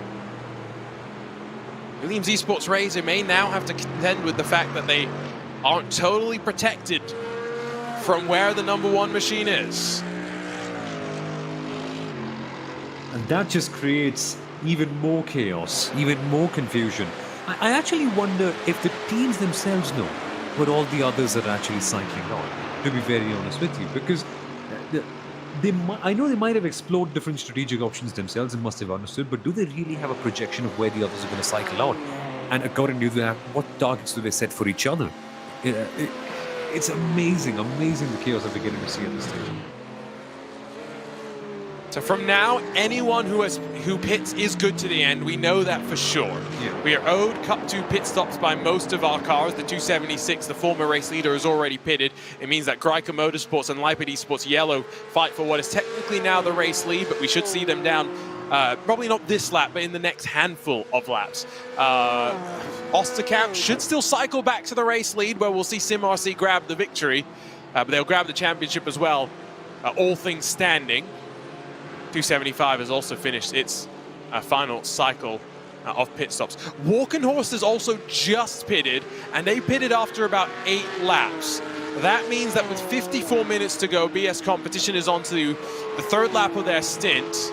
I still get the sense that they're going to end up owing us a pit stop, but I guess we're going to have to wait and see. Tatu Sipala, if you're curious, has come out right behind Simsa Esports, so right on cue, we check in with that battle as well. I mean, Walkenhorst X-Race are looking very, very well positioned. They've just done that so well from the very start of the race, where they initially had that first stint where it looked like, okay, well, what are they doing right now? Then in the second one, they seemed so comfortable. And with Simsa as well, they've also stated them. It's actually, we should talk about Simsa for a second, because this is going to be their best race of the season, isn't it? They've managed to stay out of trouble and create, okay, maybe it's not the best strategy when you compare it to Walkenhorst, but something that's really functional. It's working extremely well. Yeah. Do love delivery on that X-Racer car as well. Just looks mean, looks aggressive. Very good. Simsa's is a classic. I mean, we all know the Simsa orange colors. Gone through its iterations over the years. I think this most recent one looks quite nice. You got the little flag accent on the bottom left panel of the door. Sipala knows that he's good. I don't think Bollmeyer and Kornbach are good on fuel. I guess the time will tell. And again, I'll go back to something I said earlier, Sol. The races, because the lap is so long here, it's not usually a race for 4 hours. It's 4 hours plus a lap, and then plus a lap to let everyone else to finish a lap after the leader has finished and, crossed the line. No, that's true. I mean, yes, but in that case, surely Simsa and BS Competition are not going to be good to the end. That'll be Deutsche Payment also hard as well, because they've done 3 laps so far. There's 50 minutes to go. It's not working out. They have to go back in for a quick splash and dash. So just when and how do they position it? Do they go for a driver swap is the question we're going to get answered. And I think it's just a matter of timing. Yep, timing is everything. Windows. When do they decide to pull the trigger, really? Well, yeah, I think the window is also going to be important in terms of traffic here, because if you place and this is where you can't actually, I think, tell where you're going to end up. If you place yourself coming out of pit lane such that you're going to catch traffic headed into the Hadson back, for example, you know you're in trouble. If you know you're going to catch the traffic on the back straight during the GP, you know you're good. It's one of those things where you can't predict, but you know you're either going to be good or you're either going to come good or come bad. There's no in between. And that's assuming, by the way, if you can predict traffic at all, because there are going to be faster cars at the moment moving around and having, let's say, time impacts on the slower cars as well. So you can't really properly guess where you're going to be coming out. It's just a bit of a shot in the dark. So I just wonder what resources the teams have to even find out and just manage their strategy, because this really is amazing. If only we had this level of drama in the 3-hour races as well. This is fun. So Alexia Loma coming under fire from Keika Schuba, as we see a swap, the number 53 AMG Williams Esports team J-Mo Hartling in front of Julian Reimer and the Phoenix Racing number 5. I think we've got to fight for the race lead, and then we've got the fight for the championship. Although, having said that, with Urano in 3rd, Williams Esports in 4th, I think those 2 positions are relatively stable right now. I don't expect them to change. I think the championship situation is basically played out. Unless something dramatic happens, and as I'd like to believe, we are still yet to get to that chaotic stage so far. So I'd love to do the complicated cliche and tell you, don't lose hope, but it's slowly and steadily just moving. Just remember, it's not the hope that kills you. It's the lack of hope that kills you. Yeah, I'm just gonna keep saying that one. Big damage on the front of that 287, but they're continuing to persevere. Next racer still tucked up behind Simsa Esports, now going on about 14 seconds off of your race leaders, the BS competition car, as they work into the carousel. Such a fun section. I've been doing some driving around the Nordschleife recently in some GT3 machines, pondering if I'm going to get back behind the wheel for the 24 hours of the Nürburgring. This track is just, when you get it right, it's so rewarding. When you're crashing a lot, it's so frustrating. I think it's a lot like a rally stage, isn't it? Except the stage doesn't change, but it's so long in that you've got to maintain your concentration, which really is a challenge. I think that's why it separates the good from the great really well. It's that element of maintaining the concentration over the course of A, 1 lap initially if you're just starting out, and then B, the stint. Because the traffic's going to be relentless. The grass is always going to be there. The curves are going to be super hard. If you just lose your concentration for one moment, throat feels dry or something, or maybe your eyes flickering or something, it's going to go downhill. Walk-in-ons, by the way, getting their way past the BMW bank car as we expected it to, and it's good to see Alexei Loma be firm and have a clean race this time. And when he's doing that, things are working out easily. Gap is down to 1.8. It is starting to close. See how it goes. Hopefully, we're in a situation where it's not going to come down to race control to decide the championship. I don't think we're in that situation in any of our classes right now, especially given that in SP3T, SimRC are about to really try and make a point by grabbing what would be 3rd win in 5 rounds. They're 1.6 seconds off the back of Impulse Racing, who try as they might, could not stop Kieran Harrison for very long. Yes, competition continue to grow their gap as well to Simsa Esports, doing what they can. Gap between Williams Esports Razor and AMG Urano. To give full credit to Seb Schmalenbach, we were saying, you know, he's the manager. He's the man that maybe is not as strong as Alexei Nesov. He's increased the gap to Belitsiotis, Sobel. Unbelievable. Unbelievable. What a stint this is, really.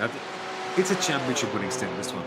Really. It may end up being. And to be fair, I think a few of Seb's stints have been championship winning stints because he stayed out of trouble. He's done exactly what he needed to.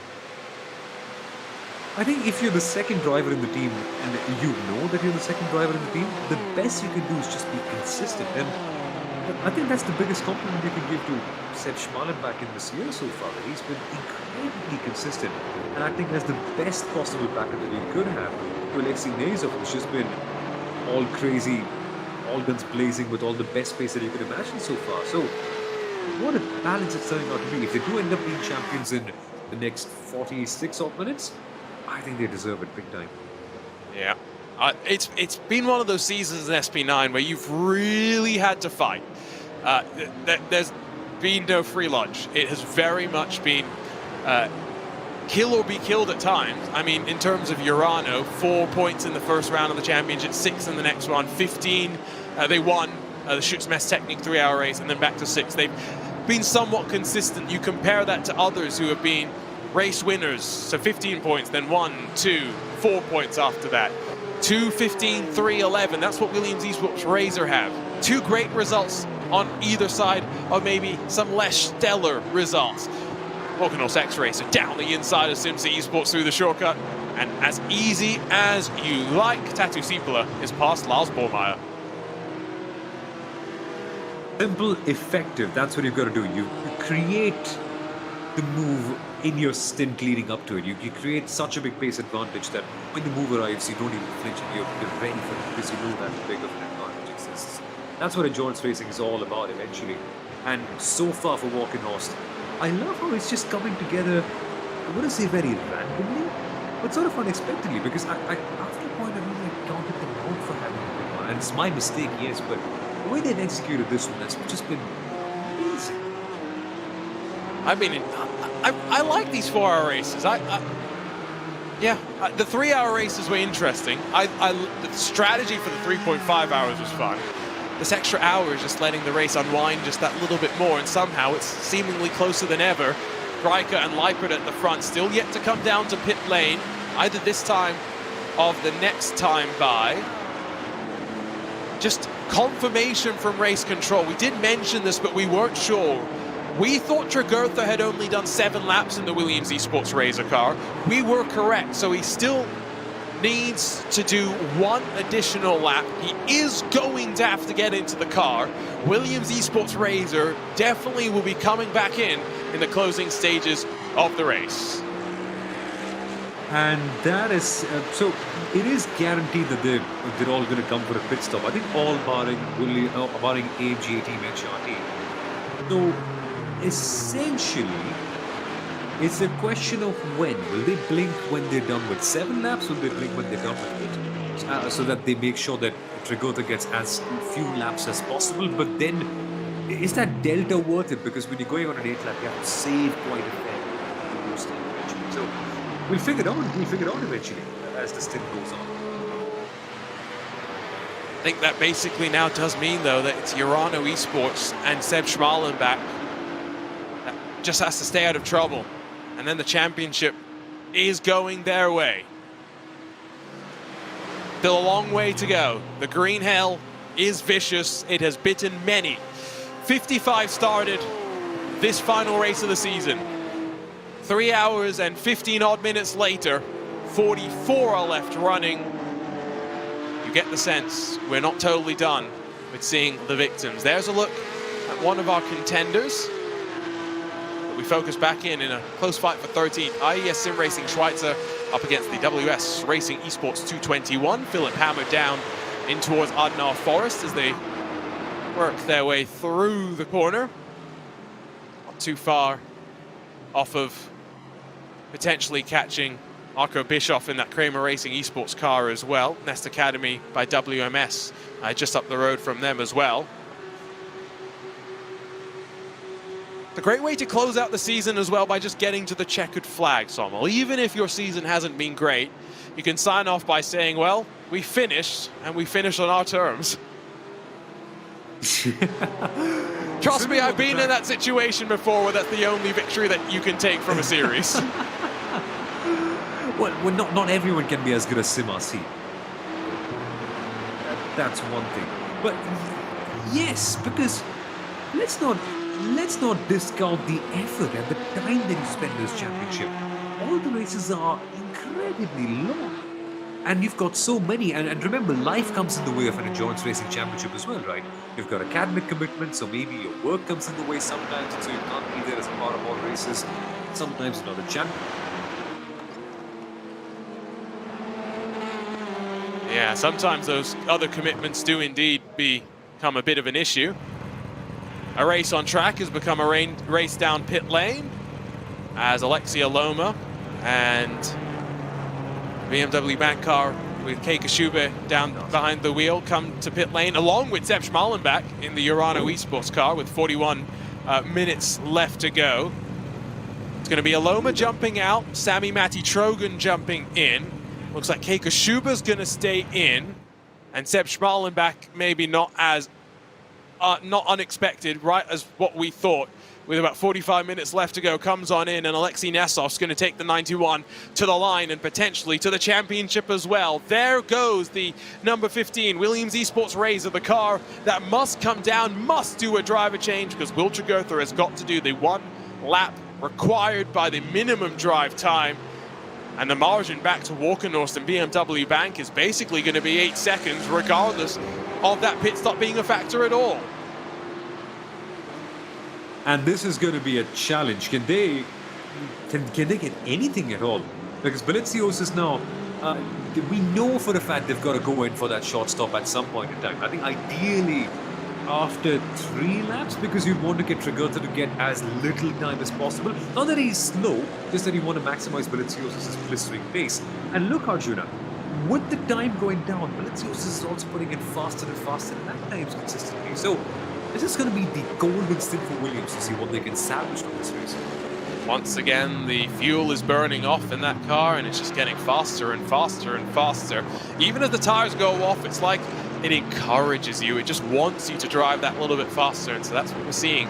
Sanchez, one that really is able to make the most of the low fuel conditions. He's done some 744s. Still the only one to break into the 45s, let alone the 44s. It goes to show just how rapid he truly is. Point situation shows how close it could be, though. Williams Esports Razor, 44 points once they cycle back, of course. Likely going to be in between 4th and 5th, so they're going to cycle probably out into 4th spot on track once everything plays out.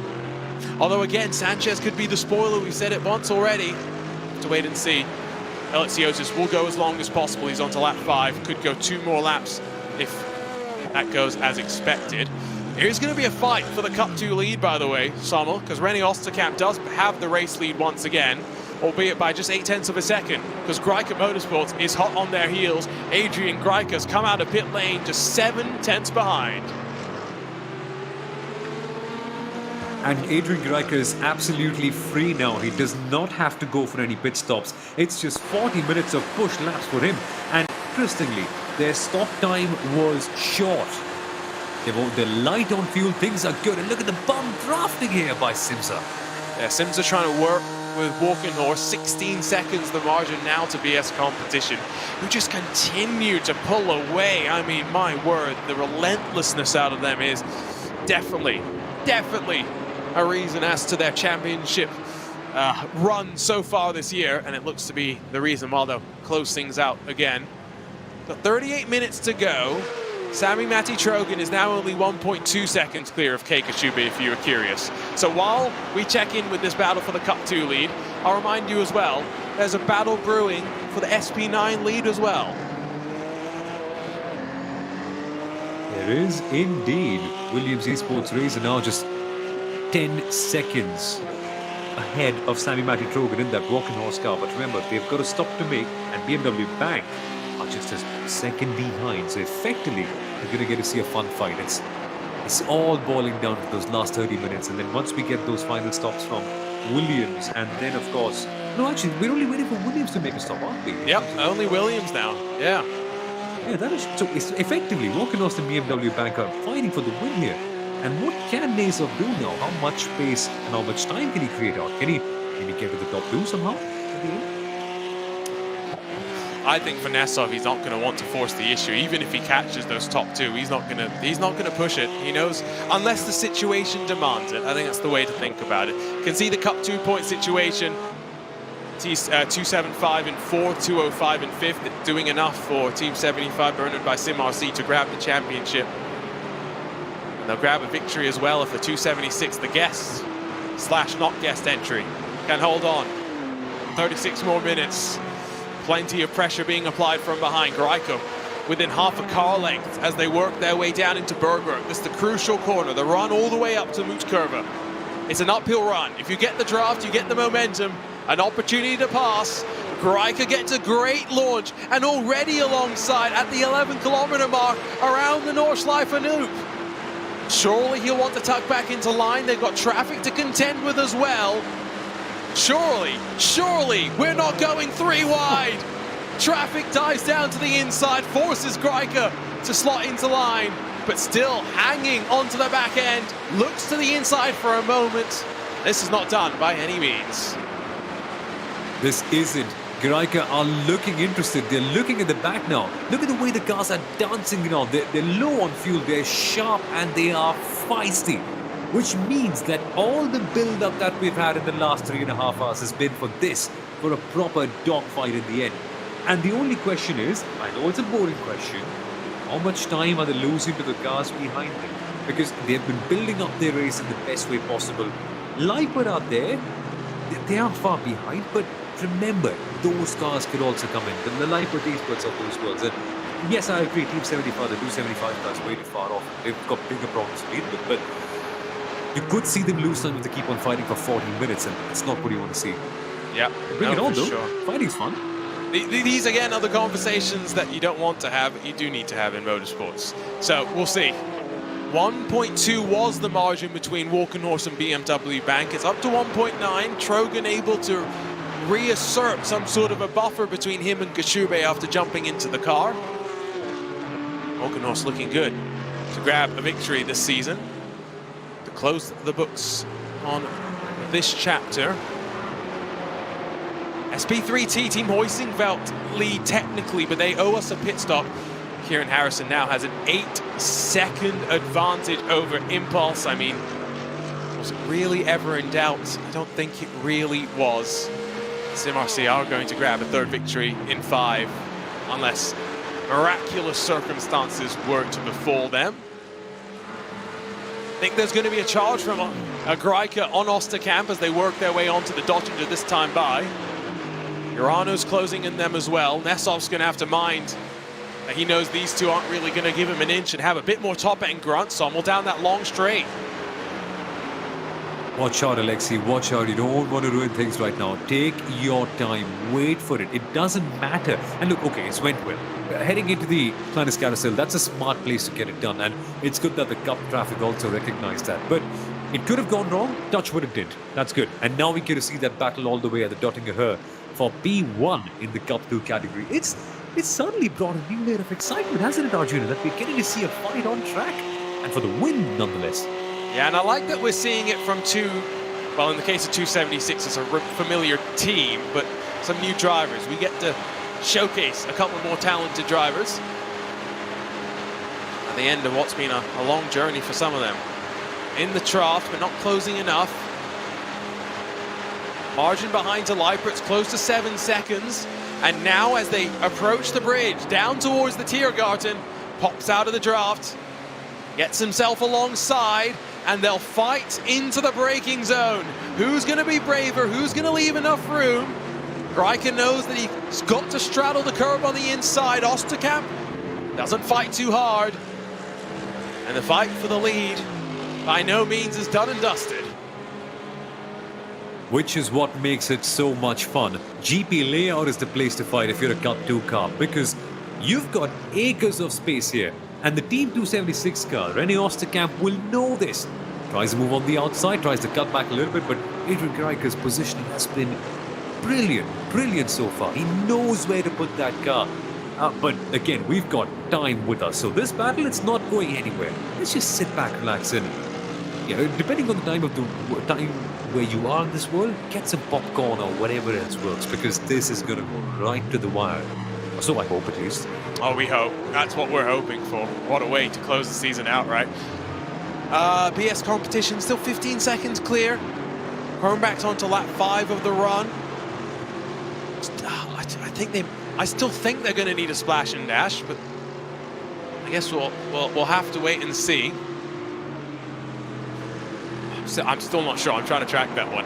Sami Matti Trogan, though, has done an excellent job back in the car, building that buffer back up at the front, and I think making sure then and trying to ensure that the final hour of the race was stress-free as much as possible. 2 seconds maybe isn't the biggest buffer.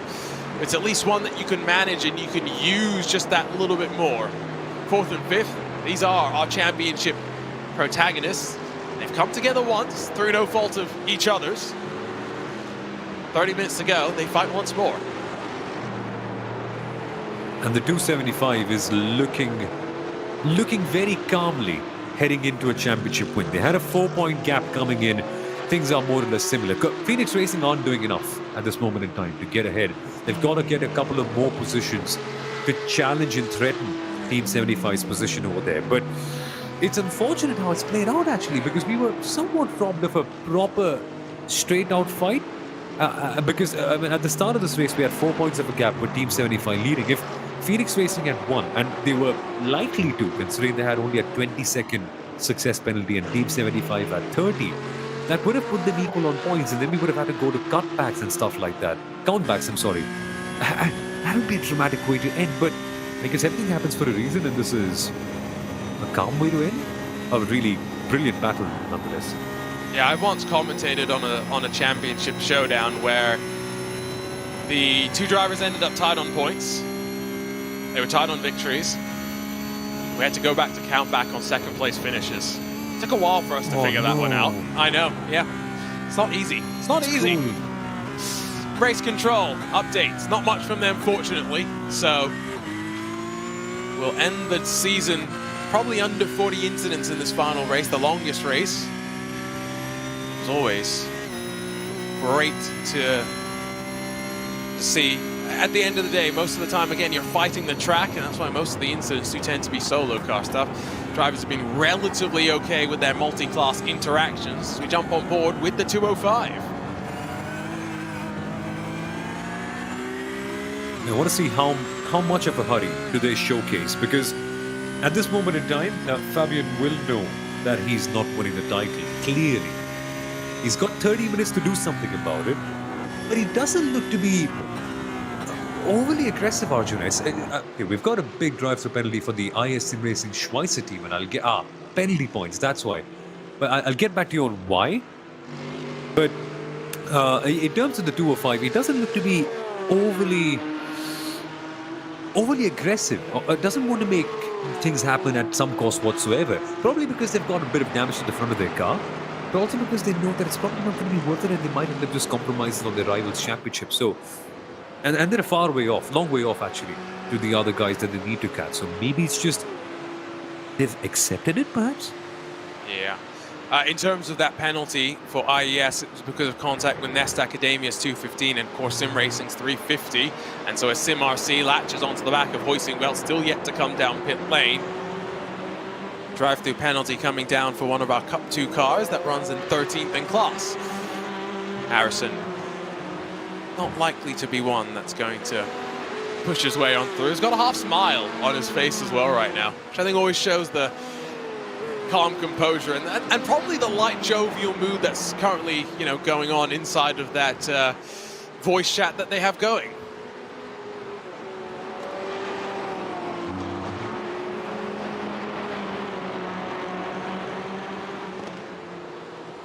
Harrison continues to follow. 2 seconds the margin still between Trogan and Kashuba, so Kashuba's doing a good job. As much as Trogan is pushing to try and clear himself, Sonal, he's not being allowed to run away.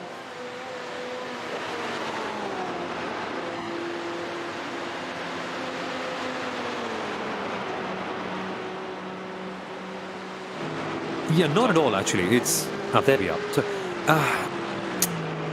how long has it been since lockdown? 3 years, right? Yep. I've forgotten, and I have to unmute myself. I'm silly.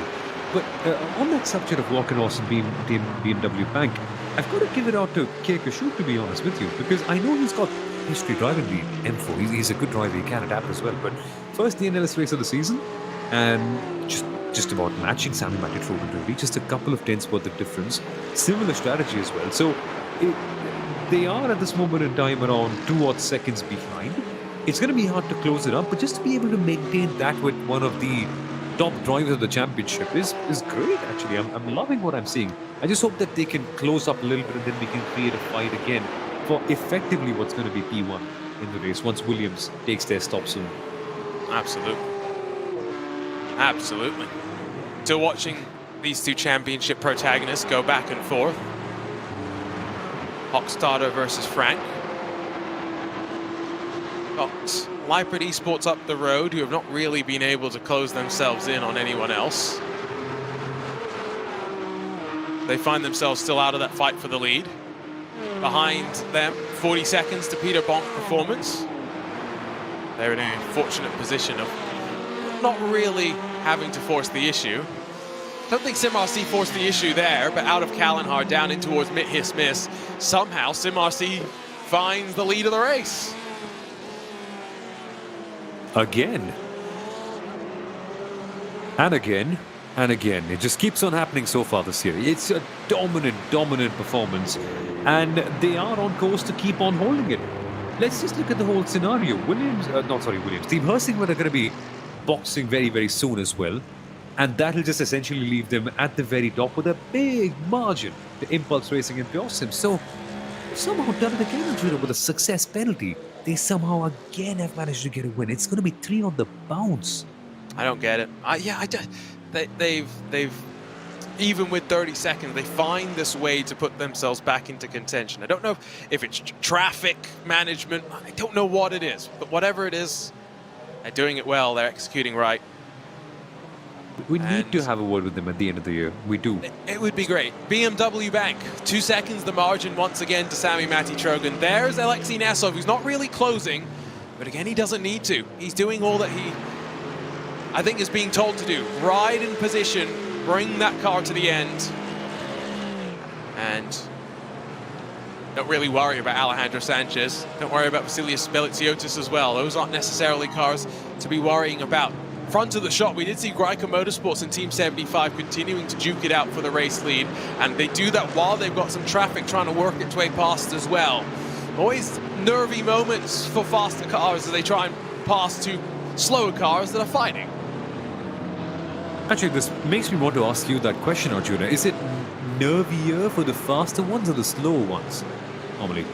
It depends on who's paying more attention. Good point.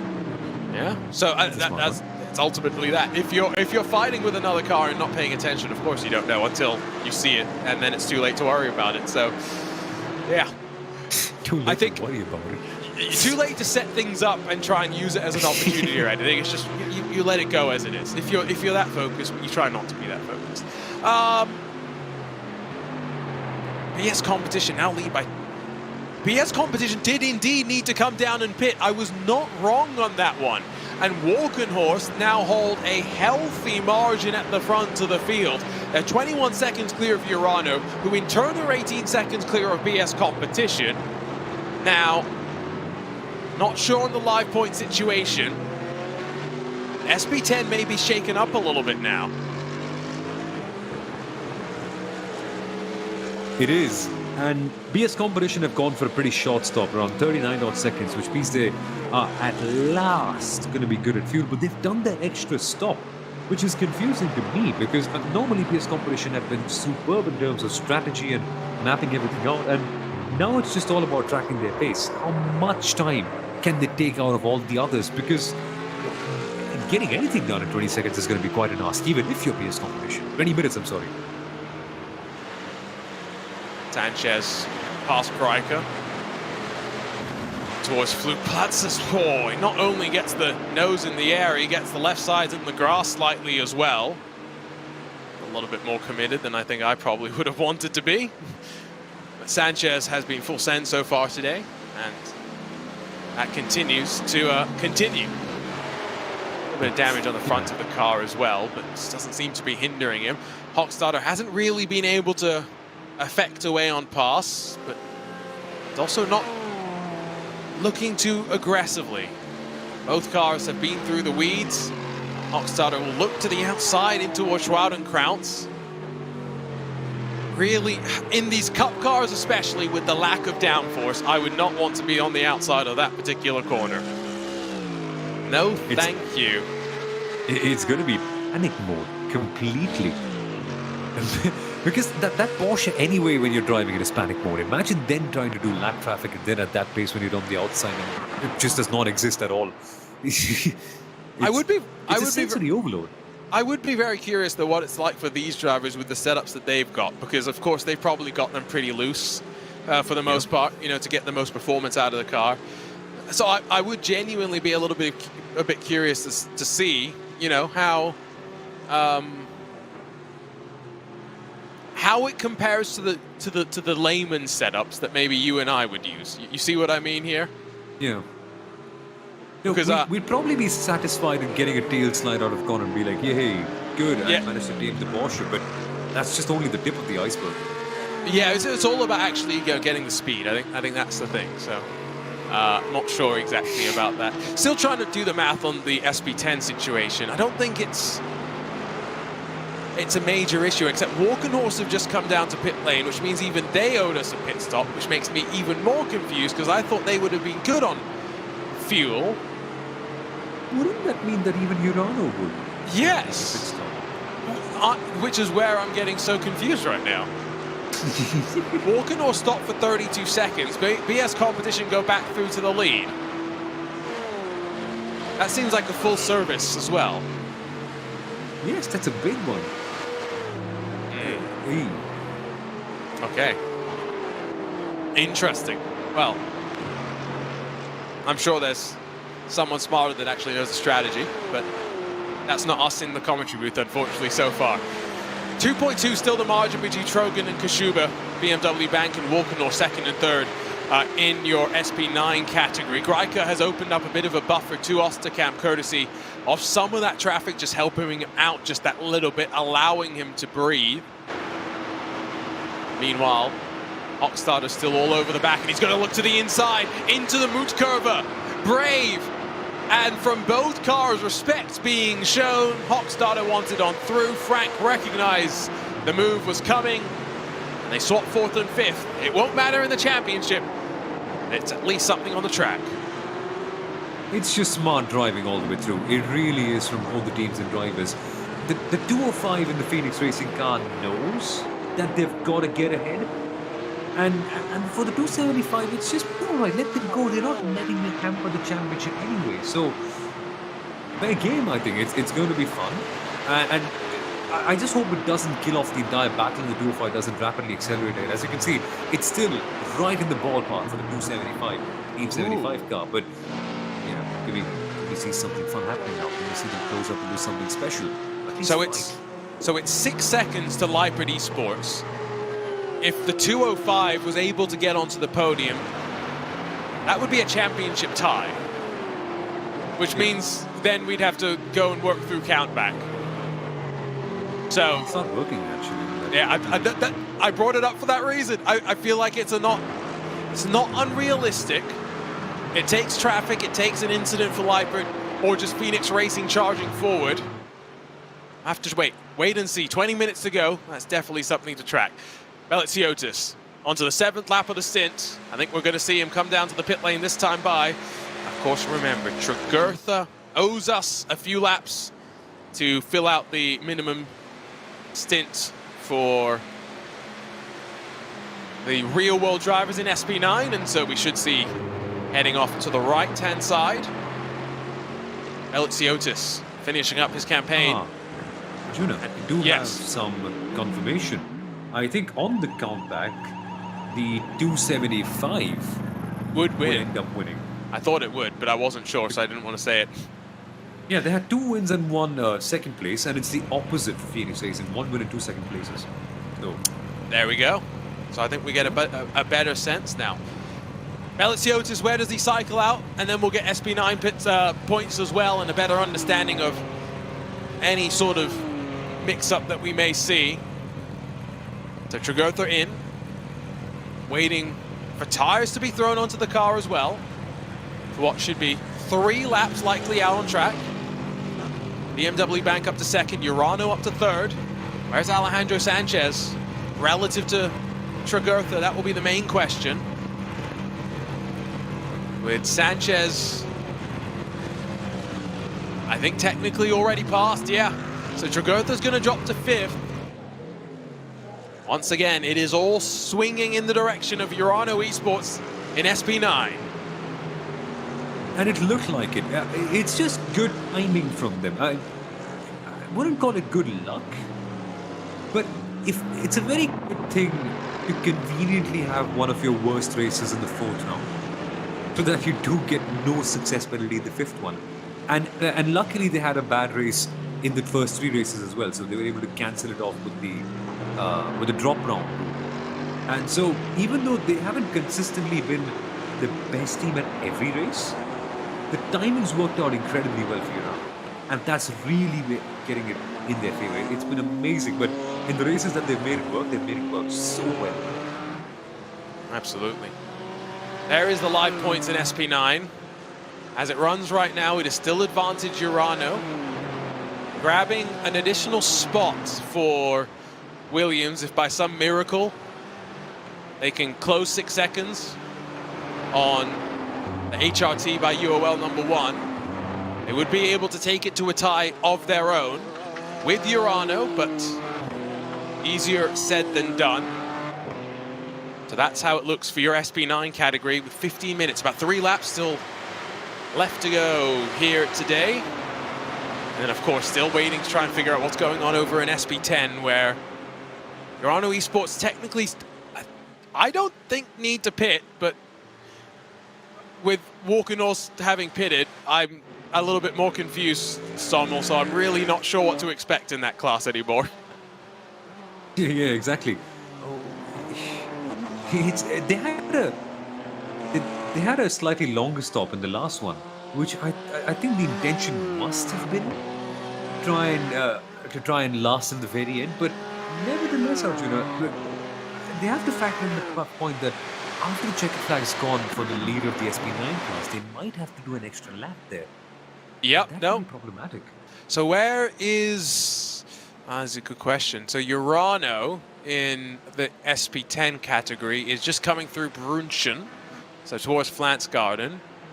Race leader is working through in towards Kallenhard, so midway through the lap. I don't think it's about a 40-second pace differential. I don't feel like Shrivens in that Urano car is going to be lapped by your race leader. So there is the possibility, you're right, that they'll have to do the extra lap. They'll be doing all that work to figure out how the race is going to finish, how many laps they're going to do, if they've got enough to make it to the end. They'll keep us in suspense, though, you expect, until the final lap of the race as to whether they will need to come down to the pit lane. But they are trying what they can to stretch it out as best they can. Give again a shout out to Trogan. 2.5 seconds the gap to Kachube. He's doing just enough. Kachube's pushing hard. Trogan pushing back. The Alain Prost rule of driving. Don't push too hard.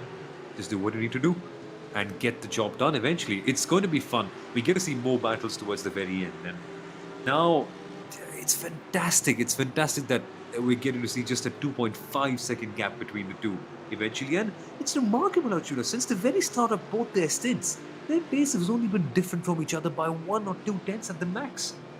Amazing. Yeah, no, I mean, overall, this field is close. Qualifying not always the best representation of how close the field is in a series like this when you don't get many attempts to set qualifying laps, but you don't really, the margins get built up through traffic more than anything and through the consistency of certain drivers around the 170 corners here. Figure this all out. Ricardo Edelman behind the scenes, who is part of our broadcast production team, agrees with me. If Williams can get P4 away from AMG HRT by UOL, they would tie 35 points with Urano. The margin is up to 8 seconds. The problem is Tregurtha's quick. He's not Alejandro Sanchez quick, and Sanchez is on a rampage. Sanchez is roughly 2 seconds faster per lap at this moment in time. It's looking bleak. And we're not going to get many more laps as well. So needs something dramatic to happen. Something like an Abu Dhabi 2022. Except we don't do safety cars. So. Don't bring up that. You're going to get people talking about that in the chat now. We don't need to talk about that. Still watching as Team 75 and Phoenix Racing go back and forth. Somehow Jürgen Frank back in front of Fabian Hochstadter, but both closing on Leipzig Esports yellow crucially.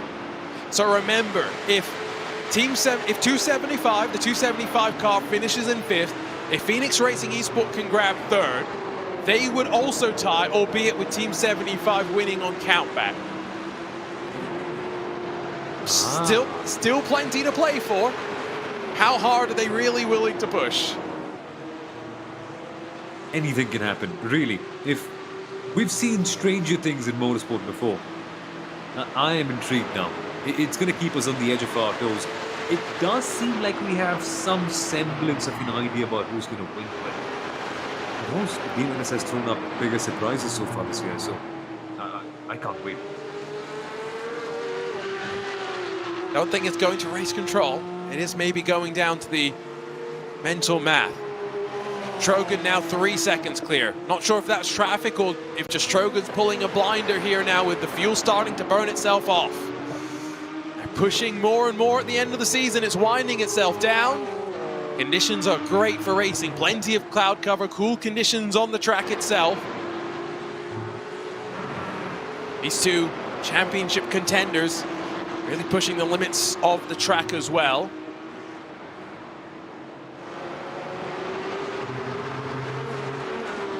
Urano Esports still staying out there. Only 15 seconds clear now, though, of BS competition.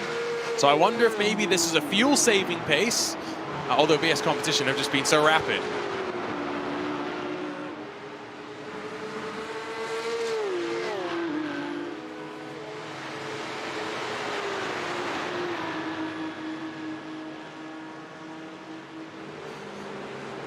So less than 10 minutes left in the season. KALFF 4h-Race still has 44 cars out there and running, all looking to close the season off on top. I mean, Sommel, we started in November, crazy race, and we've seen plenty of drama. The Nordschleife just always seems to encourage the best out of drivers that have looked to push and learn and master the 170 corners this season. It's a challenge unlike anything else, really. The DNLS, it's... Oh, look, speaking of challenges, that's the 205.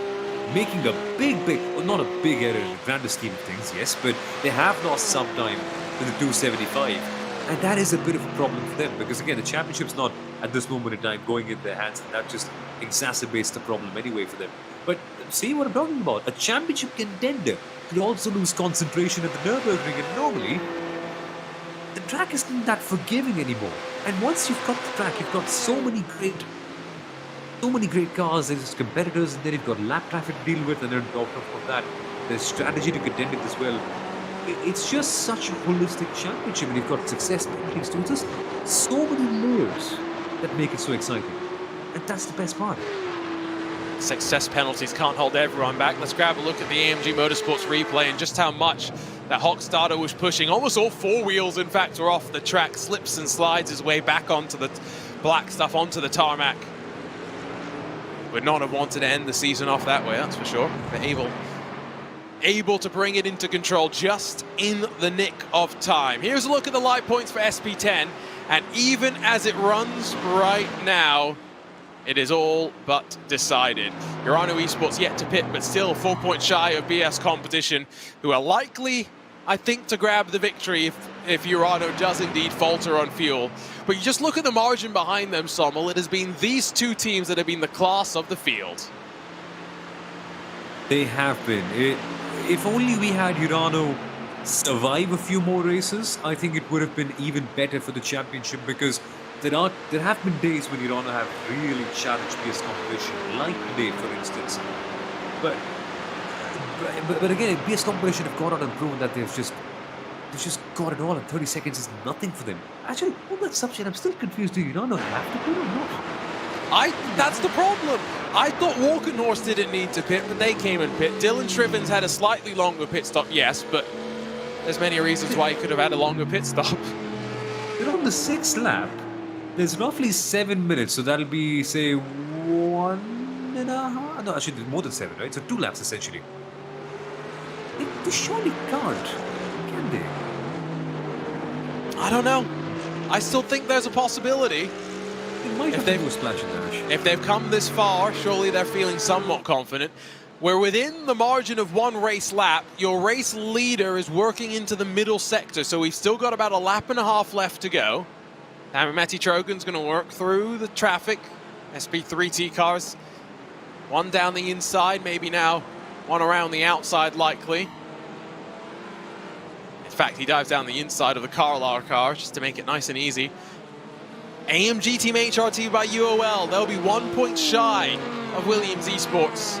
Compare the margins of some of our other classes and the point totals there. 50, 60 points in SP3T, and in the SP10 class. In SP9, 35, Sommel. That shows you how competitive the field in SP9 has been. That there's been such a juggle everywhere through, and there's no surety. Like, for instance, Sim RCF won 3 races in a row. I think they're on cue to do that. Pace competition 2 in a row, might end up winning the third, depending on what happens with United. We haven't seen more than one win a season for anyone in SB9, which is amazing. Yeah, and in fact, as it runs right now, I think we're on course to have 5 different winners in 5 different races in SB9, which is remarkable, as to see. So that's great.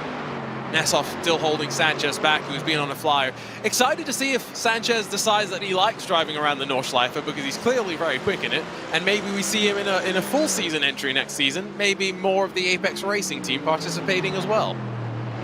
I hope so. I really hope so. That'll be fun to watch, because the brief glimpses of what we've seen so far this year, he's been one of the quicker ones out there, even though he's just done, 2 races, and it's a shame all that one error, right?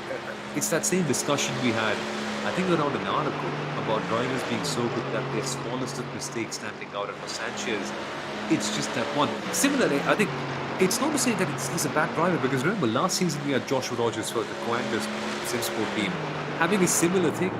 Easily when he's out there, one of the faster drivers, but one small error, and that kind of derailed the entire season for Coanders. Does happen to the best of us at the end of the day. We do all make mistakes, as much as we try and avoid them. Mistakes are human in their nature. Karlar and Parabit will still fight all the way to the end. Remember, it's some of these teams still their own little fights that they've got to focus on. But at least for the time being, there's not really too many of them. Ryko have cleared themselves from Team 75 Bernard's 276 machine, so they look like they'll grab a victory to close out the season. Oh, as we see Chris Bartel, I think that is, in the Parabit Sim Racing car. Racing in virtual reality. We really have seen all the different setups today. We have. I don't know how he's doing it. It's amazing. Because for TCR folks, the stints are long, at least an hour and a half at a time. And if you've gone to any arcade, or for instance, if you own a virtual reality basis, you know how tricky it gets after 10-15 minutes. And I know they've been practicing a lot for this, and they've gotten the hang of it eventually, and they will be working to, let's say, make it as natural as possible with the settings. But even then, Arjuna, an hour and a half still with a VR and iRacing, and the bumps, you feel them if you've got a good rig as well. In DCRs, when the faster cars are flying past, like the number 1 will do in a couple of minutes, at a place like, for instance, Scotland, if that comes about, that must be surreal. Yeah. And then can you imagine adding motion to that as well? Because there are some people that are crazy enough to do that. I think if I was that rich, oh no, watch! Oh, Sanchez showing that he's pushing. I mean, maybe pushing a bit too much for the point in the race that he's in, but I guess they all survive. I guess. No, if you were that rich on that, coming back on that topic, wouldn't you just get a DCR drive anyway? No, because you can get motion rigs relatively inexpensively. I mean, it's still expensive, but it's way cheaper than a TCR, right? Fair enough. Yeah, cheap. I mean, TCR is a lot cheap. The catch with expensive rigs. Sorry, you were saying? TCR is not cheap by any means. Let's just be clear. That's Here true. we go to replay, Especially by the way. Yep, through the Stefan Bella Fesses. Sanchez. I think, again, this is just that inexperience of, I think not knowing where the SP3T car was going to go, because the SP3T car was always going to go there.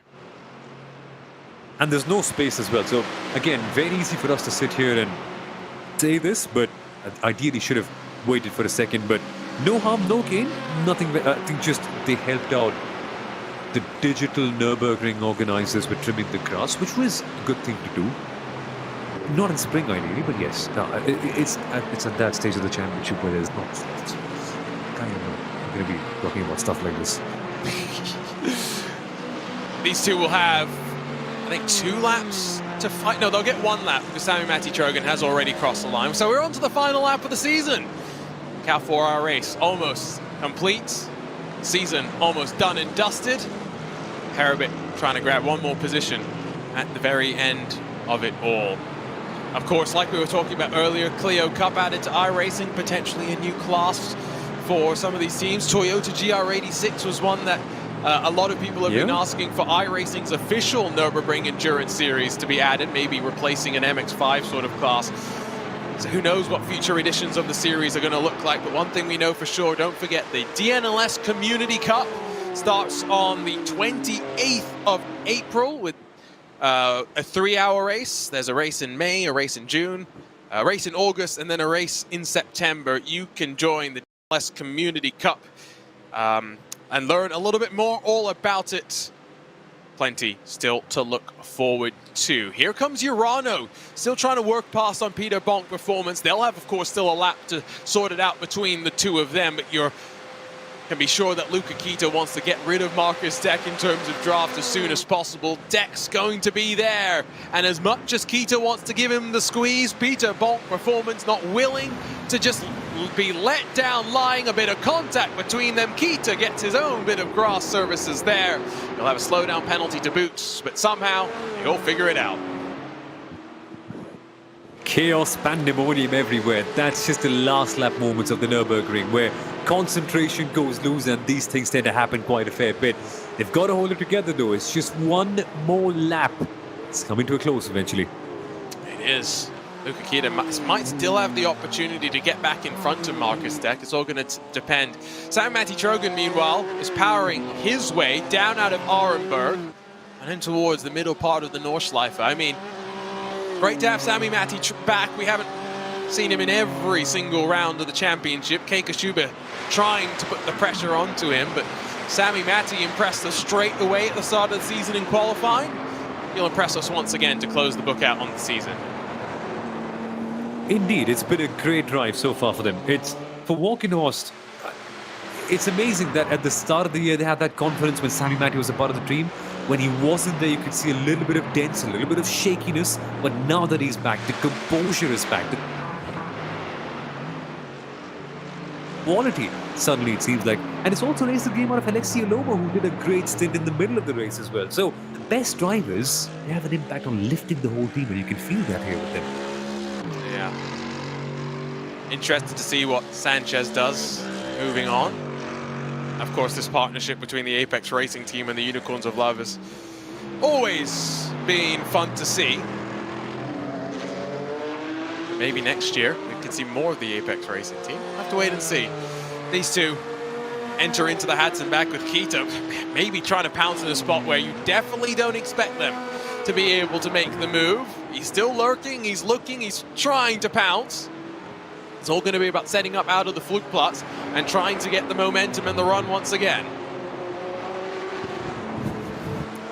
And it's a waiting game at this moment in time. You can't dive in this early. Not right now. You've got to be waiting. Can you actually make a move down at Flugplatz? Is the pace difference that big enough? Because at this stage of the race, the last thing you want is to butcher it up, especially after you've had such a tricky one so far. Side by side for a moment.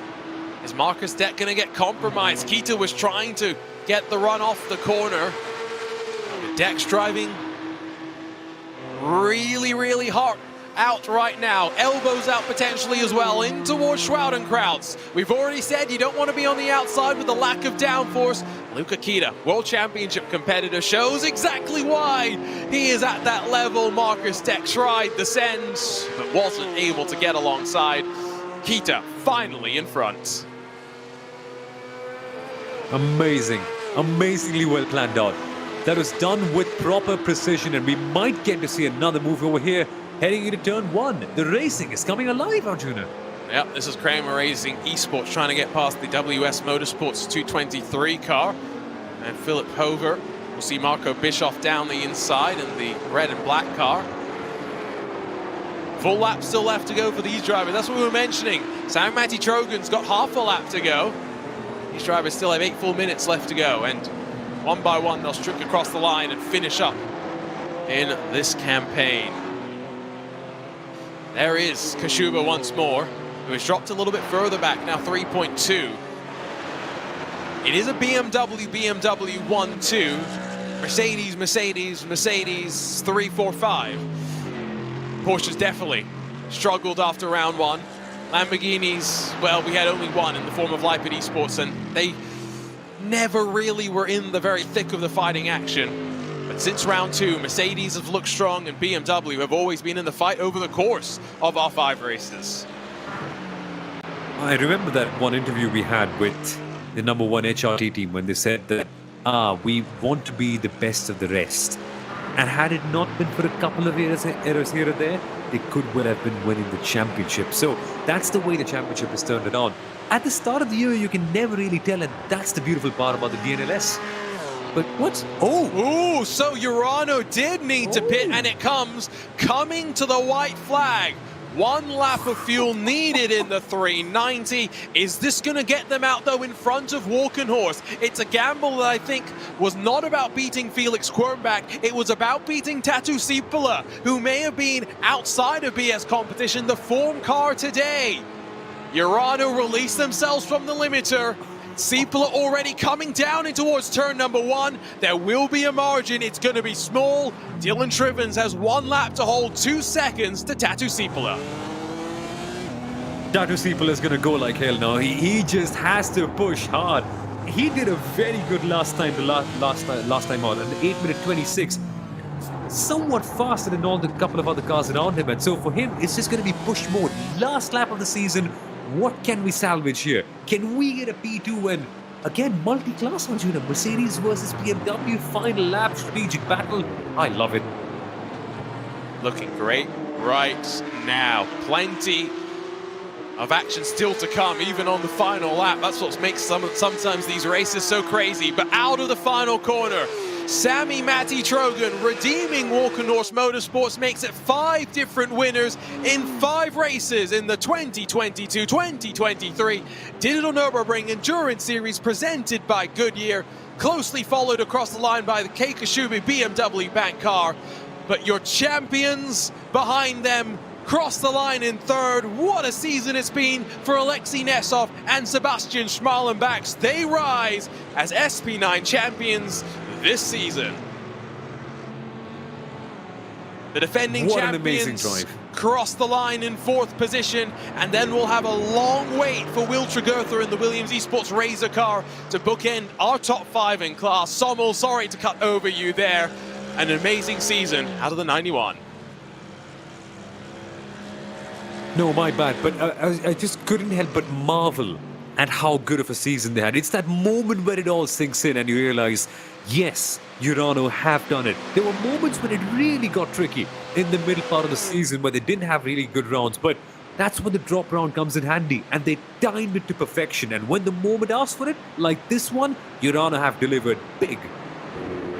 Big time results. Here, though, are your Cup 2 winners. It's been an interesting race. Contacts through the opening couple of corners saw major protagonists shuffled to the back, rising to take advantage.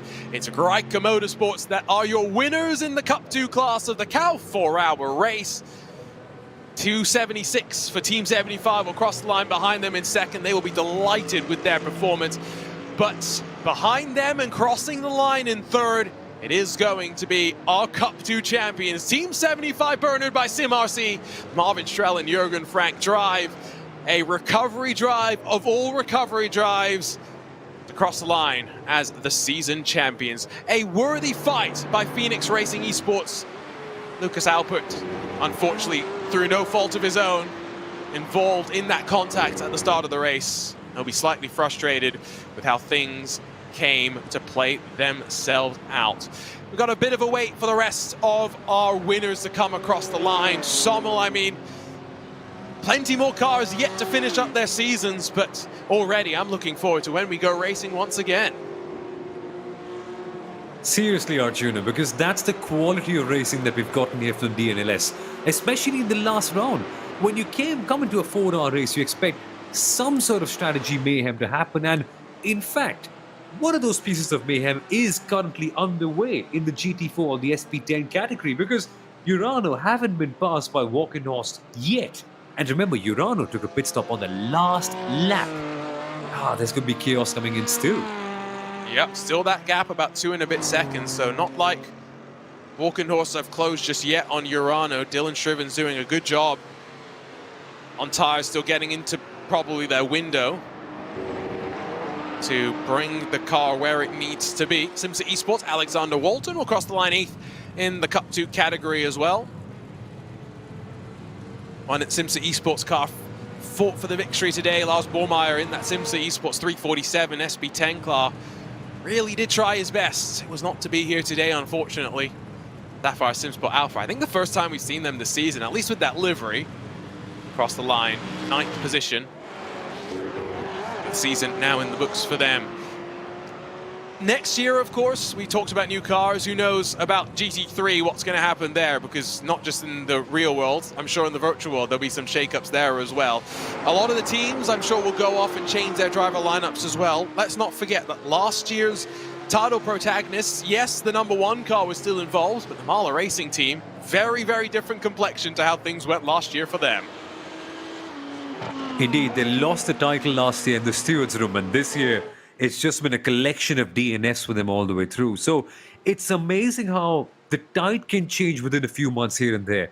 The drivers can change, the cars can change, even the platform on the whole could be seeing a big change as well. So the DNLS never ever stays still, and that's the amazing part of it. Even within the races, there's so much of chaos, and I think this season has summed it up so well. It's good chaos. It's chaos where you can plan and do your stuff really well, and some teams have really excelled at it, like BS Competition, who are going to be coming across the line very soon.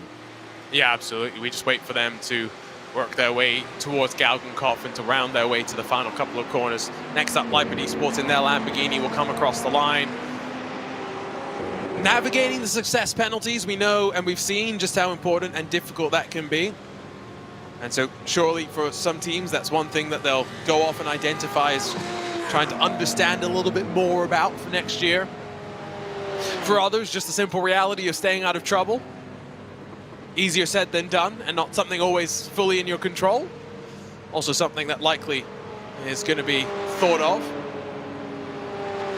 But ultimately, just finishing a race here is a victory in and of itself. RC Car Shops comes across the line to finish 10th in the SP9 category. And meanwhile, Felix Kornbach just into the Stefan Beloff S's. Dylan Shriven's only 1.9 now in front of Tatu Sipula, so the gap is coming down. Sipula's pushing in that BMW. Oh, bring it on. Bring it on. This is going to be one that goes down to the absolute wire. After we crown BS Competition as our SP10 champions, we're then going to get this amazing battle at the end for P2 in the SP10. And who would have thought, really? Even till the last minute, we were confused, Arjuna. So it's just a great advertisement for the series, I'd say. So I was at least right that they were going to try and not make it with a pit stop, but unfortunately I think they flew a bit too close to the sun and were not going to be able to hit the number, recognized and bailed a little bit earlier so that they didn't require to take the tow on the final lap of the race. Siepel is well and truly in that draft now, though, so I get the feeling that the run down the Dottinger may be interesting. If Siepel is close enough, don't know if he really is, though. Deutsche Payment Phoenix will come across the line. They'll finish 14th in the Cup 2 class, and we'll get Garage Schmidt Motorsports in the SP3T class, finishing up in 8th. Most of the SP3T finishes did actually come to the line. Behind them, though, worthy champions, and a drive worthy of champions, it turned out. It's going to be a 4th win in 5 races for BS Competition. Ruben Bonga and Felix Kornbach on driving duties at the end of the season, but all the 4-5 drivers that we had in this pre-89 were dominant, relentless, and consistent. Urano Esports really did try to challenge them. Unfortunately, they come up short in the race. They come up short in the championship as well. 2nd in points, 2nd on the track as well. But they do finish at the very least in front of the Walker North X-Racer team. Tatu Sipula will round out the podium with his BMW 335. While we celebrate 3 of our champions, SimRC get ready to celebrate once more. Already champions in the Cup 2 category, finished on the podium in every single race of the season. 3 wins on their way to the crown. It is SimRC, your SP3T champions for the Digital Nürburgring Endurance Series presented by Goodyear 2023, 2022, and 2023. 3. Remarkable stuff out of SimRC, who will celebrate 2 championships and 2 amazing seasons.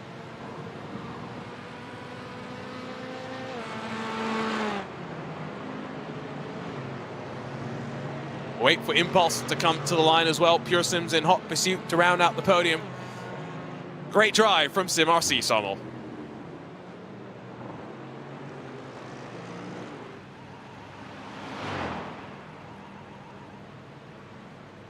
Amazing, really, what SimRC have done in this season. They've gone for 3 wins in a row at the very end. Even with 30-second success penalties, I think you really nailed it when you said that they're probably one of the best teams out there in the world of sim racing. It's just remarkable. Actually, 2 wins, DNS 4 and 5, but still, even then, what a gap they're building out ahead of everyone else. And they also were fantastic in qualifying, and most importantly, though, the gaps that they were able to manage in the race. A proper team drive, even though the driver lineup has been changing. Amazing. They'll all filter down to the pit lane to close out the season. We'll run you down through the results, and then we'll bid you farewell until we go racing once more. We'll start with the SP9s, Trogan and Aloma, 3 and a bit odd seconds clear of Norby Kish and Keiko Shube in the BMW Bank car. For Walking Horse, 5 different winners in as many races. Our champions crossed the line in 3rd for Seb Schmalenbach for Alexei Nesov, doing enough to grab the championship ahead of the number 1 and the number 15. AMG Team HRT by UOL on the back foot a handful of times. A penalty didn't help the cause, but they finished in front of Williams Esports Razor, whose strategy did not pan out. Phoenix Racing Esports, the AMG Team Williams Esports, Mahler Racing Team, Leipert Esports, and RC Car Shops Esports will complete our top 10. Interesting to note that 33 machine using 3 drivers over the course of today's race, as opposed to the 2 for the rest of the field. BCMC in their Mercedes across the line in 11th, in front of the AMG Team HRT by UL number 4, while Dory Esports, Adrenaline Motorsports, the Valkyrie 77, as well as AMG's teams, Williams Esports' number 55, all did not make it to the end.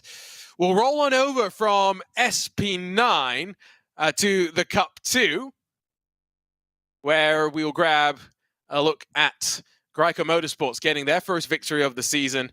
Solo effort from Rene Osterkamp gets him 2nd, so he's going to be delighted with that. Remember, you can have one joker where you finish a race by yourself. Jürgen Frank, Marvin Strell, champions across the line in 3rd. They were involved in some drama with their rivals, Phoenix Racing Esport Cup. No fault of either of them, but they recovered well, 3rd and 4th at the end of the day. Leipert Esports rounds out the top 5 with Urano Esports Data Group recovering from their own issues, both self-inflicted. One a penalty, one a crash to finish 6th in front of Peter Bonk, in front of Simsa, who are 8th. WS Racing Esports, the Nest Academy by WMS number 215 will be in 10th spot, with Kramer Racing Esports W and S eMotorsports DNLS 12th. IES Sim Racing Schweitzer and Deutsche Payment Phoenix all scored on the leading lap. Those are your finishers: Upshift Simsport, Avia WNS, and then of course IBAC Sim Racing Team. 3 cars classified as non-finishers. After that, it's over to the SP10s, to where the GT4s once again put on a show at the start, running in single file formation until, well, things got a little bit more interesting. It is yet another victory this season for BS Competition on their way to the championship. They finish in front of Urano Esports and the Walking Horse X-Racer team that fought all the way to the very end. Lars Bormeyer, great solo drive for 4 hours to finish 4th, with Deutsche Payment Dolphin 5th in front of the Core Sim Racing number 350. Nürburgring Esports team, their Mercedes comes across the line in 7th, with Sapphire Simsport in 8th, and then WS Racing Esports 9th, and Door Esports Junior in 10th. Behind them, just a handful more. Core Sim Racing's 340, 11th. Ronald Grossman involved in a handful of incidents. And then, of course, TR Motorsports, the 357, not really getting too far into the race.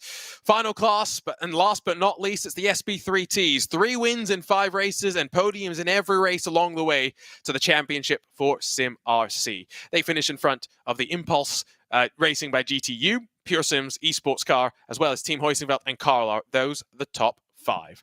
Then it's Parabit, Undici, Garage Schmidt, PPM Racing, as well as Alemannia Aachen that rounded out the top 10. Only 4 cars ended up finishing on the lead lap, but we do tend to see the field tend to stretch out just a little bit more in this class, and those are the 10 finishers. Some more final thoughts before we wrap this season up. What a season it has been. Beautiful chaos, Arjuna. That's what it's been so far. We've seen dominant performances from some teams and just nervy endings for the other ones. But I think all the championships that have been won and all the drivers that have nailed it for each of them, well, they're deserving champions. That's all I'd like to say. What a season it was. What a season it was, and that is it for now. Don't forget that the Digital Nürburgring Endurance Series Community Cup starts at the end of April. Learn more on all social medias. For now, on behalf of the team at Nürburgring TV, for Sommel Aurora, alongside myself, Arjuna Kankipati, thanks for joining us for the KALFF 4-hour race. We'll see you next time here on Nürburgring TV.